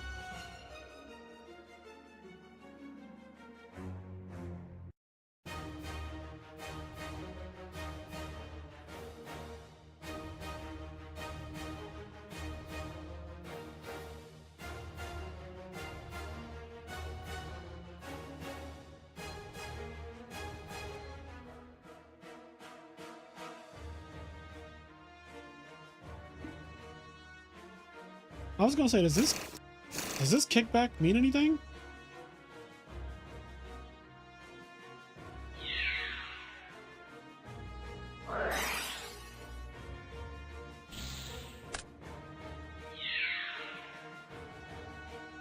Yeah, deck out is definitely on the table. Also because you know your opponent has Gores in his hand, so you can't possibly like kill him either.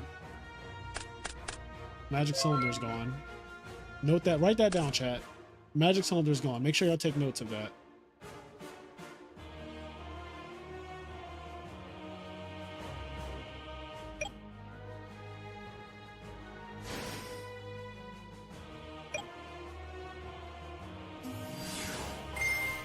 Ooh.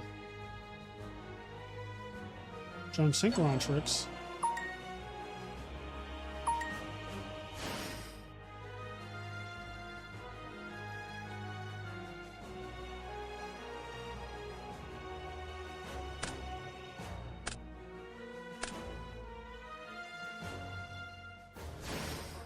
Oh, if he has Miracle Fusion, he just kills him here. Blue Gardner.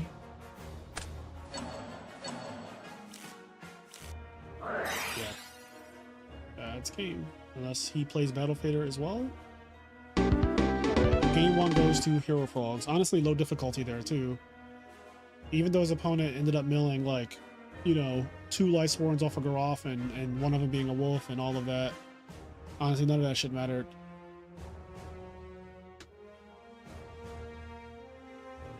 I'm wondering if JoJo ever had JD, or if he just did not, he just never saw it. Like, the JDs are just at the bottom. I don't know if he milled one in that last mill.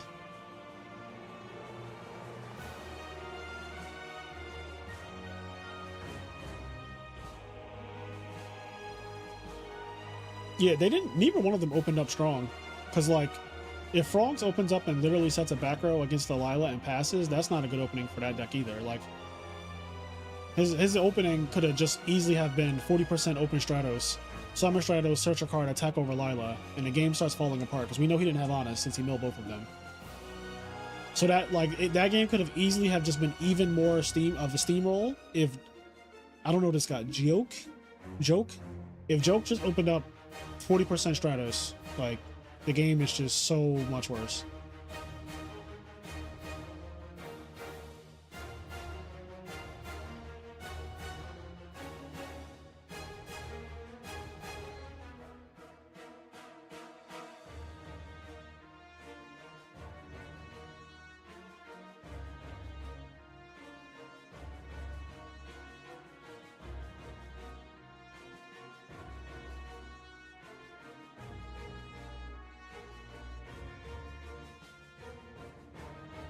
Oh, man. Who do y'all have winning game 2? Y'all think Lightsworn's winning game 2? Or do you, well, Twilight, or do you think Hero Frogs is just going to 2-0?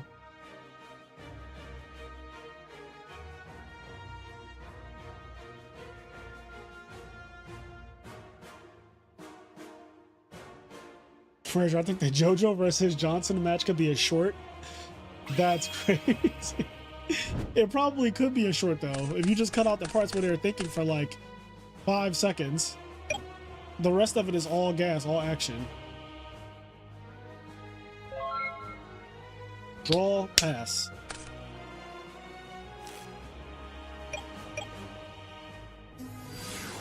There's the 40% Stratos, although right now, it's probably not as good as it would normally be because the opponent is telegraphing Gore/Tragodia.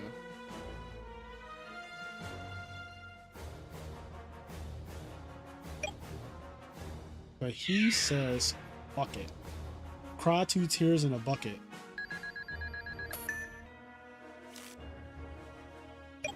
Nothing happens. Wow. No back row either, though. Draws a solar recharge for turn. Shit mills! Unless Chaos Sorcerer comes down.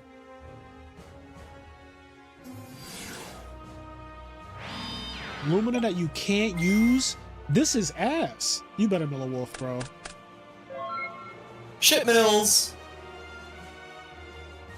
This is not looking good at all right now, I'm gonna be honest. It's looking like the Lightsworn shit is catching up.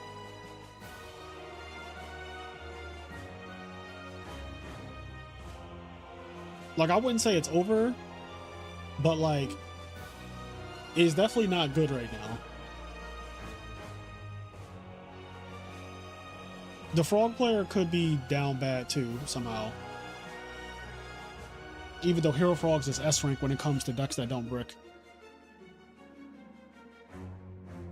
If you remember my bricking tier list, Vayu and Hero Frogs are like the 2 best decks when it comes to playing the game every game.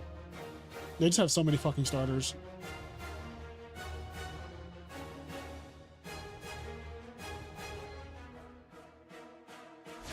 Yeah.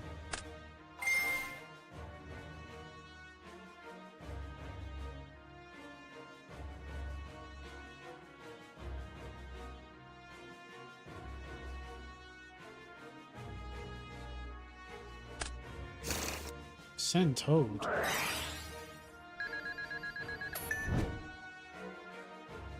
That was the latest oppression I've ever seen, by the way.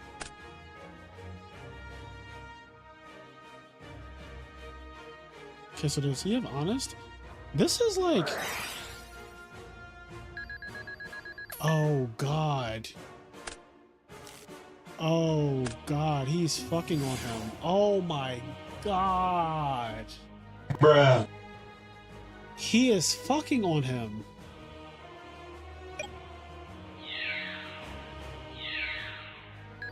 Bro. Oh my god. Yo, the oppression is about to be against JoJo. JoJo's oppression is going to be used against him at this point. Like, if he ever clears the Vanity's Feed somehow, the oppression is going to lock him out the game. That was so bad. Oh my god. 361 watchers. Guys, like the stream if you're here. We're at 142 likes. I don't even have a goal at this point. I'm just happy that you're here watching the finals with us.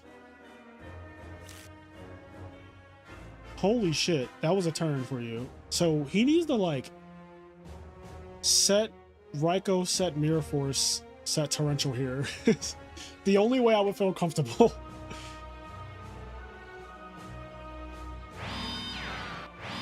Raikou could stabilize only if he mills a wolf during the damage step when oppression can't negate it. But if Vanity's Fiend attacks face down, you have to pop Stratos, right? It's super awkward because Stratos kills you. And if Joke is smart, he just attacks with Vanity's Fiend and makes you have to attack pop Stratos. It's like, okay.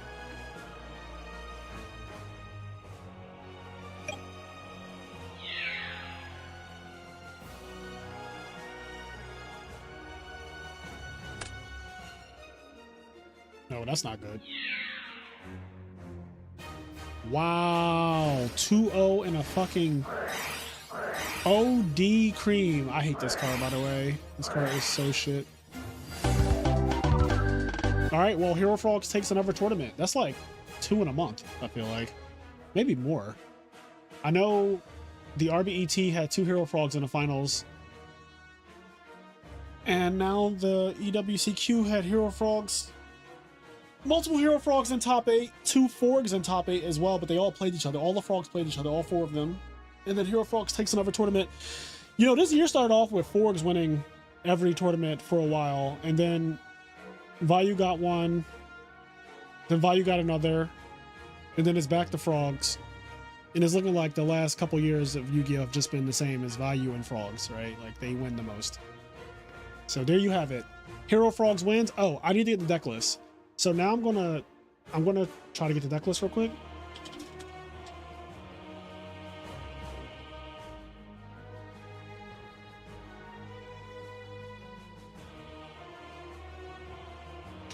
Okay, I'm gonna do deck lists, so please wait around. We are going to go over the deck lists as soon as I get them.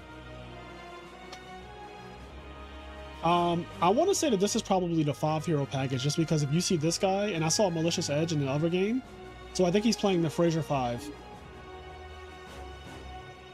I think he's playing the Fraser 5 and not the double Molly build. I do not like Malicious personally.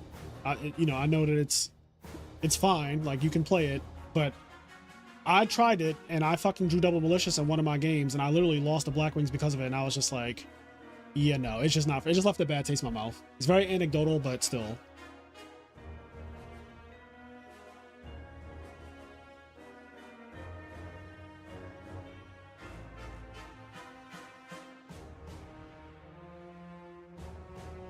Love the branding of the Fraser 5. That's rich coming from fucking Fraser Smith's OnlyFans. But yeah, the Fraser 5 is Infernal Prodigy, Malicious Edge, Ocean, Stratos, and Alias. That's the Fraser 5, which started in 2023.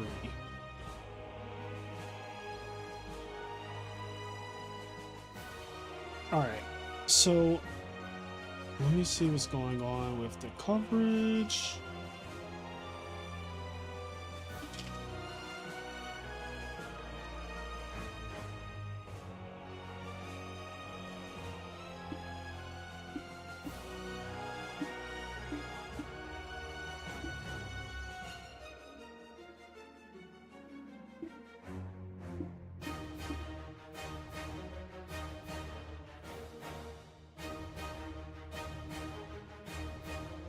Oh, let's watch the replay real quick. I want to know exactly what happened in this duel, because we don't actually know what went on game 1. So this is a good opening hand. Shit mills.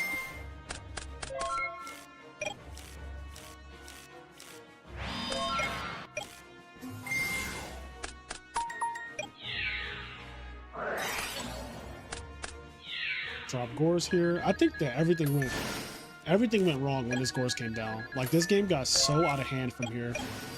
Look at how out of hand this got. It's a lot of damage. Like, a lot of damage. And a lot of advantage at the same time.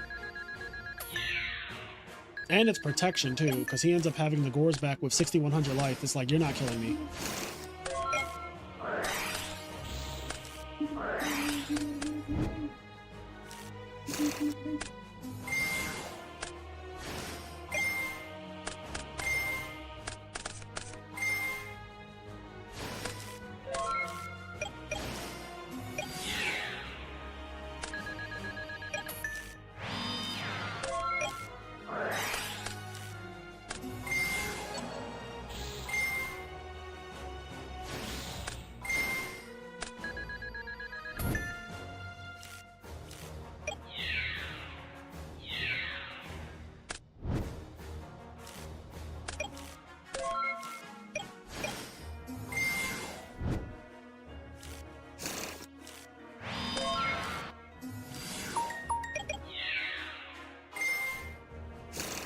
Oh, Jazz is okay. Jazz, the owner of Fortnite Library, is doing coverage stuff now, so we will have the deck list shortly.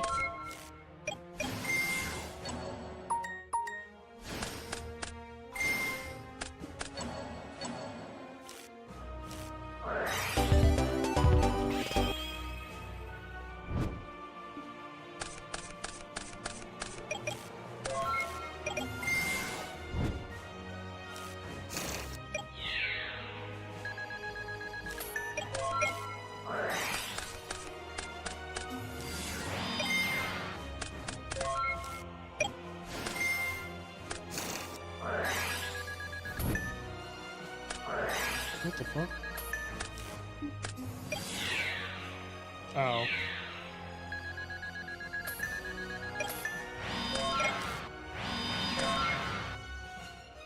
Not the dead e-call being set. There are the JDs he needed game one. Not the JDs he needed.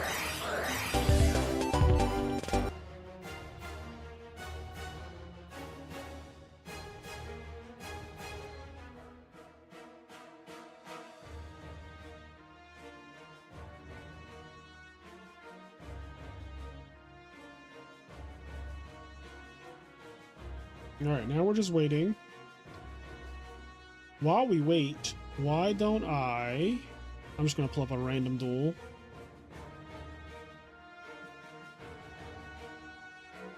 Yeah, let's go to the top. And while we do that, I'm just gonna put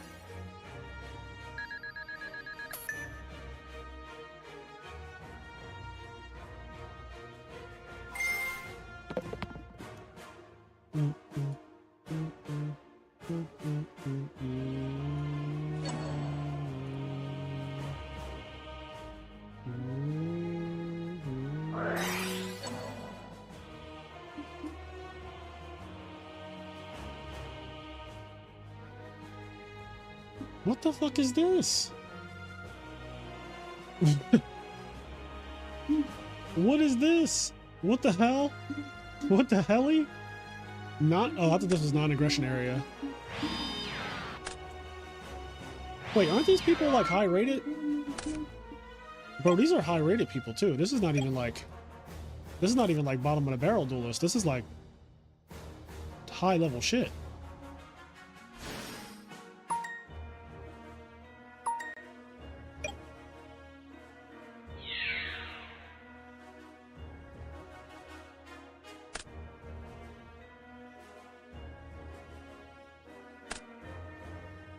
Setting Aaron is tough, just gotta pray for a milling necro there.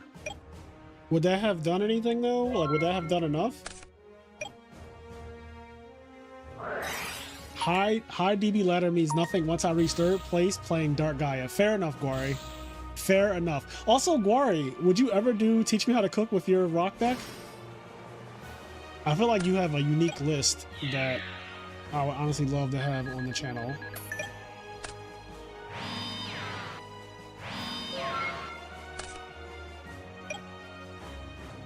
Isn't the rank 1 guy a quick draw player? I wouldn't be surprised. Quick draw is like in a weird spot where it has some really good matchups.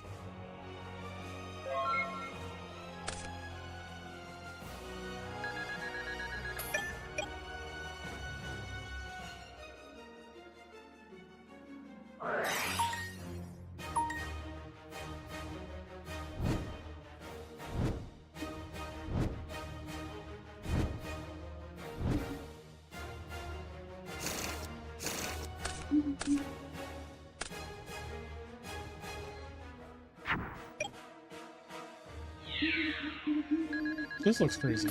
Just by the way.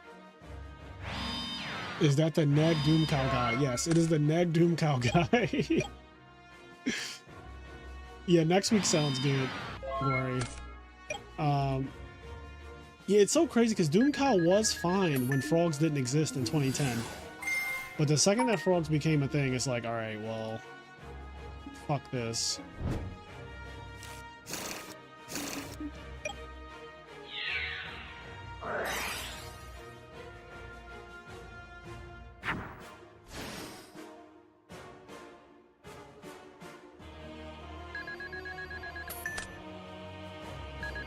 What is going on? Am I getting kicked out of my own?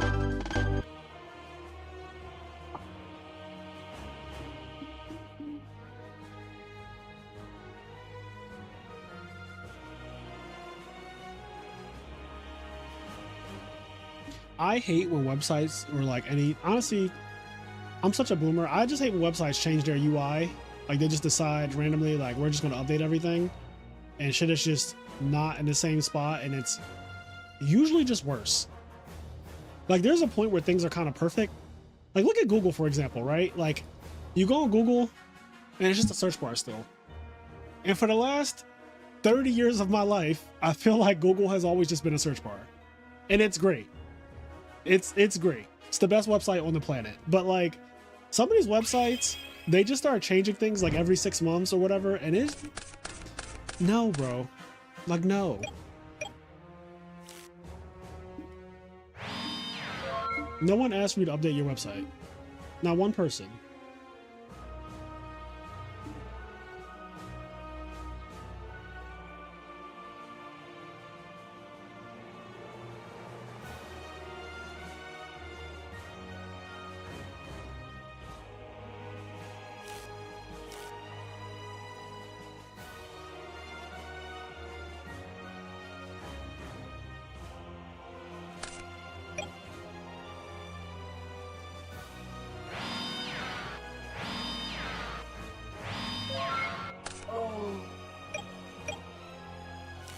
Oh, it's been a long day. I've been up since 5 a.m.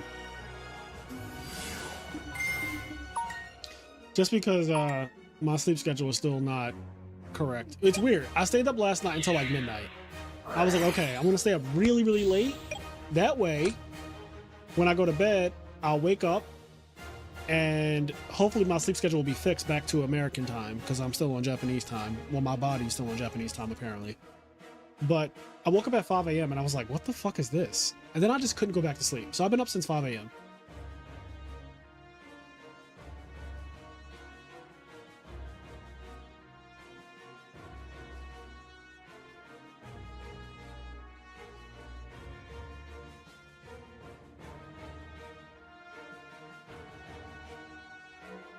Yeah, honestly, it is seeming like it's gonna be messed up for a week.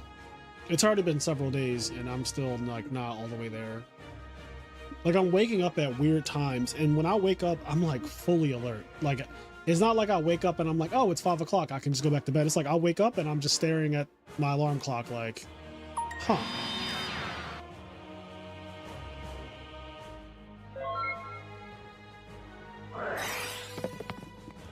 All right, well, while we wait, I'm gonna open this thing on stream. Fuck it. I'm bored. I'm just gonna open this Labubu. How do you do this? See what we get.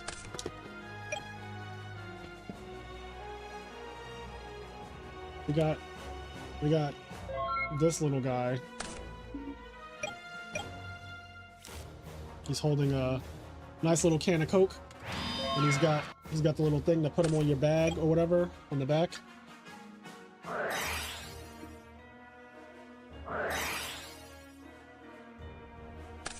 Oh wait, our deck list ready?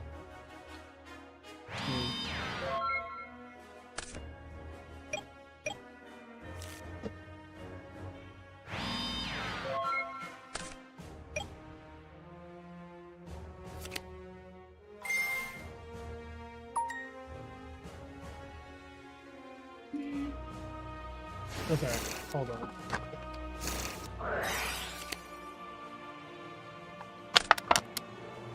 What the hell? What the hell is this? It comes with a sack? What is this sack? Alright, well, here is the actual Labubu. And he has a scarf. And a can of Coke. I think that's so cute. He's so adorable. That's for the Coke? What do you mean that's for the Coke? What do you mean by that?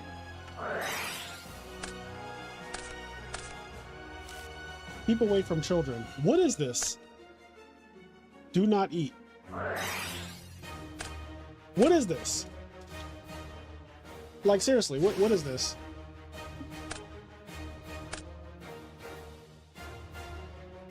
What is it?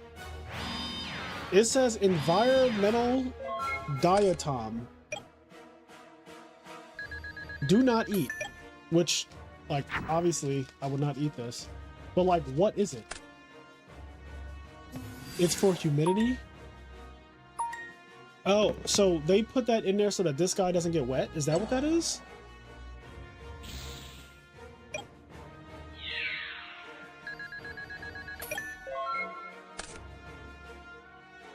Okay.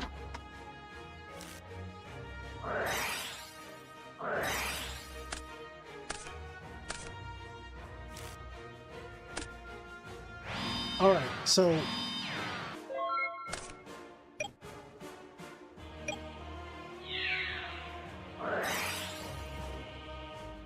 I am going to get Dex. So here's the news, guys, on Dex. Jazz just found a workaround since the command that normally would give Dex was not working. So I'm going to get the Dex manually. So hold on, let me move this shit off my desk. All right, well, I dropped that. Okay, so I guess we'll start with first place, which was that Siberino person? Siberia?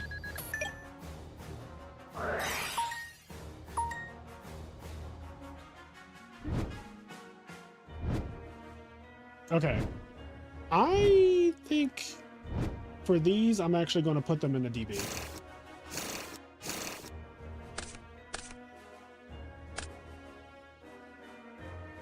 All right. Bear with me. Bear with me, please. Deck constructor, import deck. And then we're going to go downloads, DB decks. Okay. So this is first place. Here's first place. This is Siberia's deck. Who got first? So let me refresh this and let's see. I need the actual first, second, third, and all that. Okay, so close this.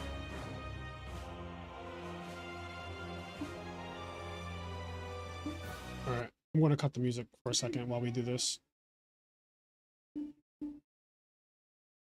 All right. Here we are. So I'm going to move this out the way. So here is, we're going to go through the top 16 deck lists real quick. So we have first place, Siberia, who won the tournament with Hero Frogs. They're actually not playing Alias. Alias is in the side deck, which I've seen people do this a lot. Side it for like GBs and shit like that. But here we go. They're playing Dupe Frog. I know it's been like a hot topic lately that Dupe Frog isn't always played in Hero Frogs now, apparently. But they are playing Dupe Frog. So far, every Hero Frog deck that has won a tournament is playing Dupe Frog, though. I will say that. So, 3 subs, 2 swaps. I'm a fan of 2 swaps. But usually when I play 2 swaps, I play Future Fusion. So, to kind of make up for it. In any event, the trap lineup is heavy. Got the two deep prisons in here. Let's see. 3 Miracle, 1 for 1, Econ. Haven't seen this card being played much lately. 1 Ryza. Yeah, I mean, this is solid. Like, it honestly looks like my old list minus Alias, and then minus Battle Fader and adding in 2 deep prisons, basically. Like, that's what this looks like. And then the side deck, also pretty straightforward. Yeah, so pretty good here. This is first place. Okay, so we're going to do next is Jojo Sakari's Twilight deck. Let me get that real quick.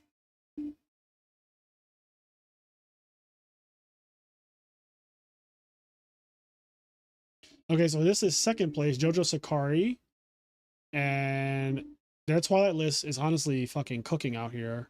Like, all these boss monsters, 4 boss monsters, 3 Lila, 3 Raiko, 1 of all of the other Lightsworn.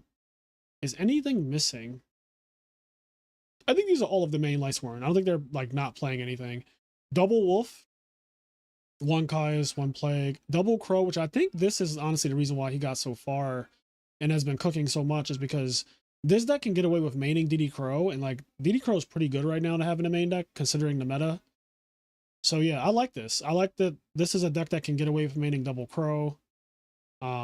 We've seen Machina Control do the same thing. They play like Pot of Avarice and shit like that. This deck also plays Pot of Avarice, coincidentally. But yeah, Magic Cylinder as the 41st card. I am not sure what's going on, but this is the second list in a month, because at YCS Houston, the person who taught YCS Houston also played Magic Cylinder. I'm not sure if this is like a thing with Twilight that people are doing, but we're seeing this Magic Cylinder tech featured in specifically Twilight decks and doing really well. So I don't know what to think of that. I don't think Magic Cylinder is like bad per se, but this is not the same guy. The guy at YCS Houston who got second was a black guy, because I met him in a bathroom and we were randomly talking on his way to play his top 4 match. And I remember him being like some black dude with an afro, or like curly, bigger hair, like way more hair than I have. But in terms of the side deck, Double Oppression, which this is fairly normal for Lightsworn decks, it kind of bit him in the ass in the last match though. Yeah. I'm trying to think if there's anything else remarkable here, but I think this is pretty straightforward. So third place, I think, is Johnson Balls. So let's get his deck real quick.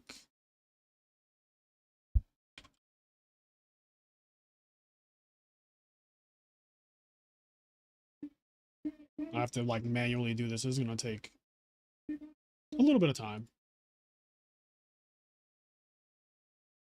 Okay, here we go. Got the deck list. Going to download it real quick.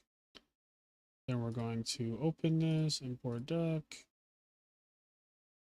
Okay, so this is third place, GB's Joshua Johnson. He's definitely one of the best GB players there is. He has like over 10,000 sets with this deck. All different variants of this deck. I've seen him play versions that play like Miracle Fusion and Future Fusion, stuff like that. But today he decided to go with an old school Prisma and Stratos build. Like in 2007, when GB's was the best deck, hands down, they used to play Stratos and double Prisma because Stratos in a mirror match is outrageous. And I think Stratos obviously just a good card. It's Pot of Greed, right? It's just a +1. So it's really, really powerful card. And the rest of it is fairly straightforward. He's playing Gores. I did see Gores came up and he won the game where he dropped Gores. So like there's that. Noticeably no Wabakus though. That is shocking to me. So this is like a very different take on GBs for this tournament. Because all the ones that have been doing well lately, I feel like they've been running Wabaku. So this one not using Wabaku at all is certainly a choice, but I mean, he got third place. And if he didn't get absolutely fucking steamrolled by Jojo Sakari, who just drew like the stones, milled the stones, I think he could have easily won the tournament. Like if he didn't get stopped in top 4, he was playing against Frogs in the finals. Granted, he's playing against Hero Frogs, so then again, maybe not.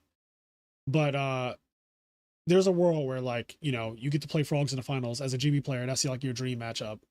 So, but yeah, shout out to Joshua Johnson. He came on Teach Me How to Cook a couple of weeks ago. And very knowledgeable guy when it comes to GBs. If you want to see good GB gameplay, just look at his replays. There are plenty of them. Okay, so Carl. Is that really their name? Is their name literally just fucking Carl? All right, hopefully I'll be able to get this list. I'm going to check.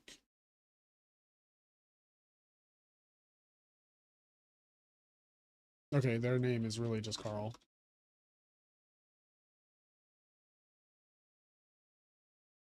Huh?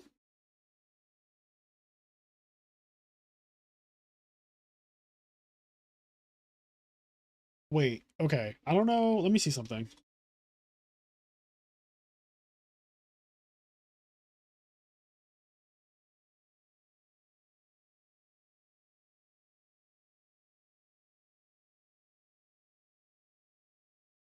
I don't know if this person, this Carl person, I'm not sure if this is the right like name for them, but when I tried to get their deck from the bot, it was just like absolutely not. Maybe this is them.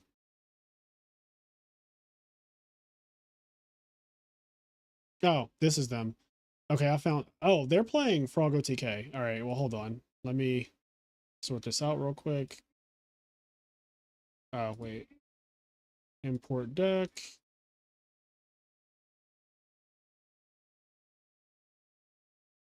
So, Frog OTK, I want to say that this is Alistair's exact list because I don't see Beal's Frog. I don't see Future Fusion or Ocean or Bubble Man or any of that shit.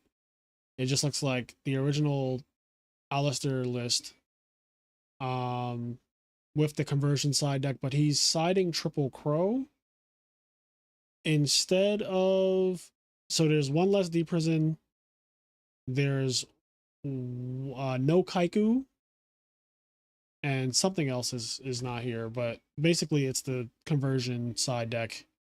But instead of just full on converting, he's doing Triple Crow because the mirror match is really, really bad, obviously.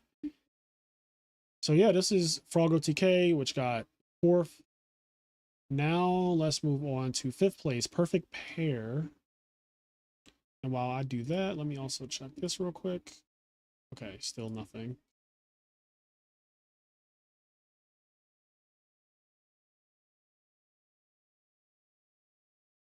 Ah, perfect. Just in the nick of time. Or not. This is not going to load. Okay, perfect pair. Here we go. All right, cool. Much, much easier. So here we go. Perfect pair with Black Wings getting 5th place. So is there anything special? 3 draw traps, 1 deck Devi, Starlight Road in the main deck, Oppression in the main deck. The rest of it is, you know, it's a Blackwing deck. He's playing Gores, though.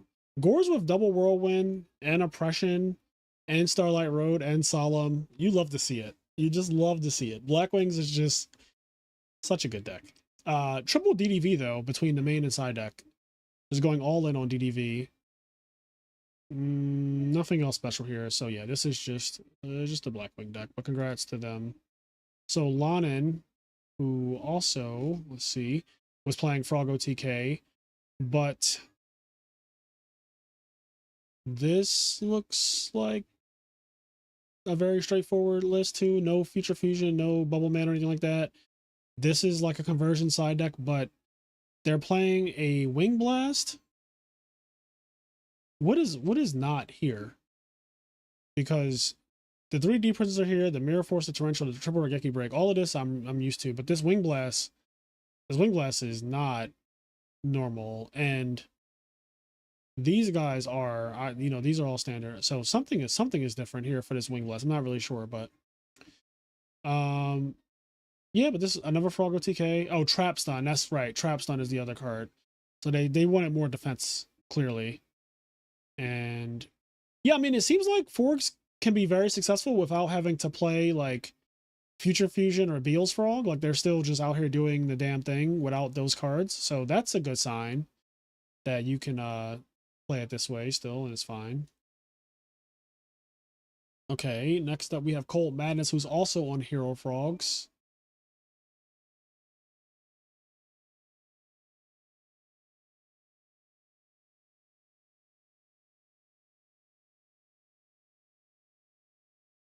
Notice this is like shitting the bed right now. Okay, here we go. So Colt Madness, who is playing Hero Frogs, but he's using the Malicious build. Yeah. 5 discard traps, which makes sense. When you play Malicious, you have to play way more discard traps. Double Ryza. I'm used to seeing more Ryzas and stuff when you play Malicious, because you need ways to convert this as card. Yeah, everything else is standard here, like 1 draw trap, sure. No Torrential in the main deck, no Torrential anywhere. It's good when people don't know you're not playing Torrential, though. And then, in terms of side deck, Double Dust. Double Nobleman of Extermination. I like this card for going second. It's fast. Yeah, one fader. You typically only see hero frogs playing one fader these days. Like even I dropped down to one fader. Two of it is, two of it can start to be a little clunky or whatnot. But yeah, pretty good list. Like I have no gripes with this list at all, really. I don't like malicious, but like I don't think it's gonna stop anybody from doing their thing. Another Blackwing list, El Loco, 2 draw traps, 1 deck Devi in the main, seems to be the standard. 1 Book of Moon, noticeably, and Masker restriction the side deck. Other cards that they are siding are very standard. No Fissures or anything like that to deal with Consecrated Light, so they're just hoping to have Fossil Dyna, Cyber Dragon, Icarus Attack, or DDV to deal with Consecrated Light. Which is, honestly, that's fair. Like, so, yeah, Skill Drain, Michael as well. Okay, Zombie Teledad topped. I did not know that.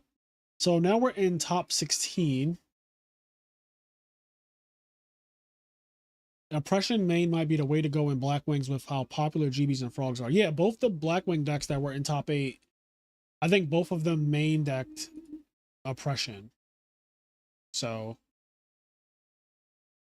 yeah, this one main decked Oppression, and this one main decked Oppression. So yeah, both of them main decked Oppression. Just 1 copy, though. Zombie Teledab floats 1 Mafia. So, you've seen lists like this before. I'm trying to see if there's anything. 3 Book of Moon, or not Book of Moons, 3 Book of Life, 2 instant fusions, Reborn or Nightmare synergy. They got the teleport. No telekinetic power wells, though. So they're not trying to do like super Teledad stuff here, but triple Caius, which makes sense when you're playing double instant fusion, triple Book of Life, triple Pyramid Turtle. Yeah, I mean, zombies, like I said, this deck is always going to be good, but never the best. It's kind of how I feel about zombies. It's like, it's a good deck, never the best deck. Okay, we have another Blackwing. Let's see if this person is playing Oppression as well.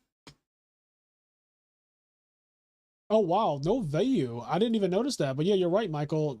There wasn't a single Vayu deck in top 8. There's only 1 Vayu deck in top 16. Holy shit. And that is you with the Virus Vayu deck, which we'll get to eventually.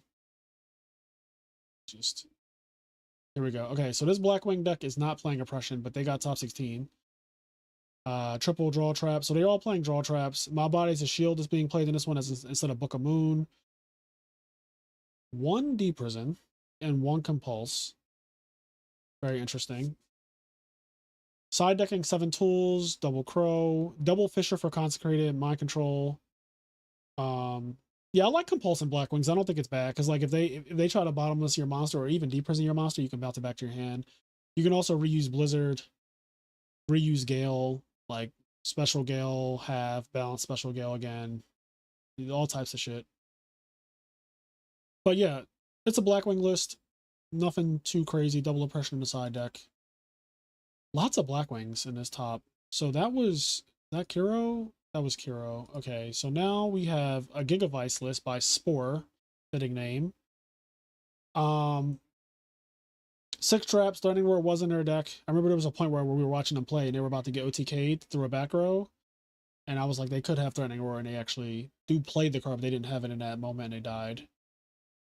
Other than that, I think this is what these decks look like. Sometimes they play 2 of this guy, Copy Plant, as opposed to I don't know if they always play Sangan, but I know I've seen double Copy Plant a lot lately, but now it seems like that has gone away. The double Copy Plant made sense because of this thing. It's like another target for it. 7 equip spells, so 1, 2, 3, 4, 5, 6, 7. Yeah, standard list. Nothing crazy here.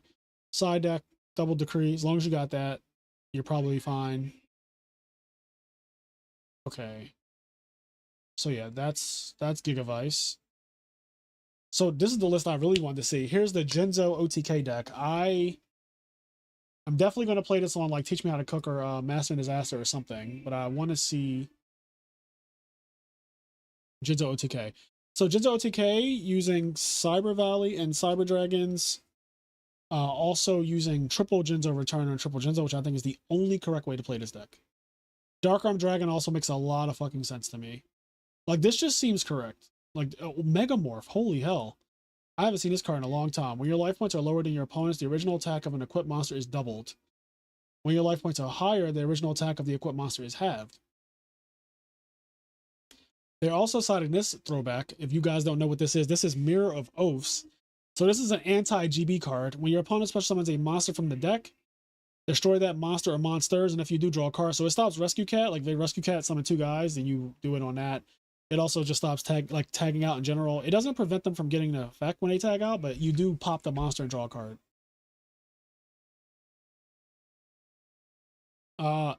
Their side deck is 15 different cards. So, yeah, 15 different cards in their side deck. That's pretty interesting. That covers a lot of different matchups, but like, you're not guaranteed to draw any of these side deck cards since you're only playing one of all of them. But like, it also makes it impossible for your opponent to know how the game is going to go because your shit is just all over the place. But the main idea of the deck is obviously to kill you with, you know, Jinzo and OTKs, which we did see on stream. We saw them kill with limiter removal. We saw them kill with like Future Fusion and shit like that. I didn't know they were playing Megamorph. This is kind of a second limiter removal, like baby limiter removal, if you will. Yeah, solid list. I'm definitely going to be playing this on the channel for sure. Okay, then we have another Blackwing. So Dave, who's not main decking Oppression. So 2 Blackwing players main decked Oppression, 2 did not. The 2 that main decked Oppression made top 8 though, if that's anecdotal, you know, at all. Okay, so triple draw trap. So all of them are playing draw traps, every single one. Triple Deep Prison, no Book of Moons. Also using Gores, which I love Gores with draw trap, so you know, makes sense. Also, Gores when you're not playing Oppression is fine. Yeah, and then the side deck, they are playing Fisher, they're playing Mind Control, they're playing Dyna, Cyber Dragons, all of the things that you're used to seeing Blackwings play. It's a Blackwing deck, not too much spice. Next, we have Machina Control by Kaiba Corp. Once this loads. I wonder if this is going to be the Yi Chang Lee list that plays Triple Compulse, because that's like, to me, that's like the dominant Machina Control list lately. So they're playing 2 Compulse, 2 Cyber Valleys. I don't think that that's normal. Triple Hamster. So Triple Hamster makes sense with the Cyber Valleys. Triple Pot, Rykos. Yeah, I mean, sometimes they play 3 of this card, which I don't like playing 3 of this. Yeah, so Michael, you said you played versus this guy in Resolve 4 Virus Game 1. How many cards get DDV'd? 1, 2, 3, 4, 5, 6, 7, 8, 9, 10. So 10 cards get DDV'd. Yeah, solid list.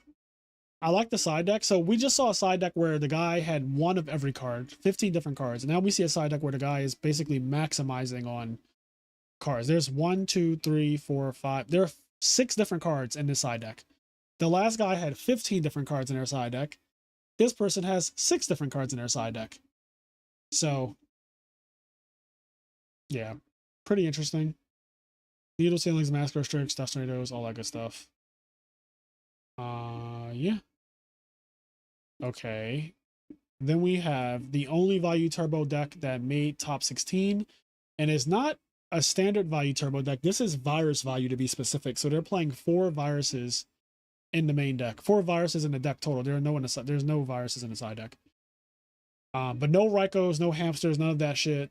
Morphing Jar is very interesting. I think this makes sense. This deck can empty its hand out and like blow its load and then not have any gas left. So Morphing Jar as a recovery tool is really broken.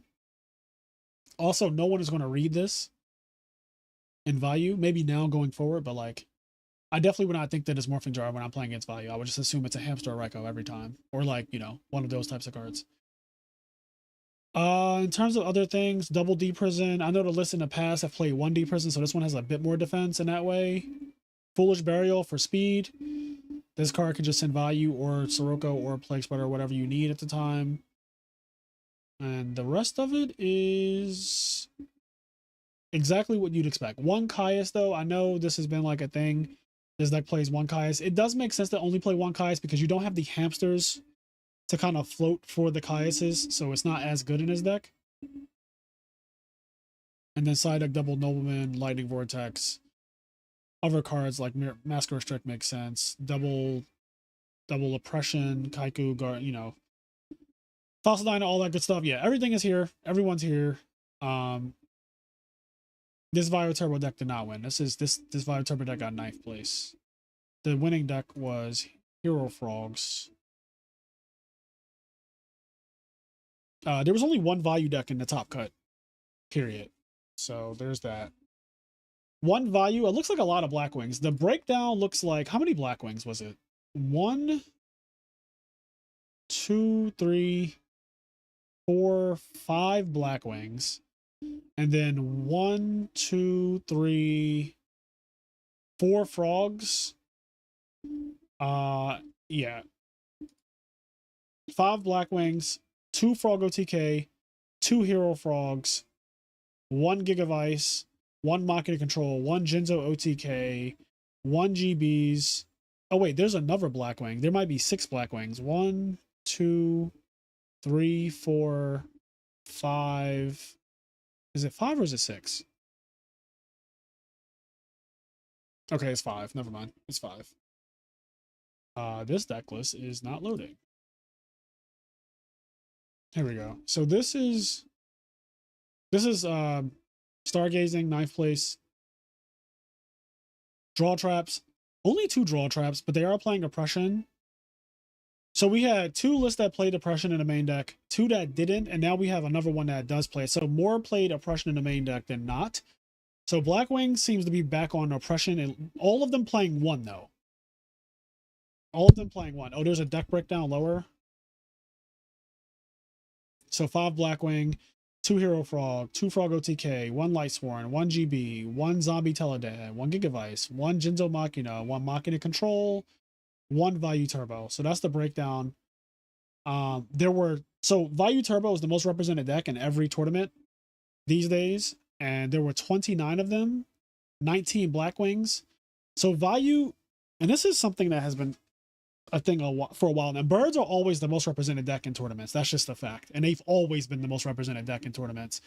It used to be Blackwings, but I think people solidly are now saying that Vayu is better than Blackwings, which I also agree with. I think Vayu is a better deck than Blackwings.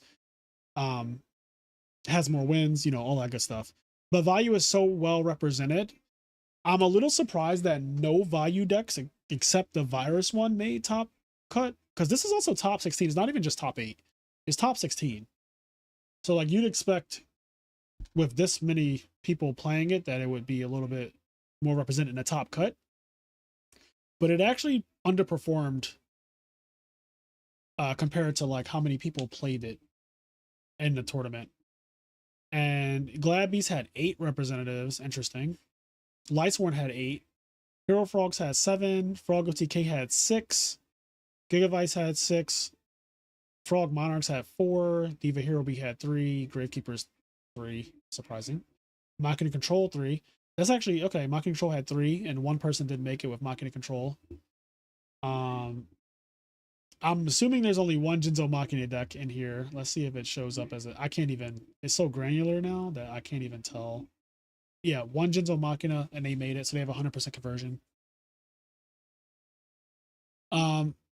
Ice Queen. I don't think that people were prepared for Vayu because that's not really like a thing. Like Vayu is not like a frog deck. It's not like a you can prepare for Vayu. That's not. Vayu is the most resilient deck in the entire format to side deck.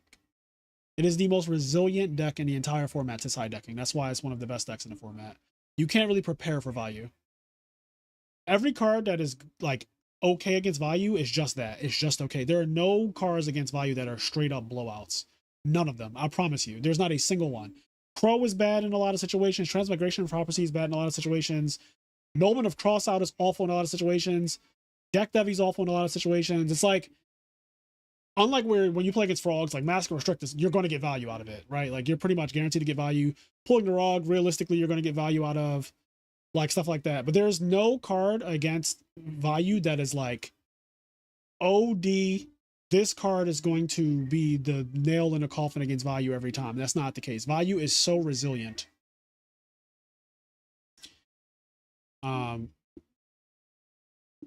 Yeah, so that's my expert opinion on like how I feel about preparing for against Vayu. I think Vayu really comes more down to like how sacky they draw and mill against you, because the deck is comprised of so many one-ofs.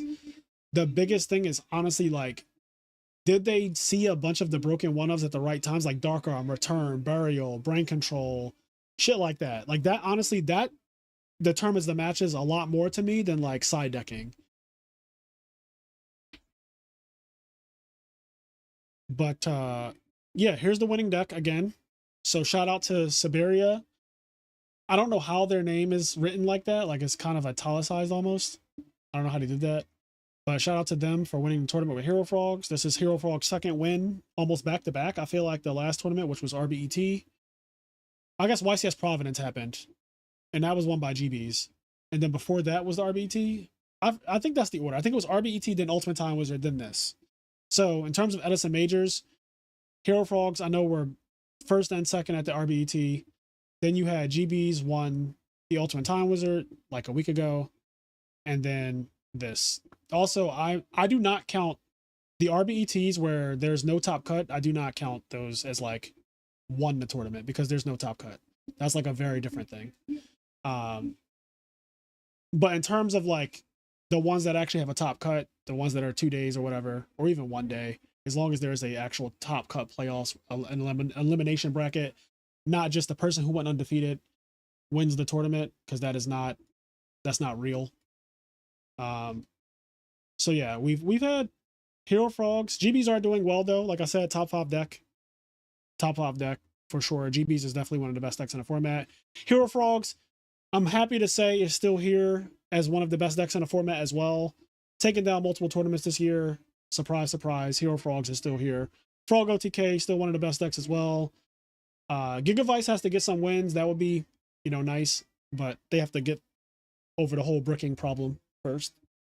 I think Gigavice is still largely unsolved.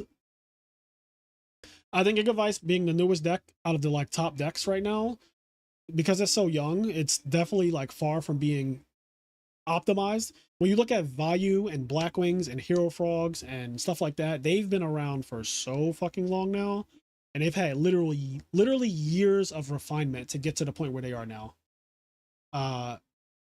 So yeah. Yeah, LK Mazur, good point. Top cut or not is most of the difference between a YCS and a regional, right? So like regionals, you get first at a regional because you went undefeated. There's no top cut. And like, cool, right? Like you went undefeated or whatever, or you went XO1 and you ended up in first place because of tiebreakers or whatever. But like, obviously it's not the same as playing out a top 8 or a top 16. That is very, very different. Just from a competitive standpoint. So, like I said, RBET, the last one was won by Hero Frogs, and then you had Ultimate Time Wizard won by GBs, and then you had this EWCQ, 140 players won by Hero Frogs as well. With that being said, I'm going to get out of here. I'm going to get some food. I'm hungry as hell. It is almost 4 o'clock where I live. Thank you guys for stopping by. Thank you for liking the stream and all that good stuff. And I will catch you in the next one. Catch you later, Catch you all later.